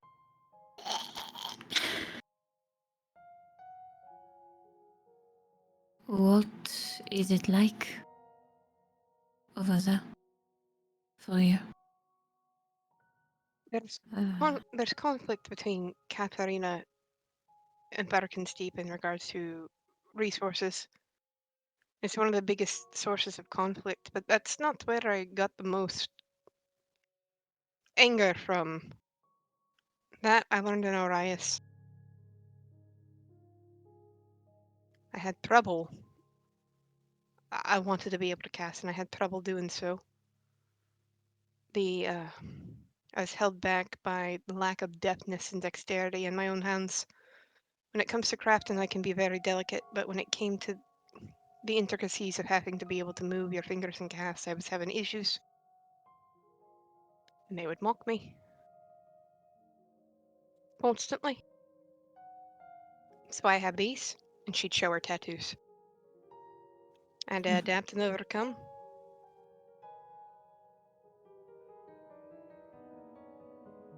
I also have tattoos, you could say. They were a gift.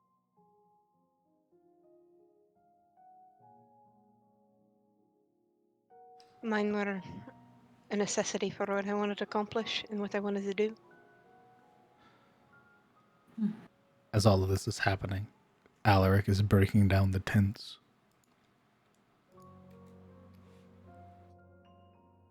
You go, Alaric. What a man! What a Chad. I love how he's breaking it down while Kellen's inside it. Falls on him. He's packing up Kellen into the tent. So He's just folding But- like origami. The Alaric AI is doing what it's told to. It's full NPC. This is how Skynet gets started. Have you ever been to the Cloud District? But Of course I do not. What am I understand saying? that I came off harsh and aggressive. And that's just how I naturally am. But you're all pretty decent people from what I've seen. Now, what I've heard leads me to have a few questions, but we can talk about that later. Oh. She looks around. It seems the men are busy packing. Go ahead. Zoro Announce. rubs the bags under her eyes. Like, Mhm.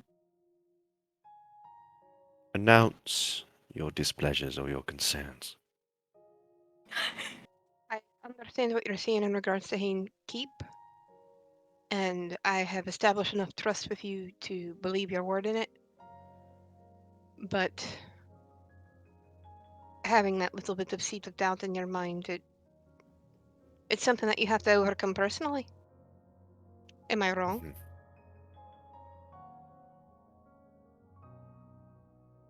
Seeds of doubt. I suppose I can't blame you for being doubtful of what we said without proof. The proof that I needed was your actions down there in that place. I don't think, and I'm not using this term against you, I don't think anyone who was convicted and sent to Haines Keep for anything of regular causes would have endeavored so hard to do what you all did. Hmm.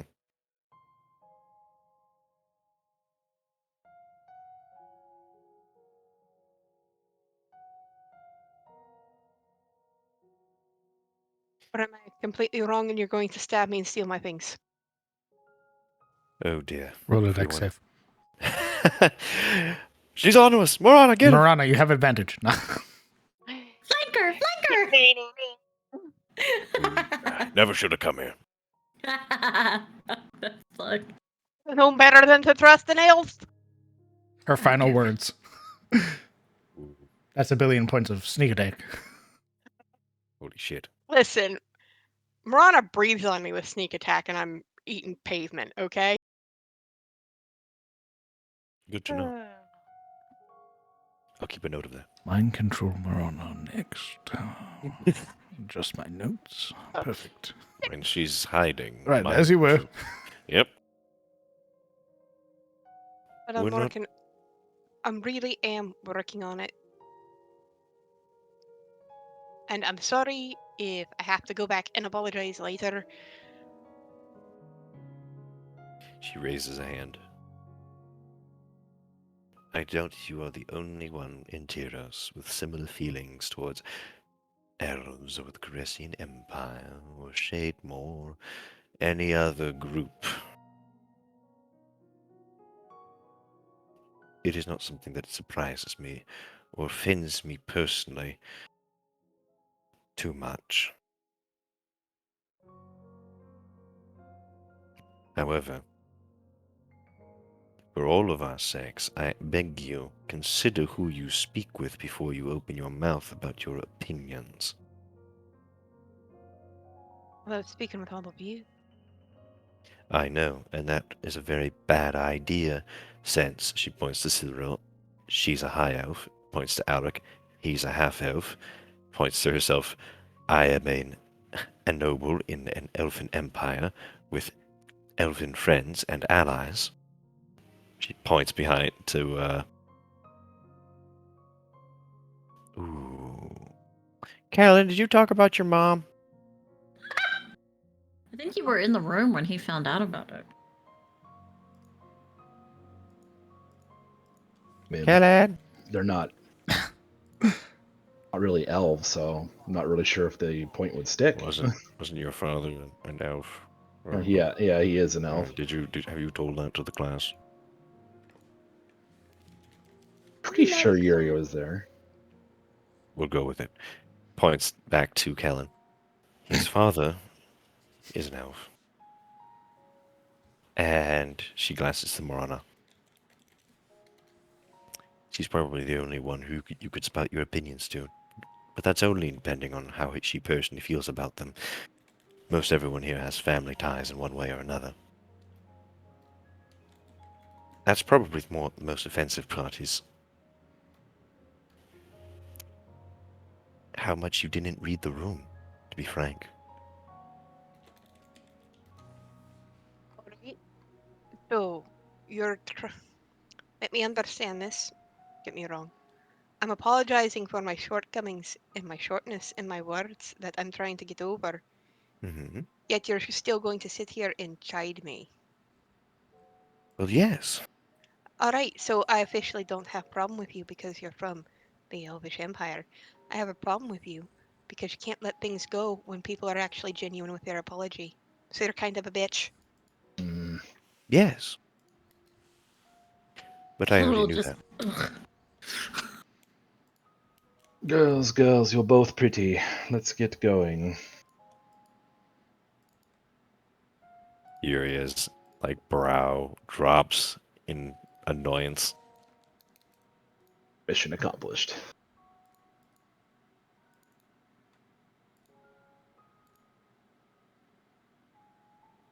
It takes a lot for me to apologize. I'll be sure not to do it again. She continues cleaning up. There's nothing to clean. Yeah, it's already clean. She's gonna It's pretend. been clean. She's pretending out of spite. She makes it watch difficult her. Well, we're to fucking clean it. moving to the hex map. Haha.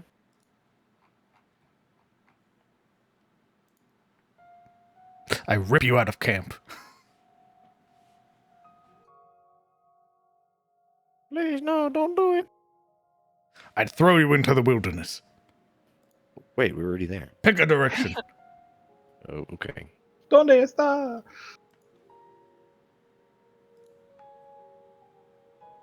I think we should go here. Plot out your 2 hexes, I should say. There Well, we we go. get there, right? In 2. Correct. Oh my We goodness. would get that in the evening. So, who wants to move? Who wants to roll? Lorel Ooh. would not be leading. I'll take the roll even though the rolls have not been kind to me tonight. I'm really hoping for a 1. Let's go. Hmm. We got a 2. Can we get a 1? Let's roll it. Move it there. Shilda, if you want to roll, and Kellen, do your nature thing. Oh, I guess. Let me pull up nature. Survival, I mean. Survival, not Oh yeah, nature. yeah, survival. Yeah. I was about to say, We've like, only wait, been doing this something- for a year. Something sounds off. Ah, fuck. Oh wait. Because I always have my little helper. He's unconscious. I don't care. Motherfucker. And neither do the dice. That's why I said he's unconscious. Okay. Beginning to make your way, with Siluro having done a majority of the work, Alaric packing up the tents and carrying them upon his person, giving 1 tent to Siluro. The party begins to make their way towards Elion's. And as you travel through, continuing along the road that is here, it is uneventful. A quiet midday journey with the sun beginning to already breach over the top of the Bloodfen Mountains and now beginning to shine upon all of you. Go ahead and pick your next hex.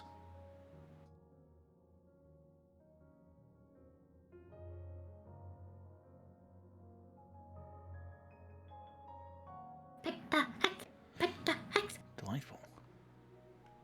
And just for shits and giggles, go ahead and roll me a D100.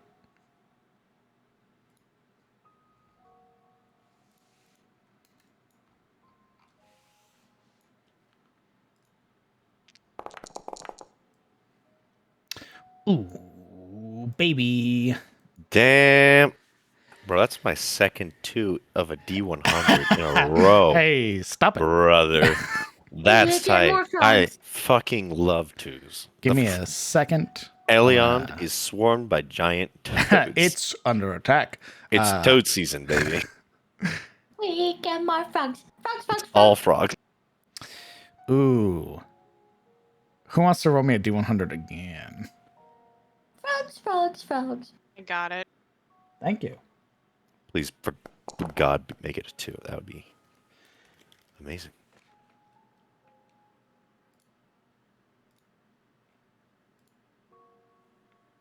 A 34. Ooh, okay. Give me a second. Who wants to roll? Who wants to roll 2d12?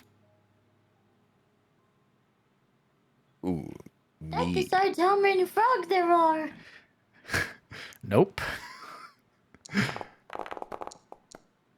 Enjoy. Nice. Yeah. As is expected with the sort of nature of the Ettenmore and it's how it came into existence, and the relatively cold winter that is already descending upon, you would begin to feel the chill that rushes through, battling the initial rising humidity that had been there. And as you all begin to make your way past through some of the western farms that are here closer towards Elion, you would watch as if from nowhere, clouds have begun to rise and just fill the sky. And you would watch as the last vestiges of light fade behind them as dark clouds roll over and it begins to rain. You're welcome. Always a good Welcome time. home, such as it is.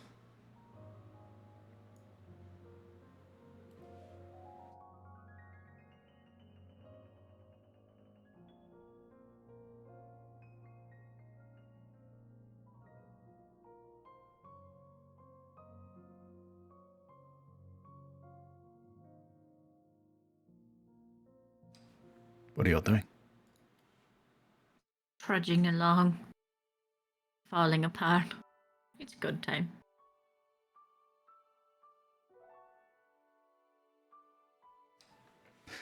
Welcome back to Elion's. You're free to move your token wherever you wish, party. Wherever you'd like to go first. Right, where are we heading? I imagine we'll want to head to the Singing Tear to report to Geralt and see if Shane's here. Or any other survivors for that matter.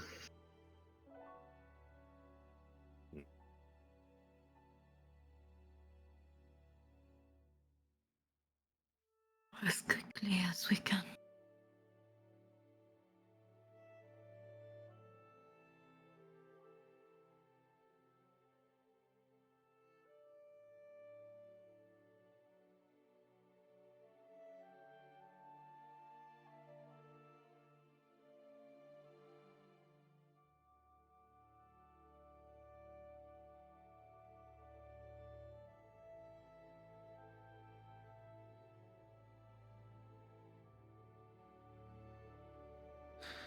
Okay. Yes, I guess to the Singing Tear. Are we... What was that, Yuri? Oh, nothing. Should I just drag it all the way there? Unless you're making any of the stops, by all means, just go ahead and drag it if you remember where it's at. Yeah. Very good. Making your way through, you can see that people have already begun to settle down for the evening. As well, with it raining suddenly, a lot of people have already decided to stay inside. A lot of them grabbing laundry and the like from outside and sort of ushering themselves and their families indoors. You would see some of the people that are out there sort of recognize you, offering you waves and greeting, though rather hushed or rather rushed in appearance as they make their way inside to avoid the rainfall. You, however, have to trudge through it, arriving at the Singing Tear soaked. And as you approach with the sort of muddied paths, clinging to your boots. You would see in the pathway a number of what appear to be, or at least a very prominent, albeit broken, wagon or cart. It appears to be missing two of its wheels and is propped up on a portion of a log. As well, you would see flickering lights from inside of the singing tier through the windows. As well, as you approach, there appears to be a sign on the door. Council meeting in progress.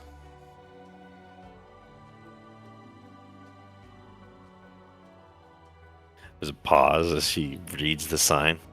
Like,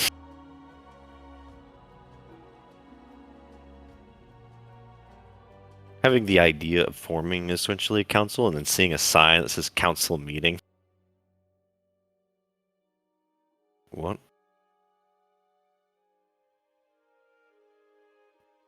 When did that happen? And then she realizes,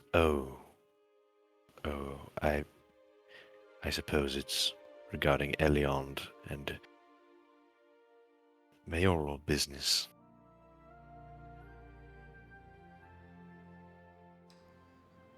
As you approach, it doesn't appear that the door is locked.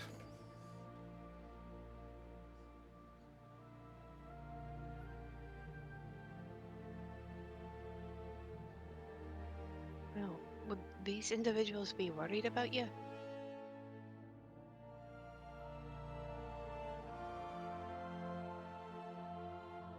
Looking at Probably. everyone. Well, Maybe some of them. well, then go at least let them know you're okay, and if you need to return after, return after. Are you not coming along? Well, yes, I'm coming with you, but you're looking at the door like it's a three-headed fox. It has been a moment. She steels herself. Well, I'm not sitting in the rain. And Yuria trudges through and steps through the door. Stepping through the door and at least even opening it under the patio, under the protection of the patio and the covering that's there. Opening the door, the sweet smell of tobacco rolls out to meet you, as well as some sort of sweet smells of alcohol as well. And as you open the door, you are greeted by a number of individuals currently inside, sitting along that main table.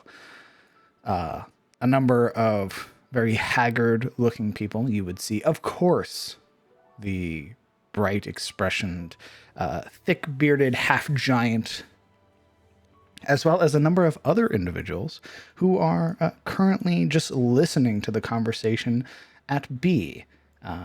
We are going to map transition for y'all Oh God. as you arrive during a council meeting.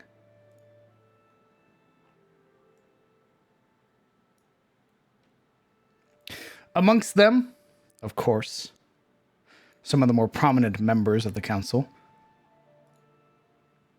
Reynold, Gerald, Mr. Duskbrand, Mr. Broadhurst, some of the other members of the outlying farms, a dragonborn individual currently sat at one of the tables near a number of the guardsmen and watching very keenly, very interested, Shane. And as the door opens, all heads turn to look at you. Shane.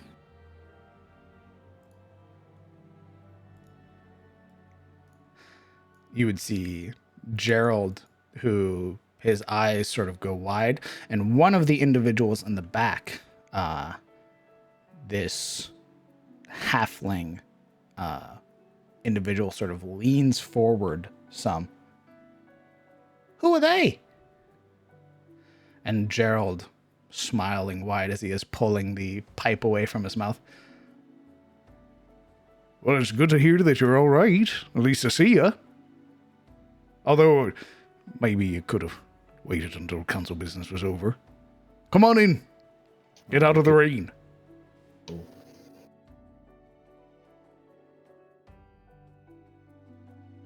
Yuria unapologetically steps further in. We found your snakeweed, she grumbles. Reynold watching you. Very placid look on his face. Right. Oh, this place is really fancy.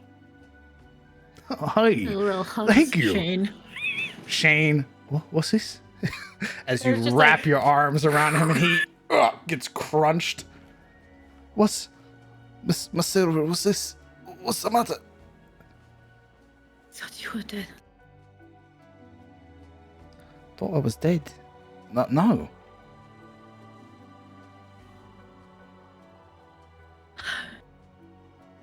But I can't see that now.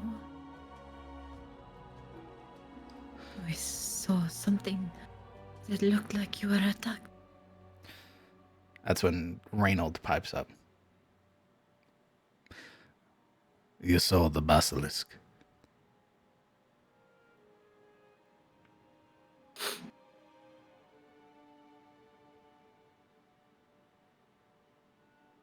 I do not know what we saw.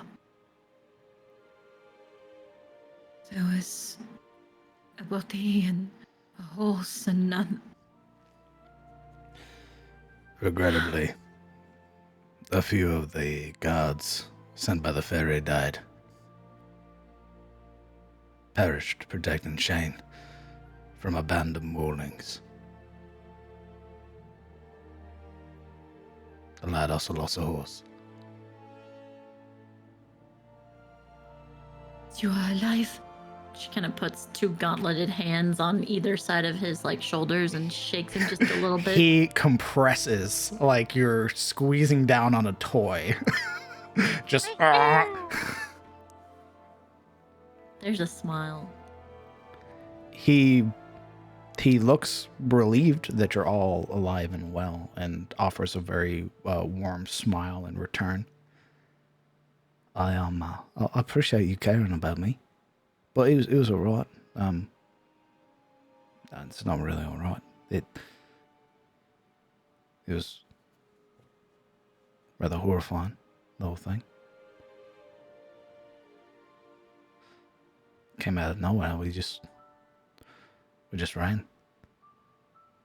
She starts like checking over his head and like parts of his like shoulders. As you're checking him, I'm fine. I'm Like fine. a I'm mum. fine. Gerald just nodding, taking another drag from his pipe. The women's circle is meeting currently as well, talking with the wisdom about some of the maladies that have been stricken some of the other farms. But it's good to have you all back. She slaps his shoulder. She steps. Shielda will peek out from behind Kellen. And you brought a friend with you. Nice to meet you. Greetings. Come on in, don't be shy. I'm Gerald Olvane. That gentleman across from me, that's my friend, that's Reynold Olvier. This gentleman beside me, that's Roy Broadhurst. He runs the general store. This across from me, this very wise individual, that's Mr. Duskbrand. Her eyes would immediately turn to that one. You would notice that as he points out Mr. Duskbrand has been watching you the entire time. You've been made. As well, we have Victor Bolton. We have Edgar Blackburn. We have Lloyd Craw.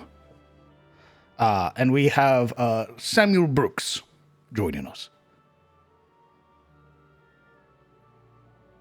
And of course, you all know Yorin.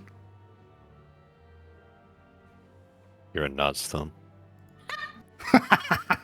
Yeah, that's mine. You can't have him. I mean, okay, you can have him. Could you put the names of the other individuals in chat? I shall. Yes, you. please. Thank you. I know it's a lot. Just a bit. Here's a list of generic names you'll never remember. Enjoy. Well, they're all either in charge of farms or they're in charge of shops. So this is the town council. It consists of men, and the women's circle consists of obviously the women of the town, and it's led by the wisdom. So it's safe to assume that's where Guinevere is at.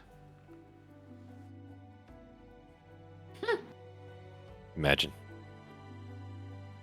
Fake news.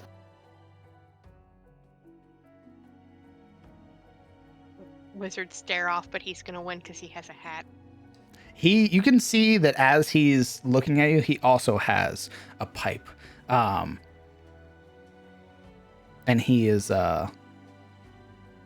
sort of, as he takes a drag from it, you would see the lighting of embers sort of illuminating the bottom of the hat, revealing those features, and you would see that he has a very wide smile on his face. Emerging from the back, you would hear the sort of shuffling of footsteps. And coming back out with a sort of holding two flagons is a pot.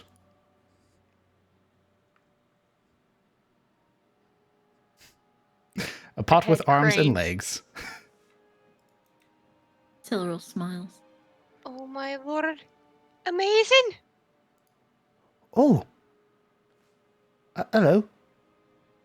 As Finn comes back out, bringing a drink to Yorin and the other guard that was sitting here. Get onto a square. No. I do what I want. I'll just be in the back. Don't mind me none. And he shuffles his way on over. Good to see you, Finn. He gives you a very hearty wave. And you would watch as he reaches both of his hands up to the edge of this sort of counter here, this stage, struggling to pull himself up for a moment, and then he does. And then he would move to sit and sort of dangle his feet off the edge, kicking them idly.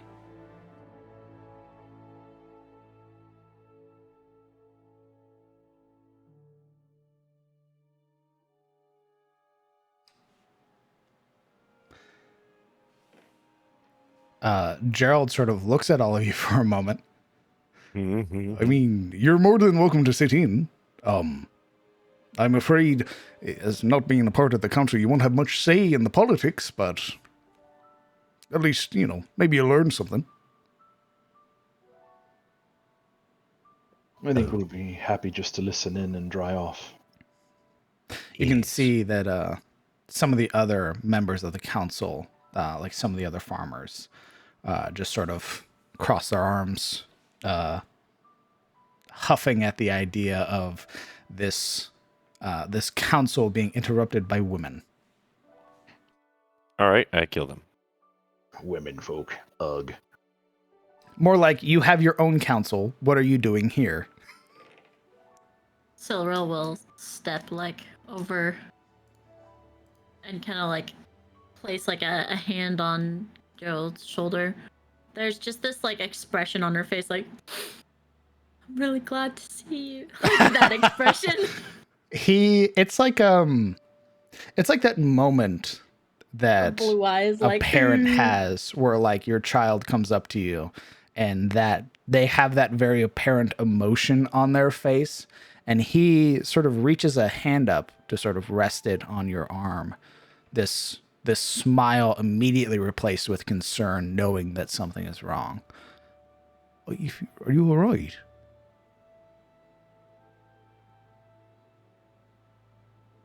I'm much better. You can see It's him. good to be back. You can see him taking a moment, sort of taking in your visage. And I'm gonna roll something real quick.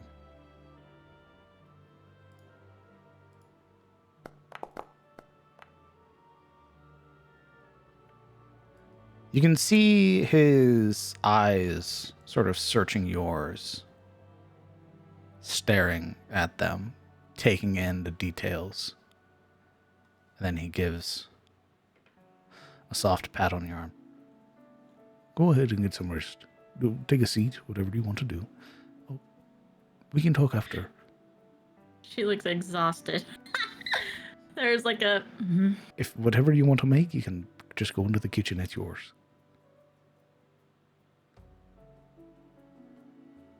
As you walk past, Reynold gives you this very affirmative nod. She nods. How much would it be for a room for the night? Oh, well, I imagine you're staying with these fine folk. Correct, but still. He pauses. 1, 2, 3, 4, 3. Where's Sabine? Silveril stops moving. That I imagine Is she's it probably just Tighten of outside. her gauntlets. sure. That's a story. We'll get into it. Silveril's head dips a bit. And she will sit down. When you're done with the meeting, dear Geralt, we have quite a bit to discuss. I would still at least like to pay for the night. How much would it be, sir? Just call me Gerald. As for it is for a room, if you're just staying for tonight, it's just going to be 6 silver pieces. How much for... How long are we staying here? Don't know yet. A while. It comes with a bath, a room with storage, and, of course, a free meal. I'll put 3 gold down just to cover myself. Thank you very much. Right. We'll get you set up for a few days then. Indeed. Right.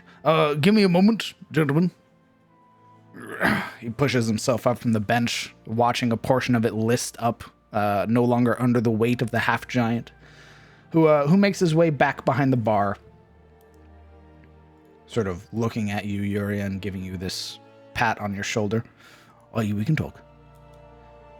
And then making his way back until he's able to procure a key, and then returning to a shilde. Right, here you are. Thank you very much. It should be, once you go up the stairs, just keep following down the hallway, take a left, and it'll be the first door you see at the very bottom. Thank you very much. Of course. He's not used to people paying from this group. Not from this group, no. But he does know how to handle people who do pay.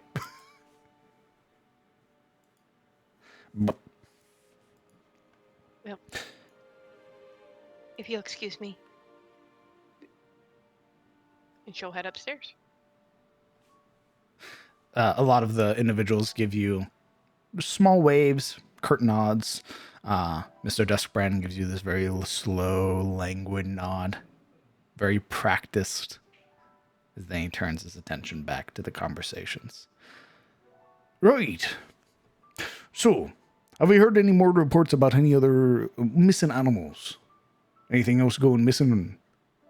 A number of the other farmers sort of shake their head. Right. Any other missing sheep? Any missing crops? I know it's getting towards winter, so if you haven't harvested them already, you might want to. Otherwise, you're going to start going bad. A number of the others start nodding. The half-orc gentleman, Mr. Bolton, sort of pushes himself up. I don't know about any missing tobacco or sheep, but we did find some tracks on our farm. I think somebody's been poking around a lot of our crops. Gerald nods. Some of the others nod. Right. I'll ask some of the younger folk, if they can, to stay up and just watch your farm for a night or two. See if we can't find anything. Victor nods once, satisfied with the answer. Now then, of course, no caravans means no trade, meaning we're going to be low on supplies this coming winter. So, we need to start figuring out how we're going to deal with that. As well, dealing with trading within ourselves, and perhaps seeing if maybe the ferry can offer something. If we can, we'll trade. Though I know some of them are a bit more, self-interested. It might be a little harder. So just be mindful of that. We might just be dealing with ourselves this year. A number of the others nod, sort of mumbling to themselves, dissatisfied with the idea of no caravans showing up this year, meaning no tobacco sales, meaning no new products from across the river. They sort of grunts of dissatisfaction. And the conversation generally goes on for about another 30 minutes to an hour, discussing smaller details, smaller things of note within the community, dealing with potentially helping Mr. Edgar with a number of his carts having broken down, dealing with logistics of having to allocate resources and sort of self-trading, and then having to deal with the potential of trading even beyond the ferry, having to use the ferry to get past to go to like Anders Hill and Irwood and stuff like that. And you can tell that there's a lot of annoyance at the idea of having to cross the river to trade with folks. When they start talking about trade, Iria will stand up, wander quietly over to Geralt, lean down and whisper in his ear. And you know we all know what? She leans in.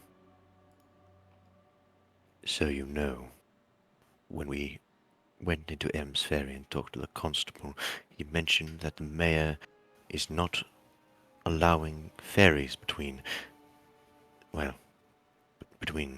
Elm's Ferry and... Is where the mayor lives also called Elm's Ferry? Yes, it's the Aaron's Ferry is the whole thing. You guys are on the eastern side of the ferry. Gotcha. Okay, then yeah, she would say that the mayor would not all be allowing basically travel between the east and west sides of Elm's Ferry. Reasons were vague. He frowns at this. Right. Apologies, gentlemen. It appears we're gonna be alone this year. It appears the fine mayor over at the Aram's Ferry has seen fit to keep it closed, meaning we're not crossing the river, meaning no caravans are coming. So, better start storing up. The hopefulness, albeit begrudging hopefulness at the idea of having to cross the river to get goods, fades. Morale tanks.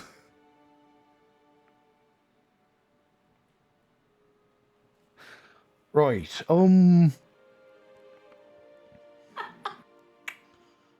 Morale fades. you know what? I think it fits that we call it here. We can pick this up in the morning. Let's everybody get some good rest. Go back to your families. Enjoy your nights. I imagine the women's circle will probably be finished up here soon enough. And we're just, just get this figured out. We do it every year. Why is this year going to be any different? He smiles wide. This reassuring sort of hope from Gerald. You can see some of them nodding along. They all sort of pat their hands on the table, move themselves up the stand, and they all begin to slowly filter out from the inside of the singing tier.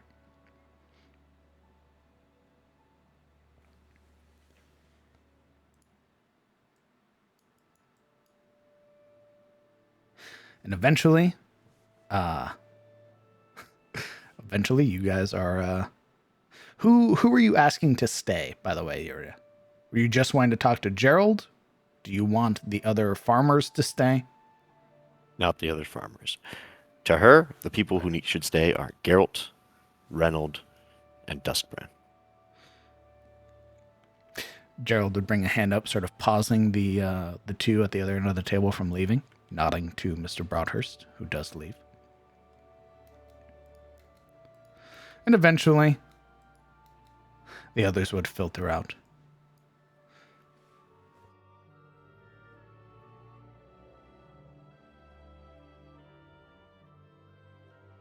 And after a moment or two, Gerald looks to all of you. Right. I will say it is good to see you again. You had me pretty worried when I didn't hear nothing back after you went out to get snakeweed and didn't come back.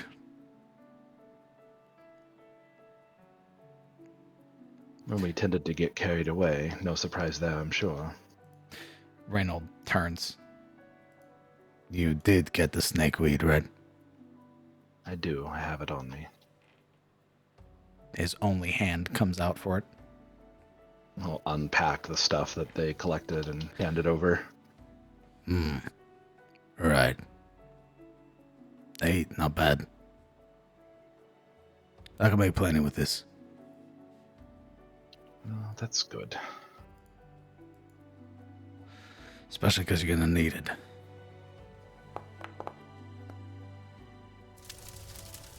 Your ass stays awake. I thought high constitution meant you stayed asleep.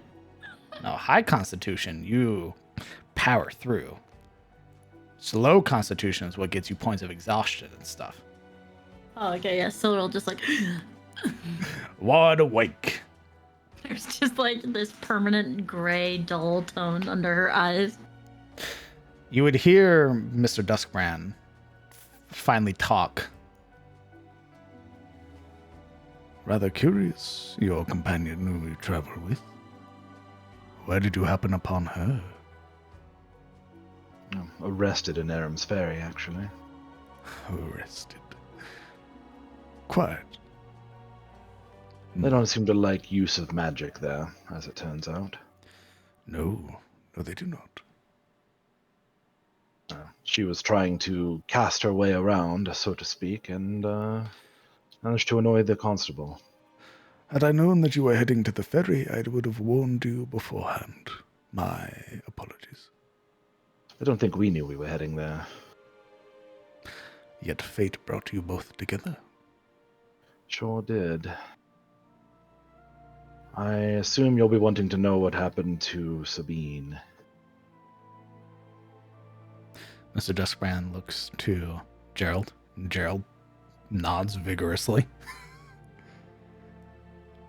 She decided to take up a contract of sorts with the Fae. Wouldn't have been my first choice, but that's what she wanted. Gerald's brows knit together and Reynold's brows raise. Yuria clears her throat. Along the way to Aram's Ferry, we found a ring of stone.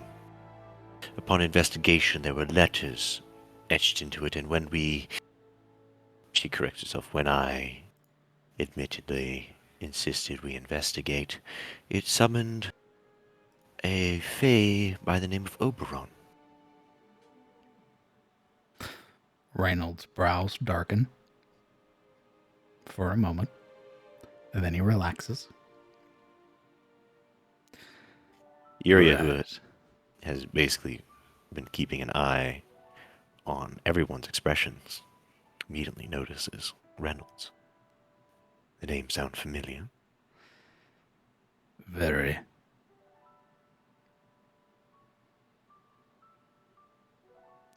I didn't particularly want any deal making with the Fae. My experiences have never been particularly good, but Sabine was... Count yourself lucky. It wasn't one of the other courts. I'm aware. Well, he was a charming entity. And though we went back and forth, it seemed like none of us were going to make the deal he wished. Until Sabine decided that she had had enough trudging through the muddy backwaters of the Ettenmoor, and so made a deal. She would be his courtesan for 10 10 years. years, yes, in exchange for the death of the Basilisk King.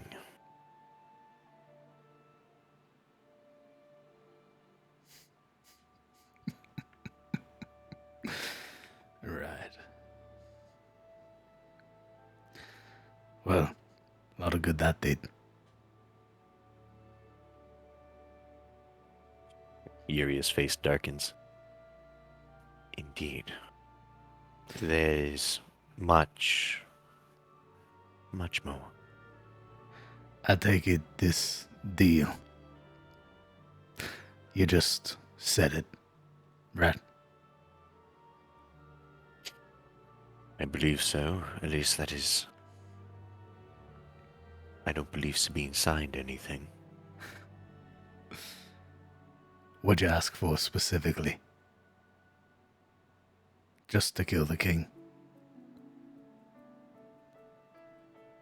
I believe that's what the terms that she came to. Right. Well, I'll have news for you in the morning. We saw the marks of something similar, that obsidian crater, a few leagues out of Elions along the road. We thought Shane had perished in that. He looks sort of solemn for a moment. No, we got attacked.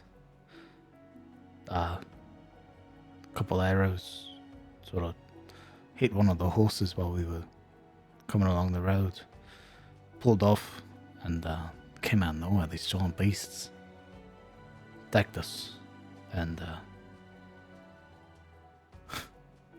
well, these all fought them off. And then, just out of nowhere, this explosion, this bright purple light. It's almost blinding to look at.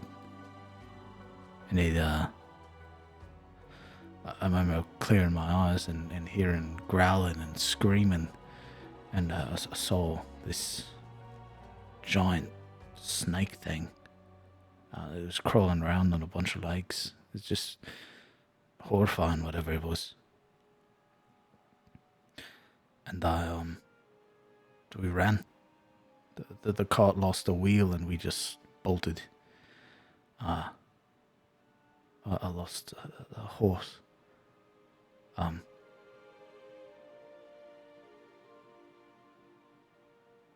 The prospect of the Basilisk King and talking about it seems to rattle Yuri a little bit. Her fingers so she clutches one hand over the other on the table, hiding how it shakes. Even so, she keeps her voice steady.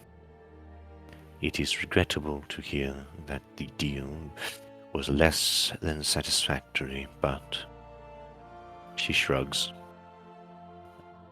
What can one do? It was Sabine's choice, and she did not seek our counsel. It seemed to be a situation of her faith, Indeed. which made it even more unlikely to persuade her from it. But in the end, at least for my part, she is a grown woman and she can make her own choices, even if I think they are not necessarily the best ones. Who am I to judge? I doubt she is suffering. No. Doubt she is No, I aware. don't imagine she is. I doubt she's aware of all the shortcomings of this deal either. I do not think she cares. Perhaps not. Who can say now?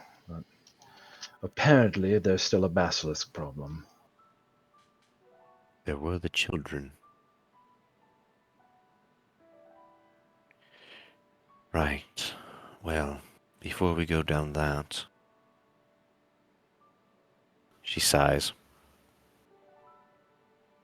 And then glances over to see everyone in the room. Yoren, the guards.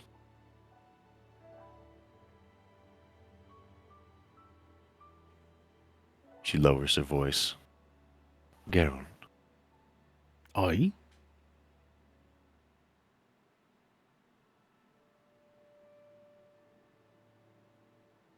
not that I distrust your men. Actually, before I get into that, are you gentlemen awake enough after your meeting to discuss the happenings of our journey?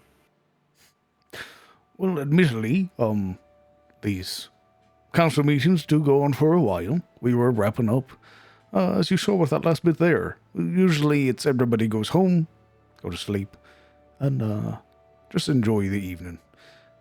But if it's something of grave importance, well, I mean, what's a few more hours?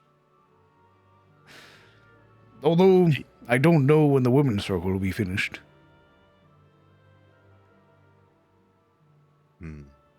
You see him take a very rushed sort of pull from his pipe. A small smile. You're right. I'm forgetting someone. Your wife should be here to hear the tale. I imagine she would be quite peeved to miss it. I would very much like to see her. Aye, I imagine it'll do us well. He sort of wipes the end of his pipe for a moment and then it holds it out for Silverl. That way, if she comes back, she think it came from you. Go on, take a puff. Don't smoke. I do. Even better. Yuria takes her helmet off, leans over, and assuming Geralt doesn't pull away, would take it and attempt to puff on it. You die. Completely pot. How much does the Oreo smoke? Not at all. This would be her Not first at all. time. Your first This is her time first with pipe tobacco, baby. Time. Yep. Bye. Aye, good to know. Very good. Roll me a con save, please. Wonderful. I would love to, sir.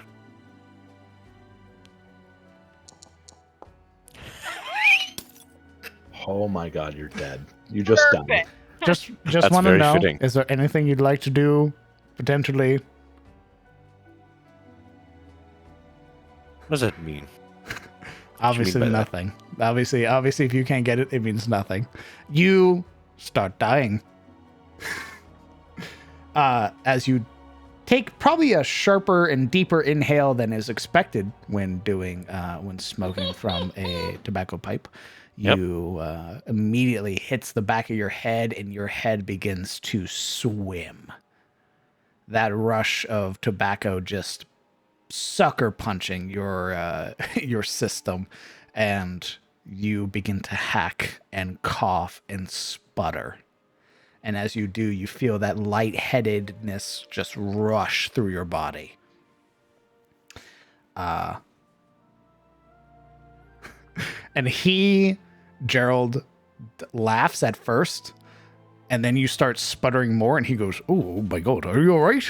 He pushes himself up and comes over to start helping you. She tries to raise a hand to like the finger in there, like give me a minute, and instead she can only like hold herself against the table as she like basically coughs out her insides. Right, hold Tears on. rolling down her cheeks. He sort of rushes over to the bar and grabs one of the like water pitchers that is there, and then makes his way back over and sort of like drink.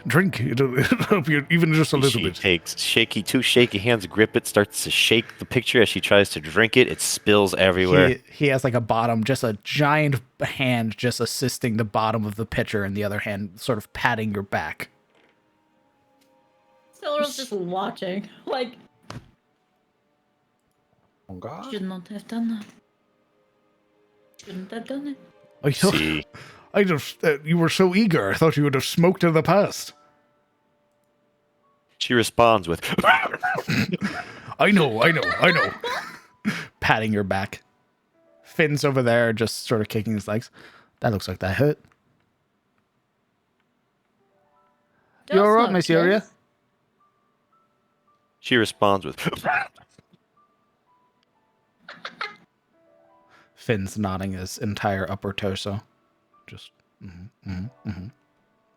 Gerald leaves the picture with you, taking the pipe back, looking at it, looking at Yuria. It's alright. It's not meant for everybody.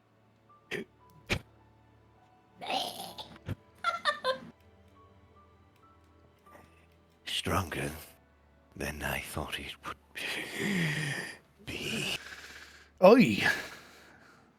We grow some of the best tobacco around here, so you get the best.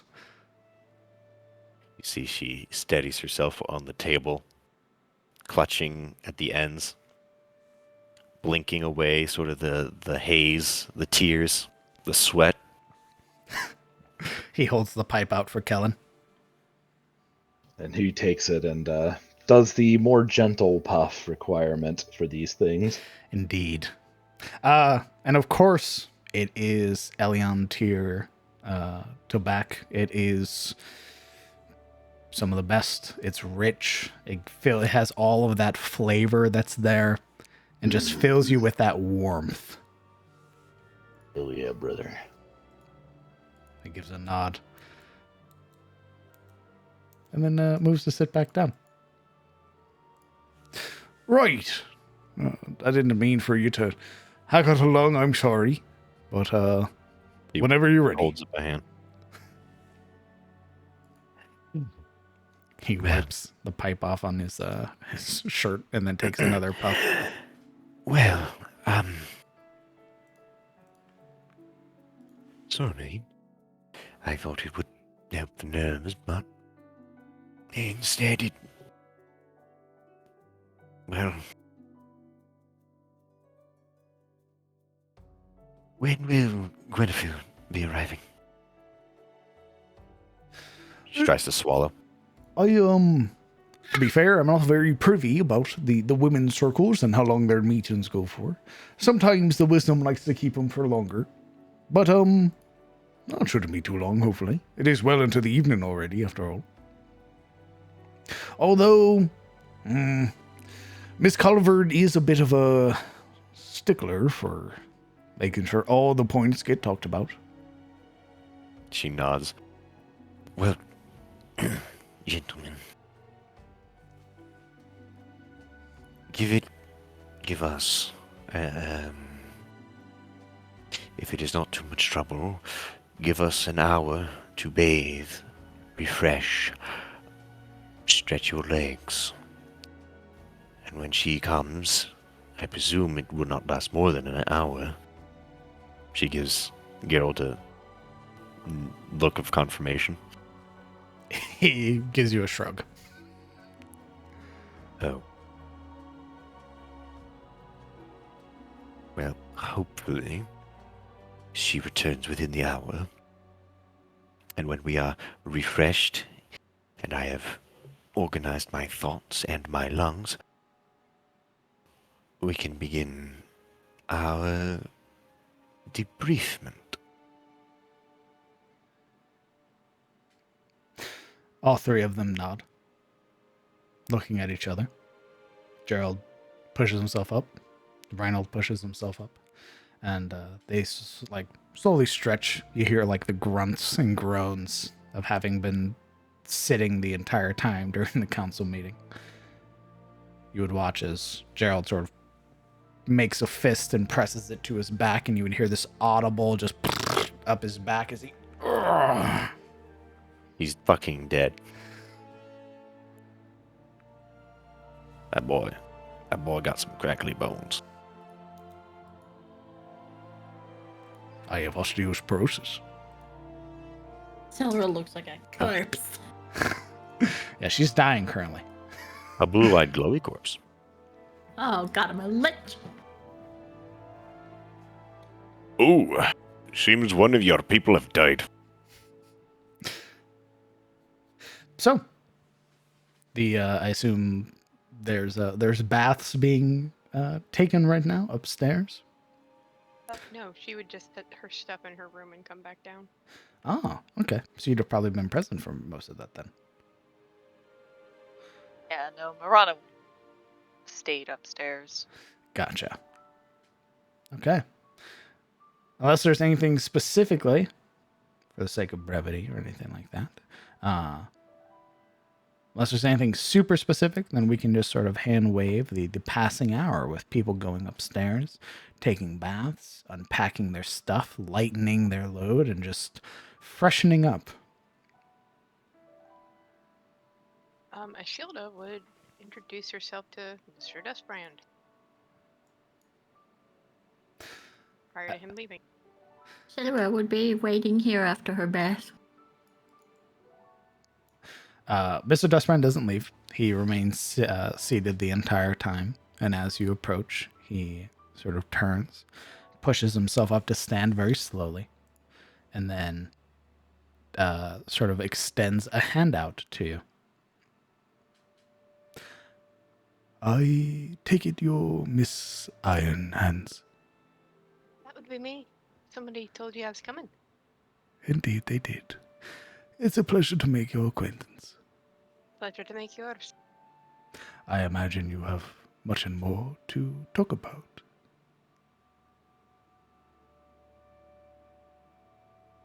Just a little bit. I have a few questions and a little bit of research I want to do. I imagine you do. Please, sit. Oh, thank you.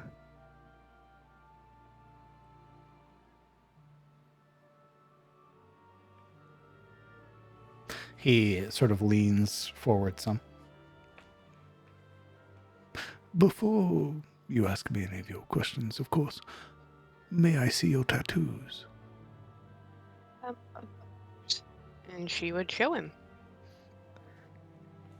Brings a hand up, sort of stroking the long white beard. This very contemplative musing as he sort of eyes your hands up to your forearms. And then she'd be like, well, they work in conjunction with these, and she'd show the bracelets that she has crafted to complete the runes. I see. And you made this all your own? Correct. I was having issues in Orias. So I did a wee bit of research, and this is what I came up with. This is what you came up with. But of course, the ingenuity of dwarves. And how long have you had these marks? Probably about 5 years. And have you added to them?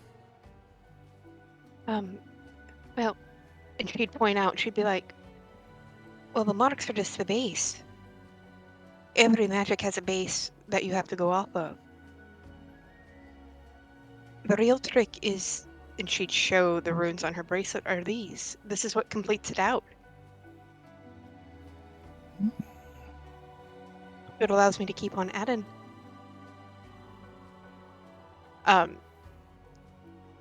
She would put her hand up and the book would levitate up and fold out, like the obsidian one, and fold out before her.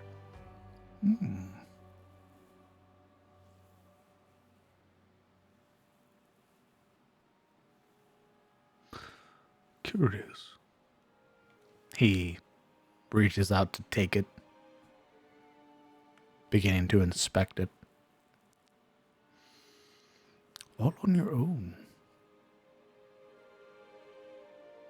I've also managed to be able to transcribe spells a wee bit faster. But that's about it. Yes, I imagine you have. It's good to know that my contact was not wrong. Here you are. He hands it back to you. Thank you. I mean, the things that I figured out through the music. I mean, it took a lot of time. I mean, there were a few that I thought I was going to fail, and I was kind of desperate. There was, and she'd kind of look to Yuria. Do you mind if I disclose our little trip down underground a little bit? Guys, I would prefer everyone is here and we are ready before we start alluding to details. I feel it will only bring more questions He and brings cause a confusion. hand up and gently pats at the back of yours. It's all right.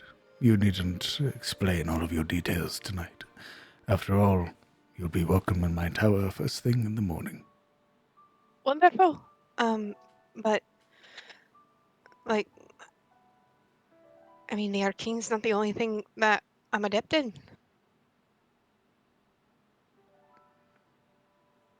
She'd look at him. When I figured out the tattoos, it's like something lit in me.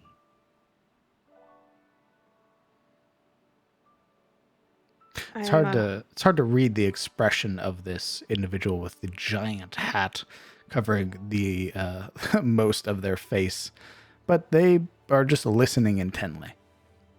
She'd actually show one of her cleric cantrips. Let me see which one.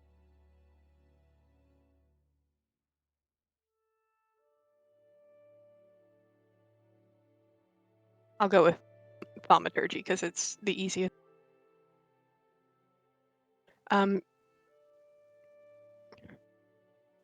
You'd see her light different runes down her arm, and then the holy symbol, which is actually tattooed on the back of her left hand, and the flames would flicker. With thaumaturgy, she doesn't put it out or do any screaming or anything like that. You've managed to combine arcane and divine and not explode. Oh, I give that to the knowing mistress herself. She's the one who's, I felt was kind of guiding me. Yes, I do sense her hand here. Most certainly a thing to discuss in the future. He nods once. Siluril, as you are sort of keeping watch, it wouldn't be long before approaching, having said goodbye to a few other of the women she was traveling with, does eventually make her way back. And as you two meet eyes, there's a very bright smile on Guinevere's face, and it sort of stammers briefly as she looks directly into your eyes.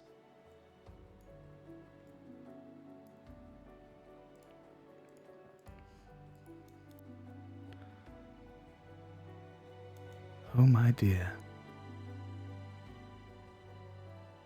As soon as she says that, there's like a tilt upward of Siluril's brows as she just like, it's that expression of like, oh, let me put it in C to you.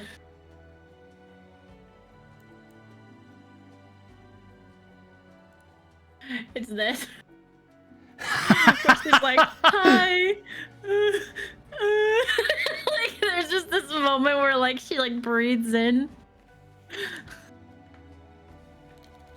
As you begin to your lips sort of begin to quiver, and you show the sign of like trying not to cry, there's a moment where Guinevere approaches, her hands very gently reaching up to cup either side of your face and just hold you there for a moment, looking at your expression, and then slowly wrap her arms around you to pull you into a hug.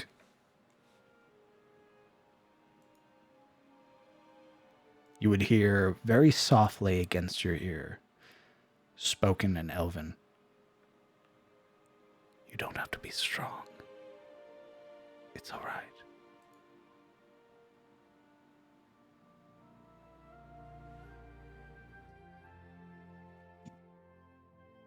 She would nod.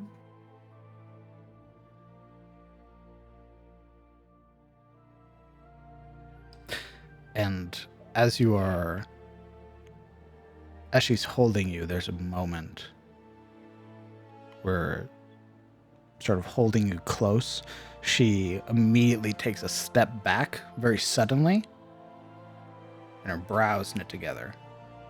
And her head starts sweeping from head to toe over your person, and then her attention settles on the flail. And you would see that kind, compassionate look on her face darken.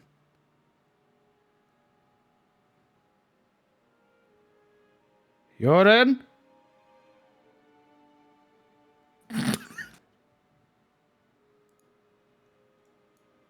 Oh god, we're getting now.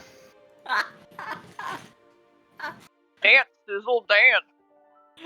Sizzle! You get to play two characters. Yes, Remember his I voice. do. Oh my god. It is time for voice change.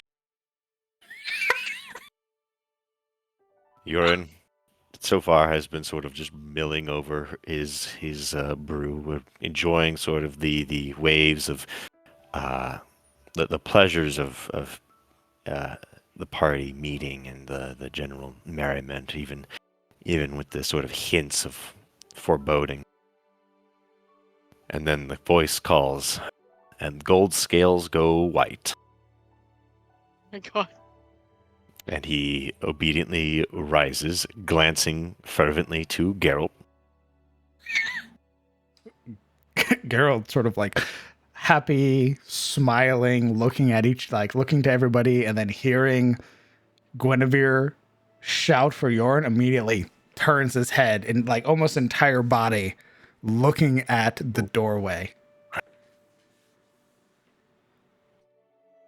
He slowly turns towards the doorway, staring at it a good long moment before he obediently squares his shoulders military style and marches towards it. I can't move his token, so fuck you. Can't move his token. Indeed, he is an NPC for me. Yes, of course. What does that mean? I don't know why. Dead. He's dead, Jim. Fuck. Should be able to move him now. I do. He's got a...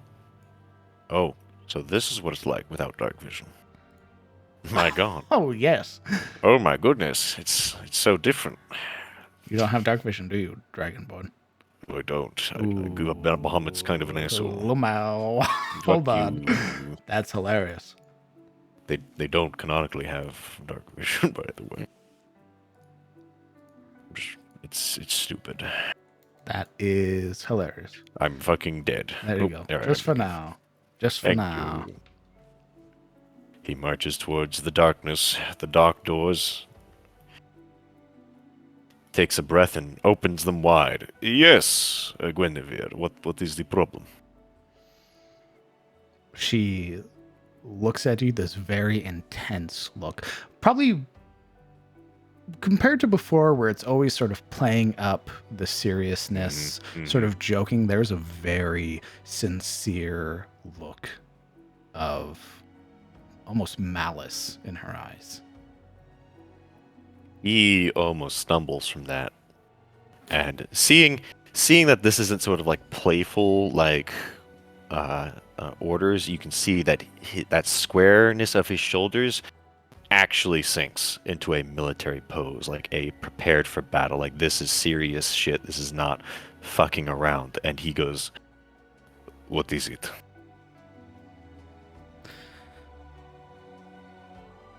Show him, my dear. She would turn around and look at him. He looks down at you. As she turns around, now in the presence of Guinevere, before on its own, you'd have never have seen it, in fact. But in the presence of Guinevere, your attention is drawn to this flail. This low growl that emanates from it. A chromatic white. Ooh. He looks down at Silver, at first confused, noting the blue coloration of his eyes, and then his eyes are drawn to the flail, and he begins to inhale almost instinctually, nostrils flaring as the heat starts to rise on the top of his head, as if holding his breath, ready to strike it. Where did you get this, Silver?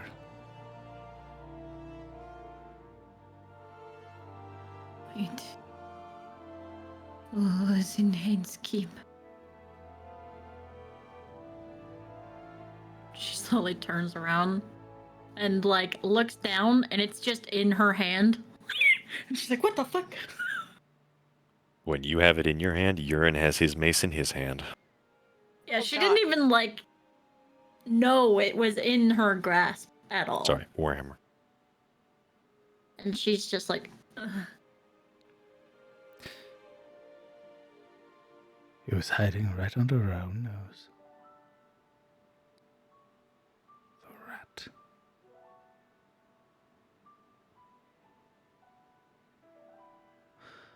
My dear, give it to me.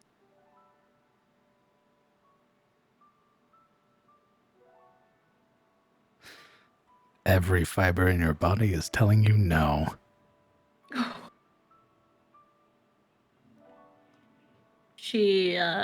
She speaks as if she believes every word she's saying, but also disbelieves it at the same time.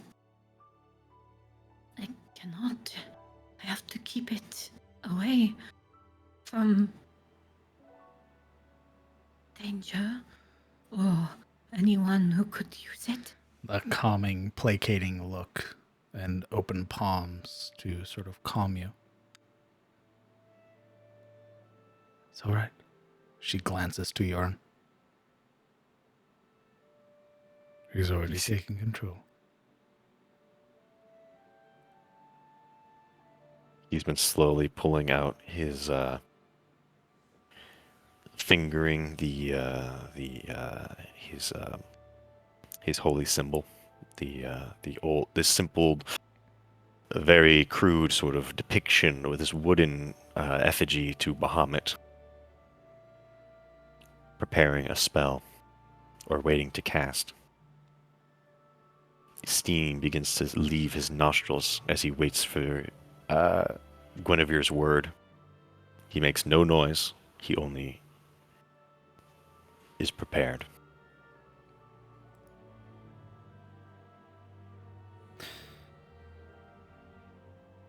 The weapon you wield against your will belonged to a terrible foe. One, I thank Bahamut, no longer walks this realm. But the spirit lingers on, and you possess but a part of it. Nysethris. She hisses the words. You see his Urin's nostrils warm. You can see like the radiance of flame about to exit his mouth, like a furnace just starting to ignite at the mention of his name, and the smoke billows. He does not breathe upon Siluril yet, but you can see he is on edge.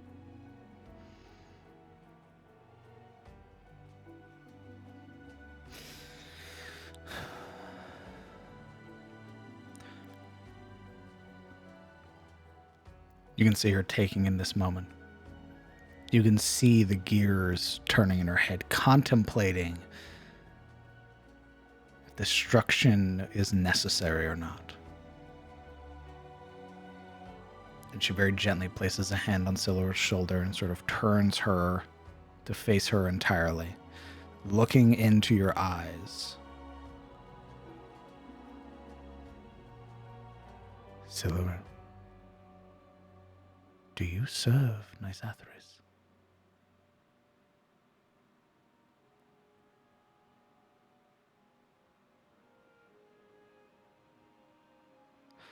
Am I able to answer freely?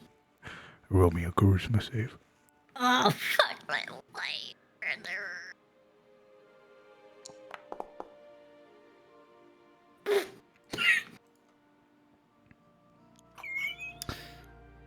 You cannot answer freely.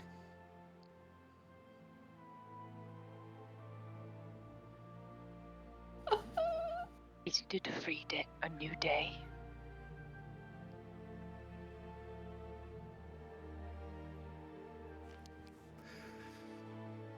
Technically, no. She used it in the morning. It's not a new dawn yet. I haven't had a long rest either.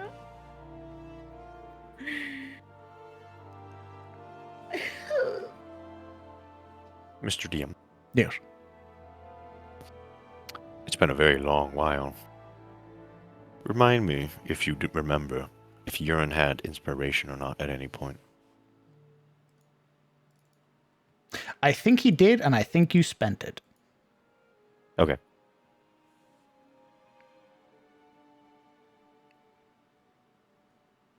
I know Yuri spent hers, so. Guinevere is watching very intently. Her ears twitch independently. These long ears as her brows knit together, and she shakes her head, but her lips form and she speaks. Of course. All while she is shaking her head. She immediately flicks her attention up to Yoren. Silverl just goes, You see him begin to raise the effigy. And he would cast Hold Person on Silverl. Hey, whoa, brother! Whoa! That's what we call it for tonight. Yo. Oof. I wanna die. Thank you guys so much for playing.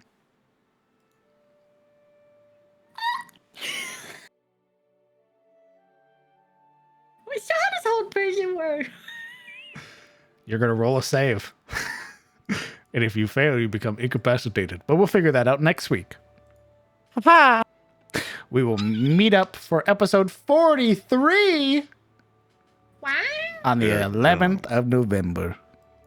That's a Wow. lot. That's a little amount of time, isn't it? Hopefully, we'll have a Alaric at the time too. Hopefully. Great. And we're going to see what happens, what can be done. As Siluro wields the flail of Nisathris, the frozen doom.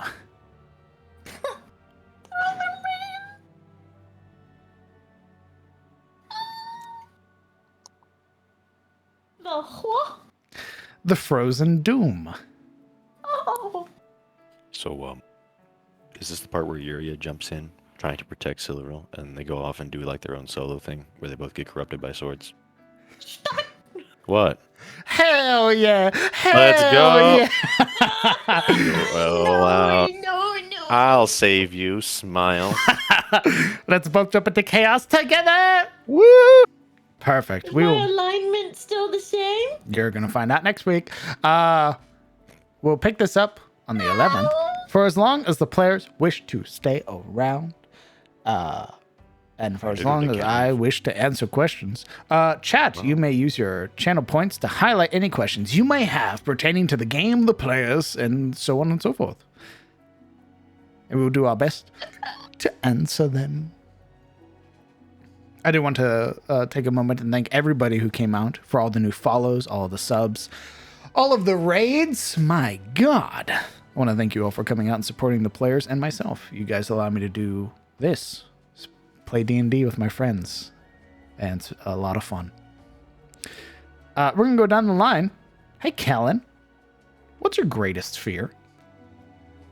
Like in character? Yeah. No, out of character, so I can use it against you. Yes, in I'm character. afraid of taxes. Yeah. Me care too. for me. Yeah. And Kellen's greatest fear? I'll be right back. I mean, like on a strictly physical basis, probably being eaten alive by Morlings is not something he'd particularly care for. You would never last a day in Blake's shoes, clearly. Yeah, he's not a boar specialist.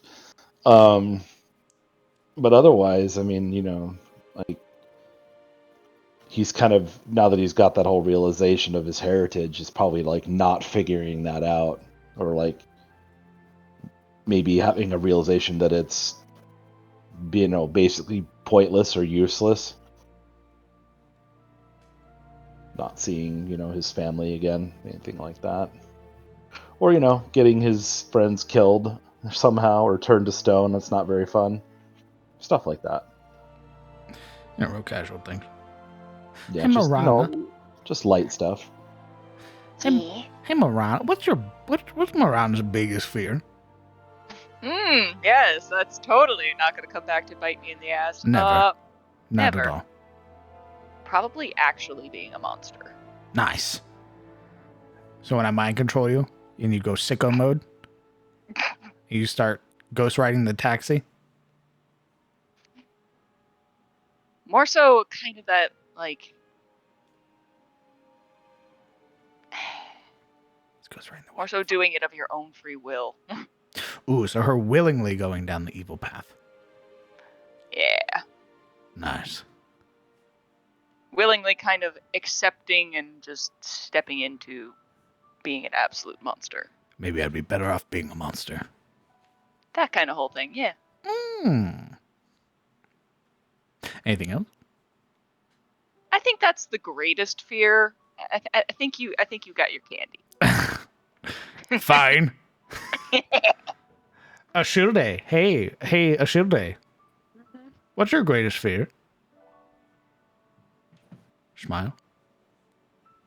Winky face.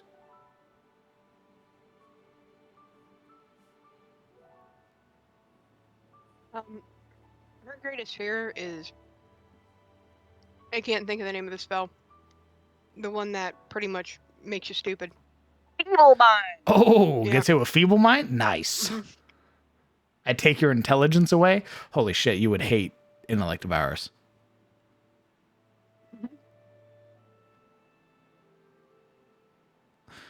Very good, very, very good. Doesn't want to get hit with feeble mind. Noted. Good to know. Doesn't want to lose her intellect because that's what she's been living off of. Very good. I'm going to reduce that down to a 9. I'm going to make you a barbarian. Silveril. Hey, Silveril. What's your greatest fear? I'm back.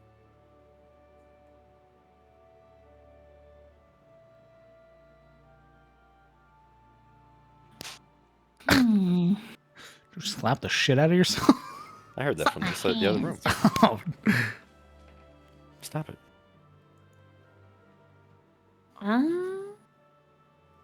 Probably somewhere along the lines of like.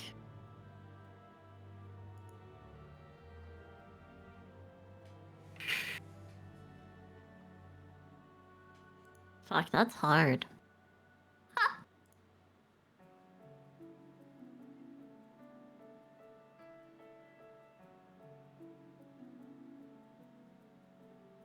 Come back to me. Very well. Hey, Yuria. Yes. Hey, Yuria. What's your greatest fear? Why am I telling you that? I don't know. Somebody asked the question. Well, Smile. Well, yeah, I'm not. Winky face. Smile. Winky face. No. I choose life. Audible wink. What's your greatest fear? Well, I mean, since you're winking at me. You can trust me. I promise. I'll never use it against you ever. Okay. Well, for Yuria, hold on. I wrote this down. Oh, Nice. It's part of our fucking character application.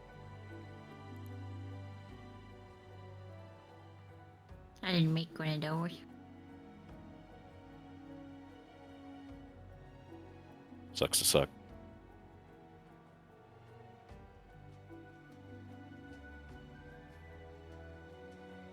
Mine was verbal.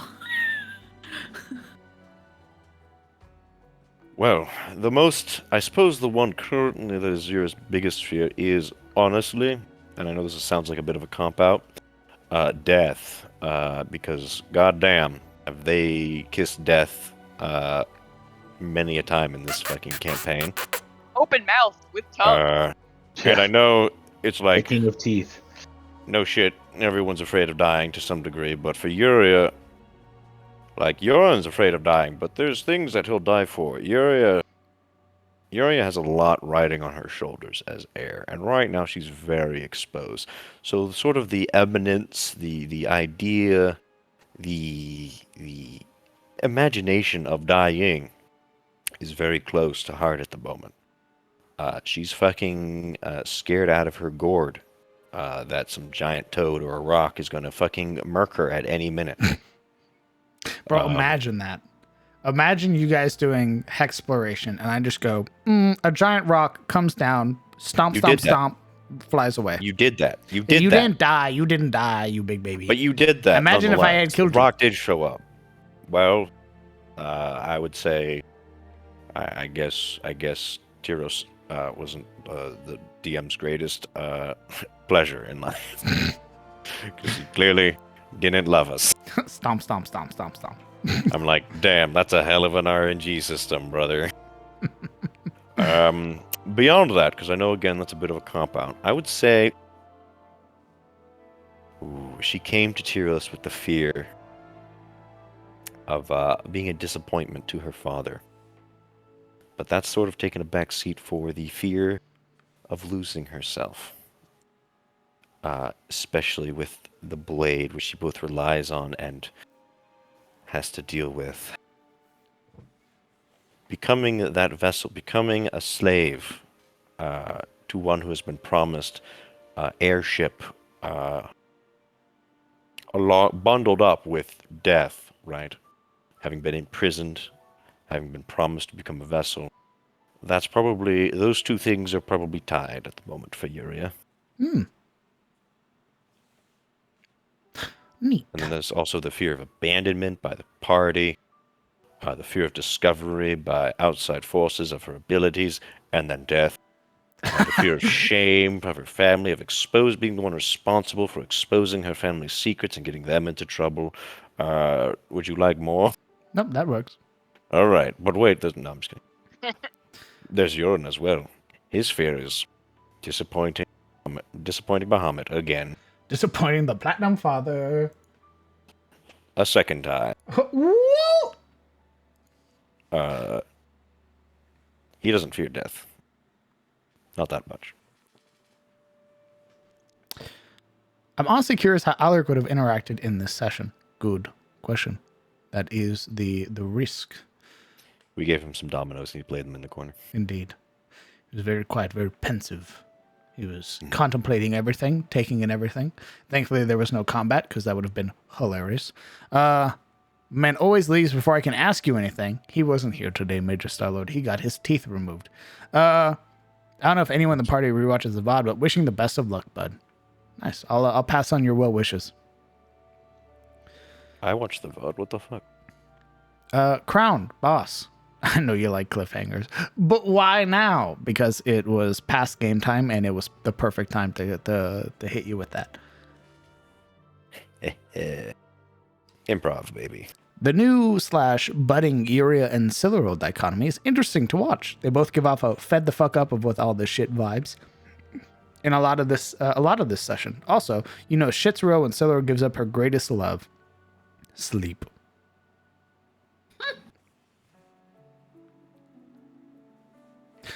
My question is for the lovely dwarf of the party, Ishilde, who I love despite their tough exterior. Is there anyone she has a soft spot for in the current party or past besides children?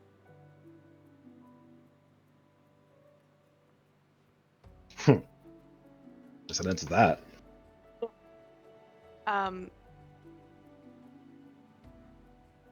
It would be Kellen and then probably Marana. She's trying to mend bridges with the other ones because she realized that she was letting past things affect current relationships. So she realized she was in the wrong, and she's trying to figure out how to do that. But currently, it's Kellen and Marana. Delightful. And she also thinks Alaric is a big dumb puppy who gets hurt a lot. That's how he lures you in. Makes you think that he's weak, but he's really just gonna get you. Are you, hey Sizzle, are you excited for the combat next session where you'll be playing as two characters, both possibly opposed to each other, smiley face? Bro, I can't wait to punch myself in the face. Nice. You get a crit against Yuria? That's right. Bro, I guarantee Urin would kick Yuria's ass, bro. Urin, unlike Yuria, has second level spells. Hey, watch Hold this. person. Holds person. Smiles. Waits a turn. Inflict wounds. Wait. I'm a very caring and empathetic creature, I say, as I unleash God's wrath upon you. The Platinum Father sends his regards. I said I would do this, DM, and it's time for me to make good on my promise. I remember where the constabulary is. It's the last building on the eastern road, south side. It has a yellow roof. Close. It has a gray roof, but yes, you're right. Insert. It's hard to tell. I know colors and stuff like that always are different for everybody, but it's a gray roof, and that's just me being pedantic. Hit him with the drifter oof. Yuria now has a reason to be like fucking Turosians after the tobacco incident. Tell me, DM, was that the good Two Rivers leaf? Yes. I was watching your comments, Super Spells, as you were talking about it. Yes. Welcome to the Two Rivers. This is a lot of the Southlands. I derive a lot of inspiration from Two Rivers. The ferry is the ferry. Elian's tier is exactly that. I even have the saying for the ferry that is effectively 1 for 1. If you shook hands with an Aram's ferryman, you counted your fingers afterwards. Yeah. Last actual serious question for me. What is something about your character that surprised you or made a decision that you as a player didn't expect? We'll go down the line. Hey, Kevin. What is something about your character that surprised you or made a decision that you as a player didn't expect?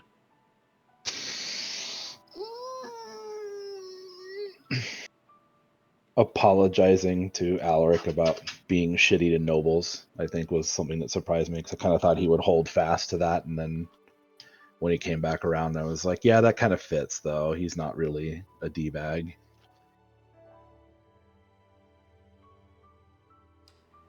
Marana.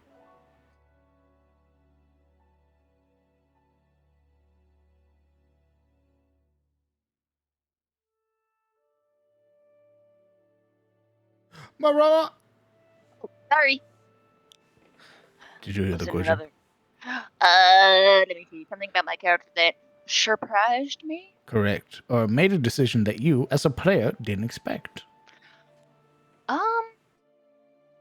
Just because she's very secretive, I didn't 100% expect her to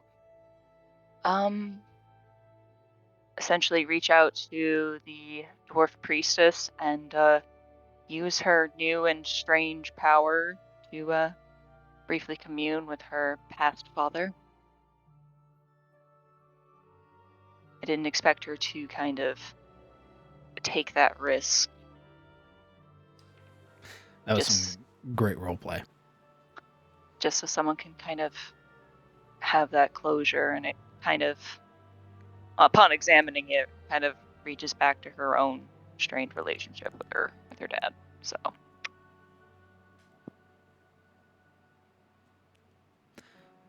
A shield, eh? Me hitting the private dice roll with my giant metal dice on my giant mouse pad, making a shield to have the maybe I'm the bitch moment. She did some self retrospection. Well, maybe I'm being a bit of a bitch. Right, so maybe I'm being a wee bit of a, well, bitch, and maybe I should apologize because not all elves are the same. Not all fucking smurfs. I mean, elves. Do better. I just loved your being. Do better. Do better. But Yuria is not an elf, she is a human, so therefore she is still a bitch. Yes. I'm sorry, what was your point? Hey, Celoriel. What's your greatest fear? I think Siluriel's greatest fear might be failure. Ooh. I think that is a good one. I don't think there's been I'm not any. talking like tiny failure. I'm talking like major, like her failure is life changing for either her or someone else. That's what I was thinking. I don't think there's been a moment where the party has like, oh, Yuria. What? What? The party's failure of Yuria becoming petrified. Well, that was not a failure. That could be undone. Failure is when you can't go back and you must live with it for the rest of your life. Like Yorin. I guess then the party really hasn't had any failures. You saved the children. You got rid of the facility. You helped the fairy.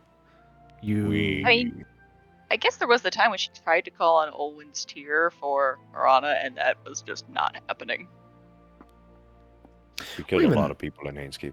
Even that wasn't really a failure. That was just, hey, you've already called on me a lot.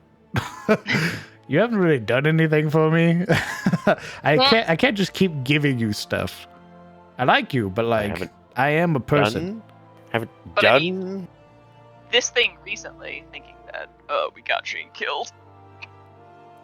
That was great. That wasn't a failure. That's just tragedy. Yeah, right. You think I believe that shit? Come on. Debated. Fucking okay. It's like the mouth, all right? Until there's a corpse and it has a face and it says, "No, this is your fault," and it dies, it's not dead. Hey, Silverbill. Yeah. What about your character has surprised you or made a decision that you as a player didn't expect? I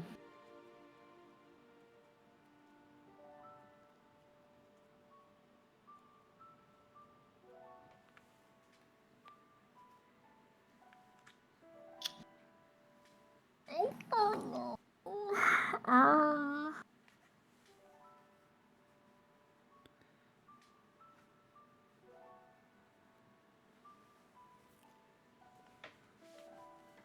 Probably something along the lines of like,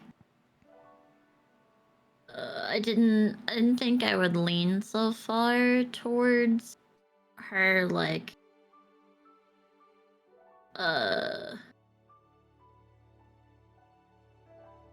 being, I don't know how to explain it. I don't know. I don't like these questions.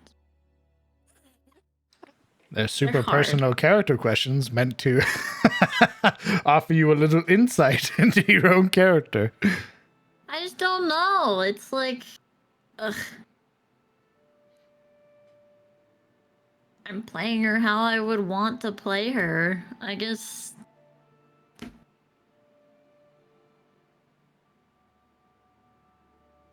I wanted to do more music stuff, so I guess I'm not shocked by it, but I wanted to do more prevalent music stuff and haven't done it. And that's just a player choice, a character choice, I don't know. I don't have a good answer. Sorry. You are forgiven this one time.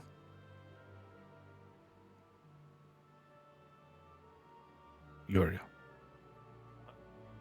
answer the question. Which question? Has there been anything about your character that surprised you? Or an action that you as a player didn't expect? Oh, buddy. Yuri is a bit of a thing for me.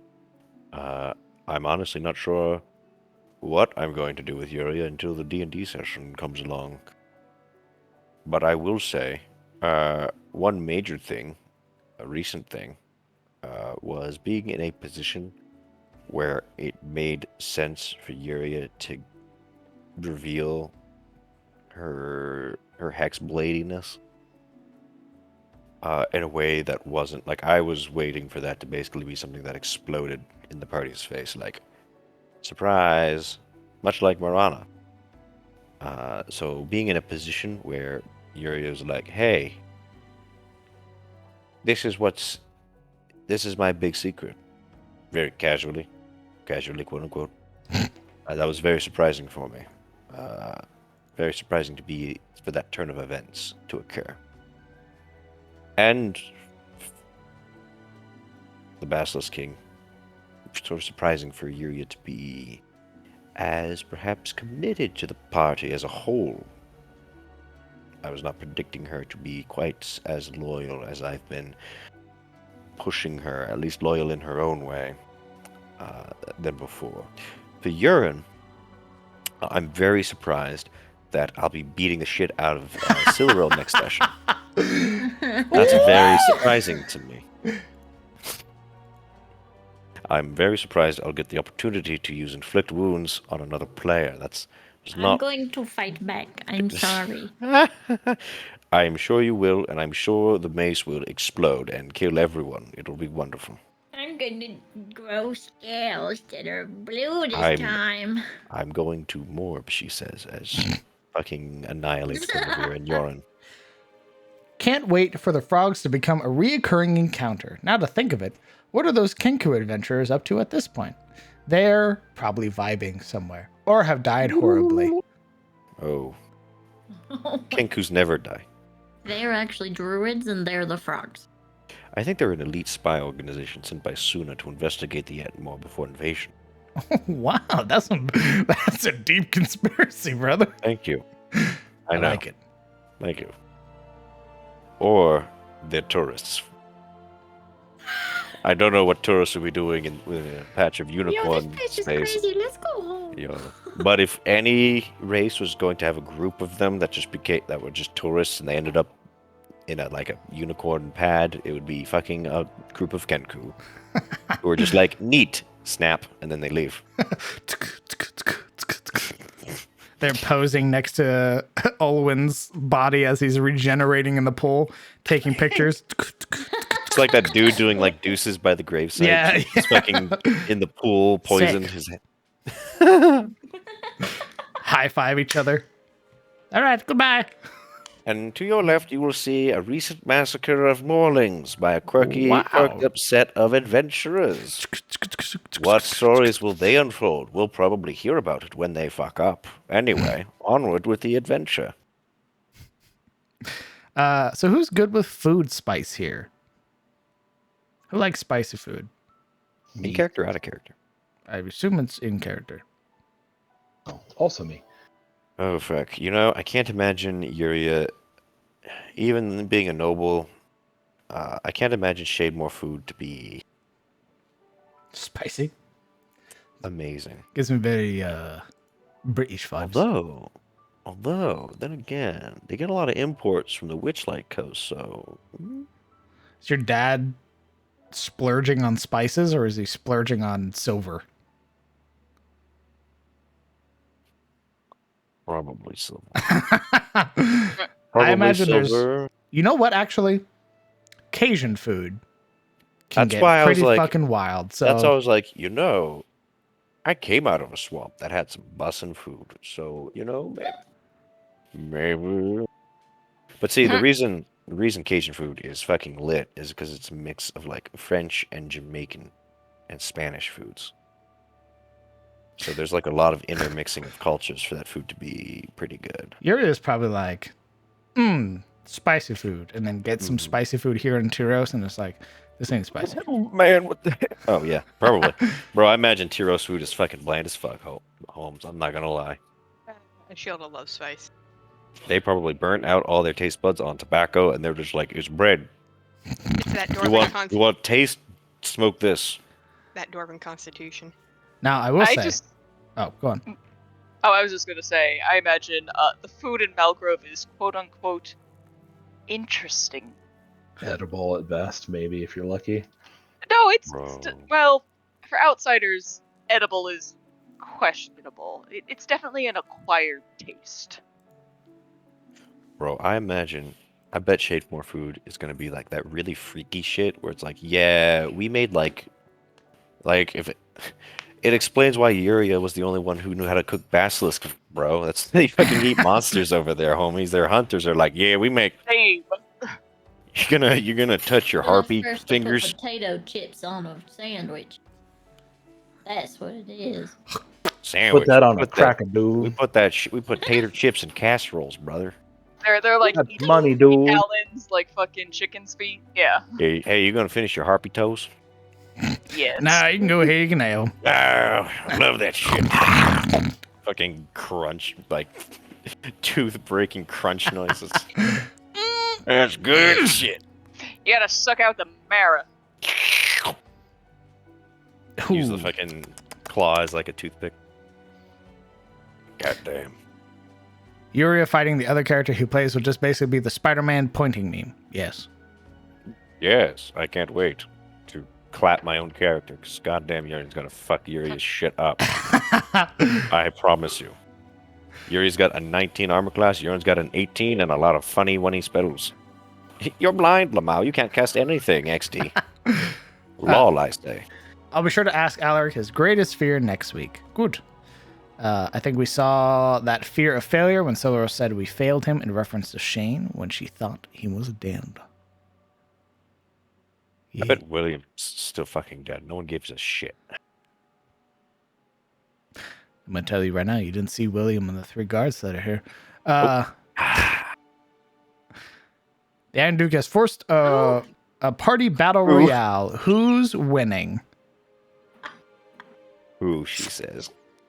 It is a tie. Actually, it's a toss-up. Really, it comes down to dice. I would like to say Alaric. However, Alaric will probably get pelted down by a bunch of spells, which he can't resist. However, You're if he does blind, get his Lamau. hands onto somebody, he's going to do some damage. Siluro has the ability to sort of defend herself. Marana has the ability to stay hidden and do some shit. Kellen has a quirky bow, Yeah, that's your way of saying I'd be fucked. but he's a ranger. So I'd be Yeah. fucked. Well, yeah. I imagine if Yoren's in it, probably Yoren.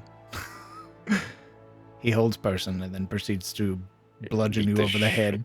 Blind old person, inflict wounds, whip your ass with a warhammer, because yes, he has heavy armor, shield, and martial weaponry.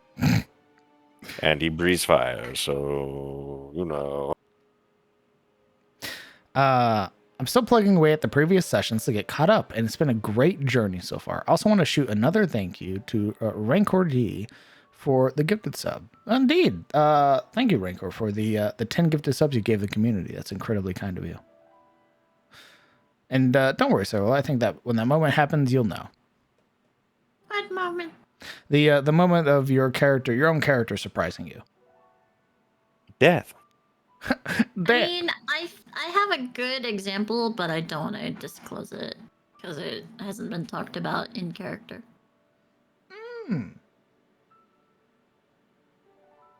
Spicy. Because I was very surprised in myself, Oh.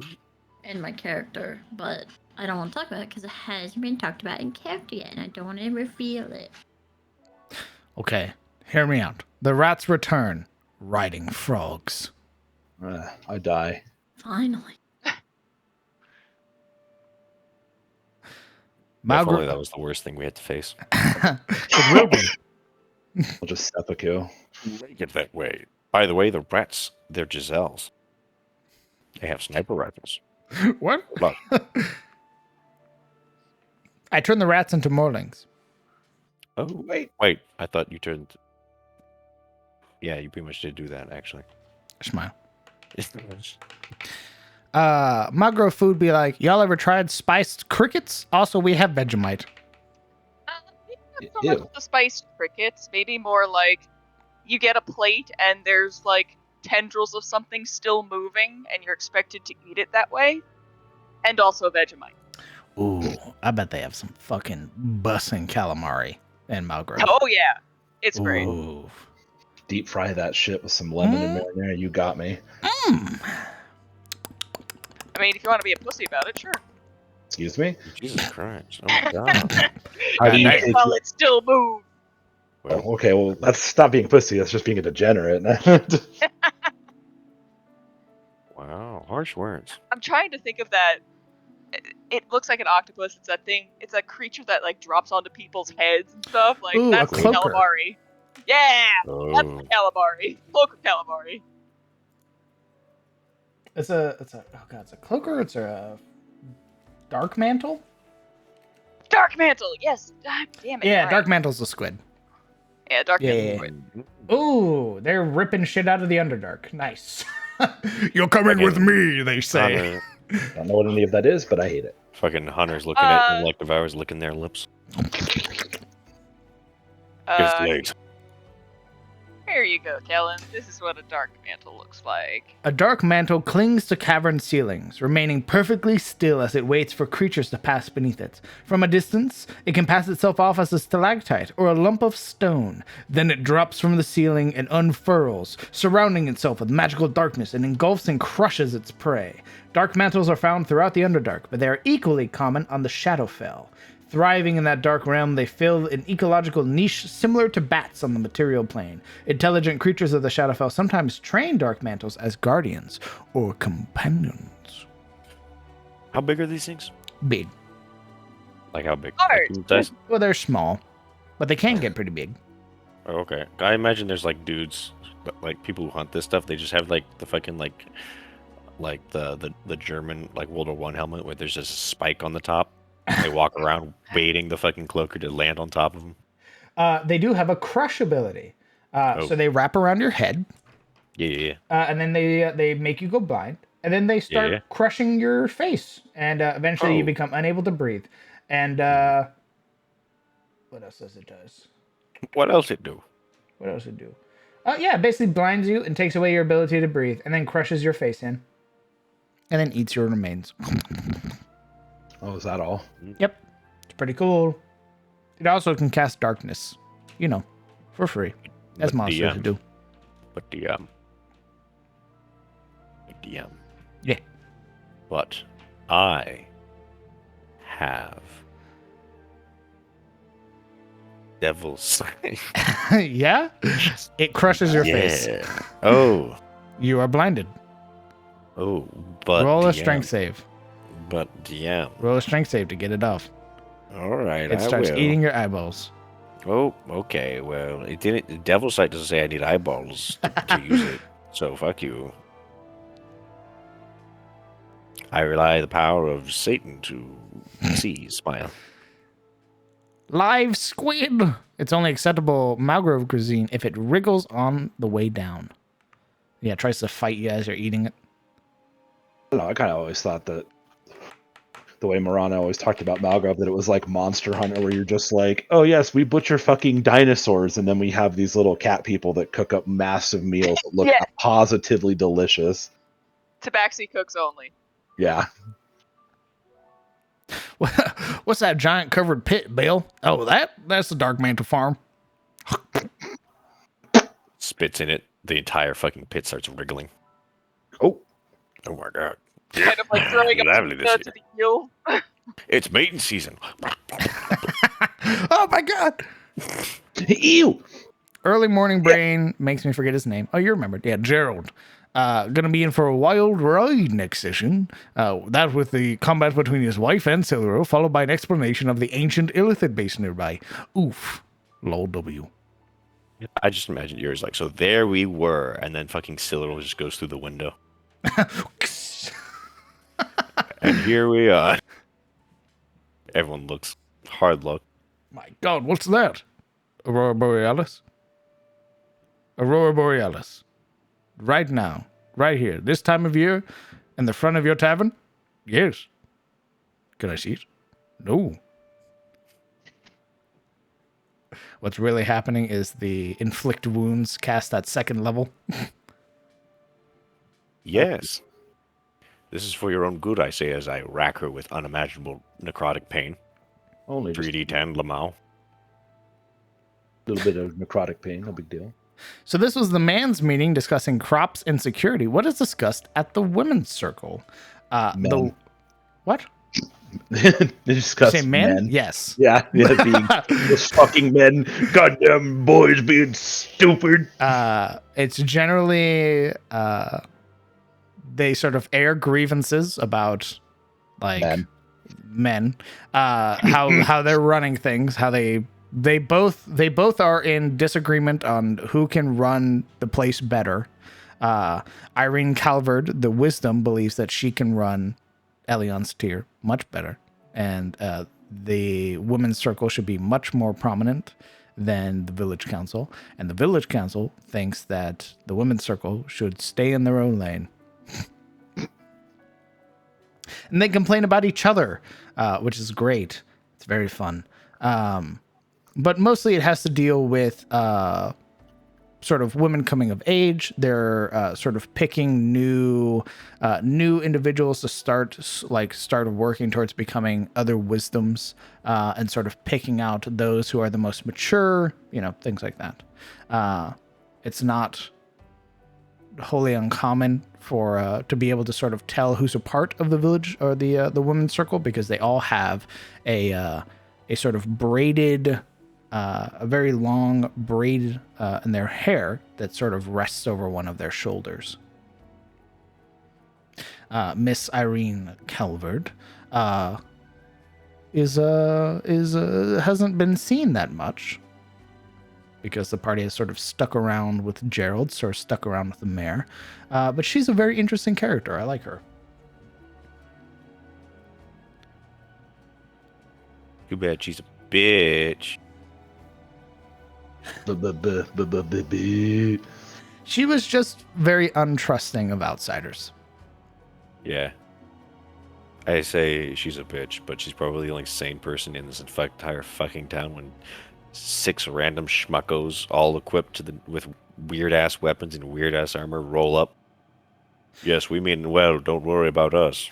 Yeah, you can fully believe that the first night that the party came in, there was a women's circle meeting about these fucking strangers coming in. Hey. Airing grievances. Festivus is an official holiday confirmed.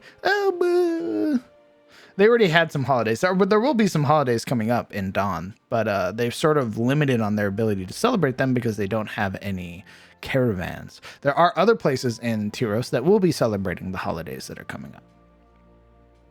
I also suspect maladies are discussed, since the wisdom is a person that typically treats the sick. Indeed. Amira, or what's her name? Let me make sure I'm getting it right. Get it right or else. Indeed, Amira Stormoak, who is the dwarf cleric. She is also a part of the woman's circle, and she works with Miss Calvert to sort of work on help with those maladies. A lot of the, as was discussed with Gerald and some of the other council members, some of the rot that had taken some of the plants in the other nearby farms. I probably know an unfair amount about the women's circle as a Wheel of Time reader. Yeah, but that's fine. What was that? Super talking about how they probably know an unfair amount about the women's circle because they are a Wheel of Time reader.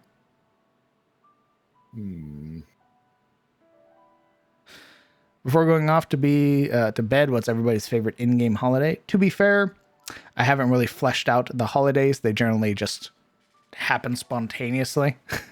Like they came in during the end of Yuletide and the Bright Festival.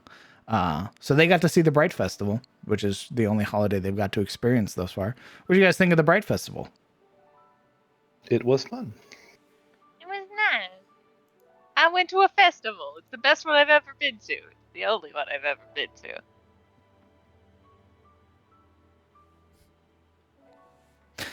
We'll do this last question from Luna. Actually, Sabine can't answer because Sabine's gone. Sailor Real and Yuri, what do you guys think of the Brat Festival? Silver and who?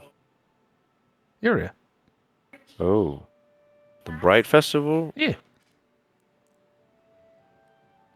I'm mad because I didn't get laid.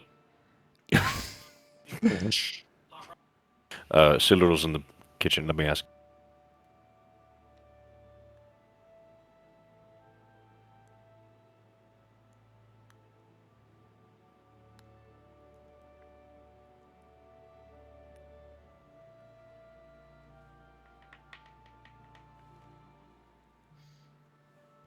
Hello, it is me, Uriel Zyri. What do you think of the Bright Festival? I loved it. It was great. I got to sing. I approve. Indeed. If you guys want to hear Silurel's amazing singing, I really hope that you guys get to the Bright Festival episode. It's fantastic. When Silurel sings, it's a great time. I love this headset. She's This is great. She's only done it a few times, but every time she's done it, it's been fantastic. I've got like 7 songs prepared. Why would you laugh? Yeah, it's 7 of them. Oh. Nothing. Had an epiphany. Don't worry about it.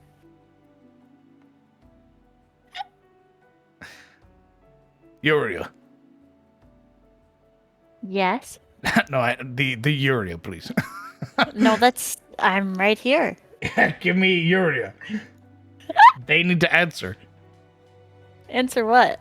that question. Also, Varys, thank you very much for the 6 months, Yes, brother. I loved it. I had a lot of fun. I drank booze. Yeah? Yeah? Give the fucking thing over, you little shit. Fucking make me, bitch!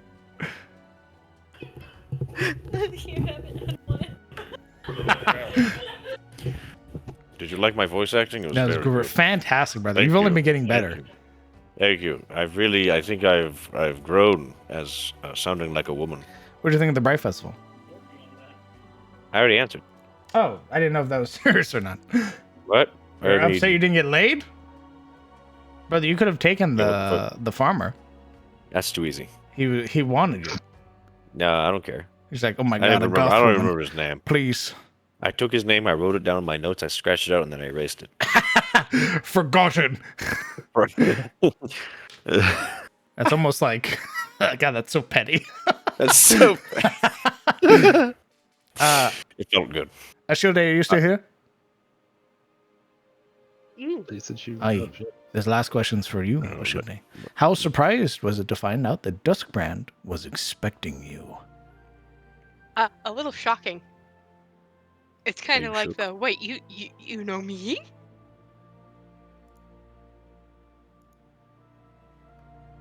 Who the hell told you about me?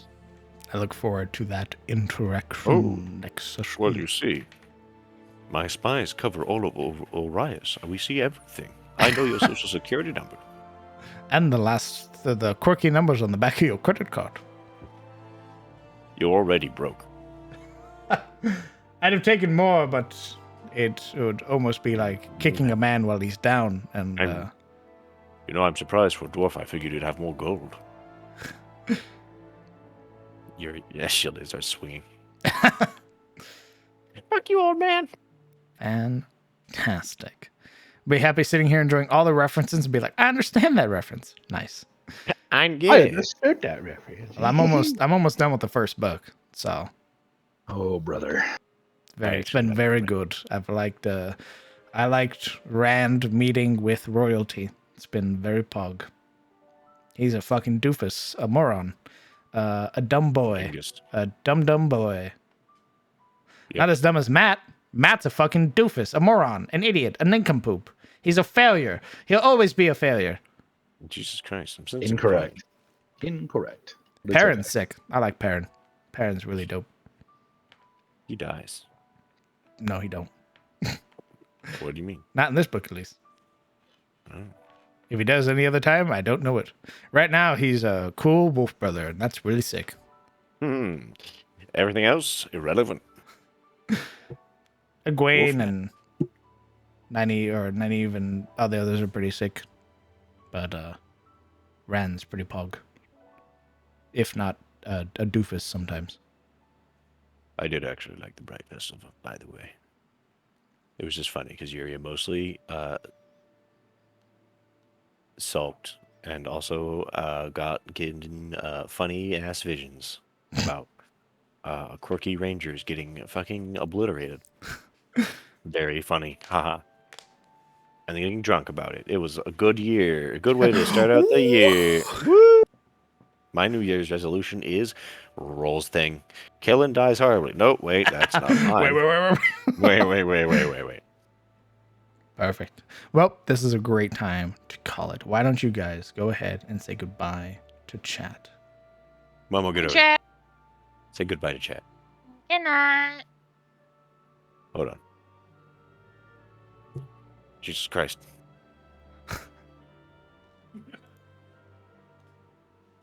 She broke the fridge and then said goodbye. Nice. Fridge, it's on fire. Anyway, goodbye. Goodbye. You may need a new house. I'll be back in a moment. Hey, gamers. Thank you guys so much for coming out and supporting the players, supporting myself. You guys were fantastic tonight. I loved all of the interactions in chat. I'm glad that you guys, were enjoying the session enough to stick through it the entire time. So thank you very much. I want to thank all the new follows, everybody who came in and followed the stream and are interested in our little game. It means a lot. And welcome. It's nice to meet you. For those who are new and don't know, hello. I'm the Crown DM.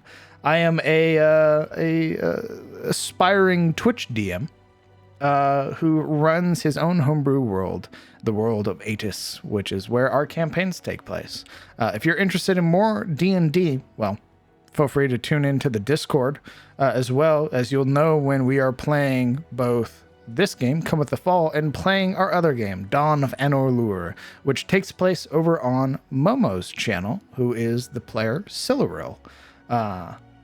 So if you like D&D and want to watch more of it, feel free to tune in. We play every Sunday, really early in the morning, but I promise you, it's worth it. As well, it is a fresh chapter in that campaign. They're starting over as heroes, so to speak, in a land that's been transformed as they've been away, locked in a prison for 2 years. And now they are figuring out everything that has transpired in their absence as they face off against the God King, Borodair. As well, I just want to thank you guys. I really appreciate it. And if you're interested in learning about Incarnate, Foundry, or anything like that, all of the maps you saw tonight, I made them all by hand. And if you're interested on learning on how to do some stuff like that, feel free to tune into the Monday streams, which is our Map Making Monday. As well, if you're interested in learning more about Foundry, feel free to tune in. I love answering questions. As well, we have a questions tab in the Discord that you can ask questions in. So feel free to join, and I welcome you to the community. Of course, give a follow to the Twitter, give a follow to the YouTube. I'm going to start scouting and looking for some artists to get you guys some sick badges for your subscriptions. I'm gonna start looking for a UI artist to start hammering out my own personal UI. and getting that nice feel. So I feel like it's my own and not somebody else's. And that's pretty much it. The Booty God, I love you too. That's it for me. I hope that you all have a great night. I hope that you all take care. Hug your loved ones. Tell them that you love them. And I will see you all later. Goodbye, chat.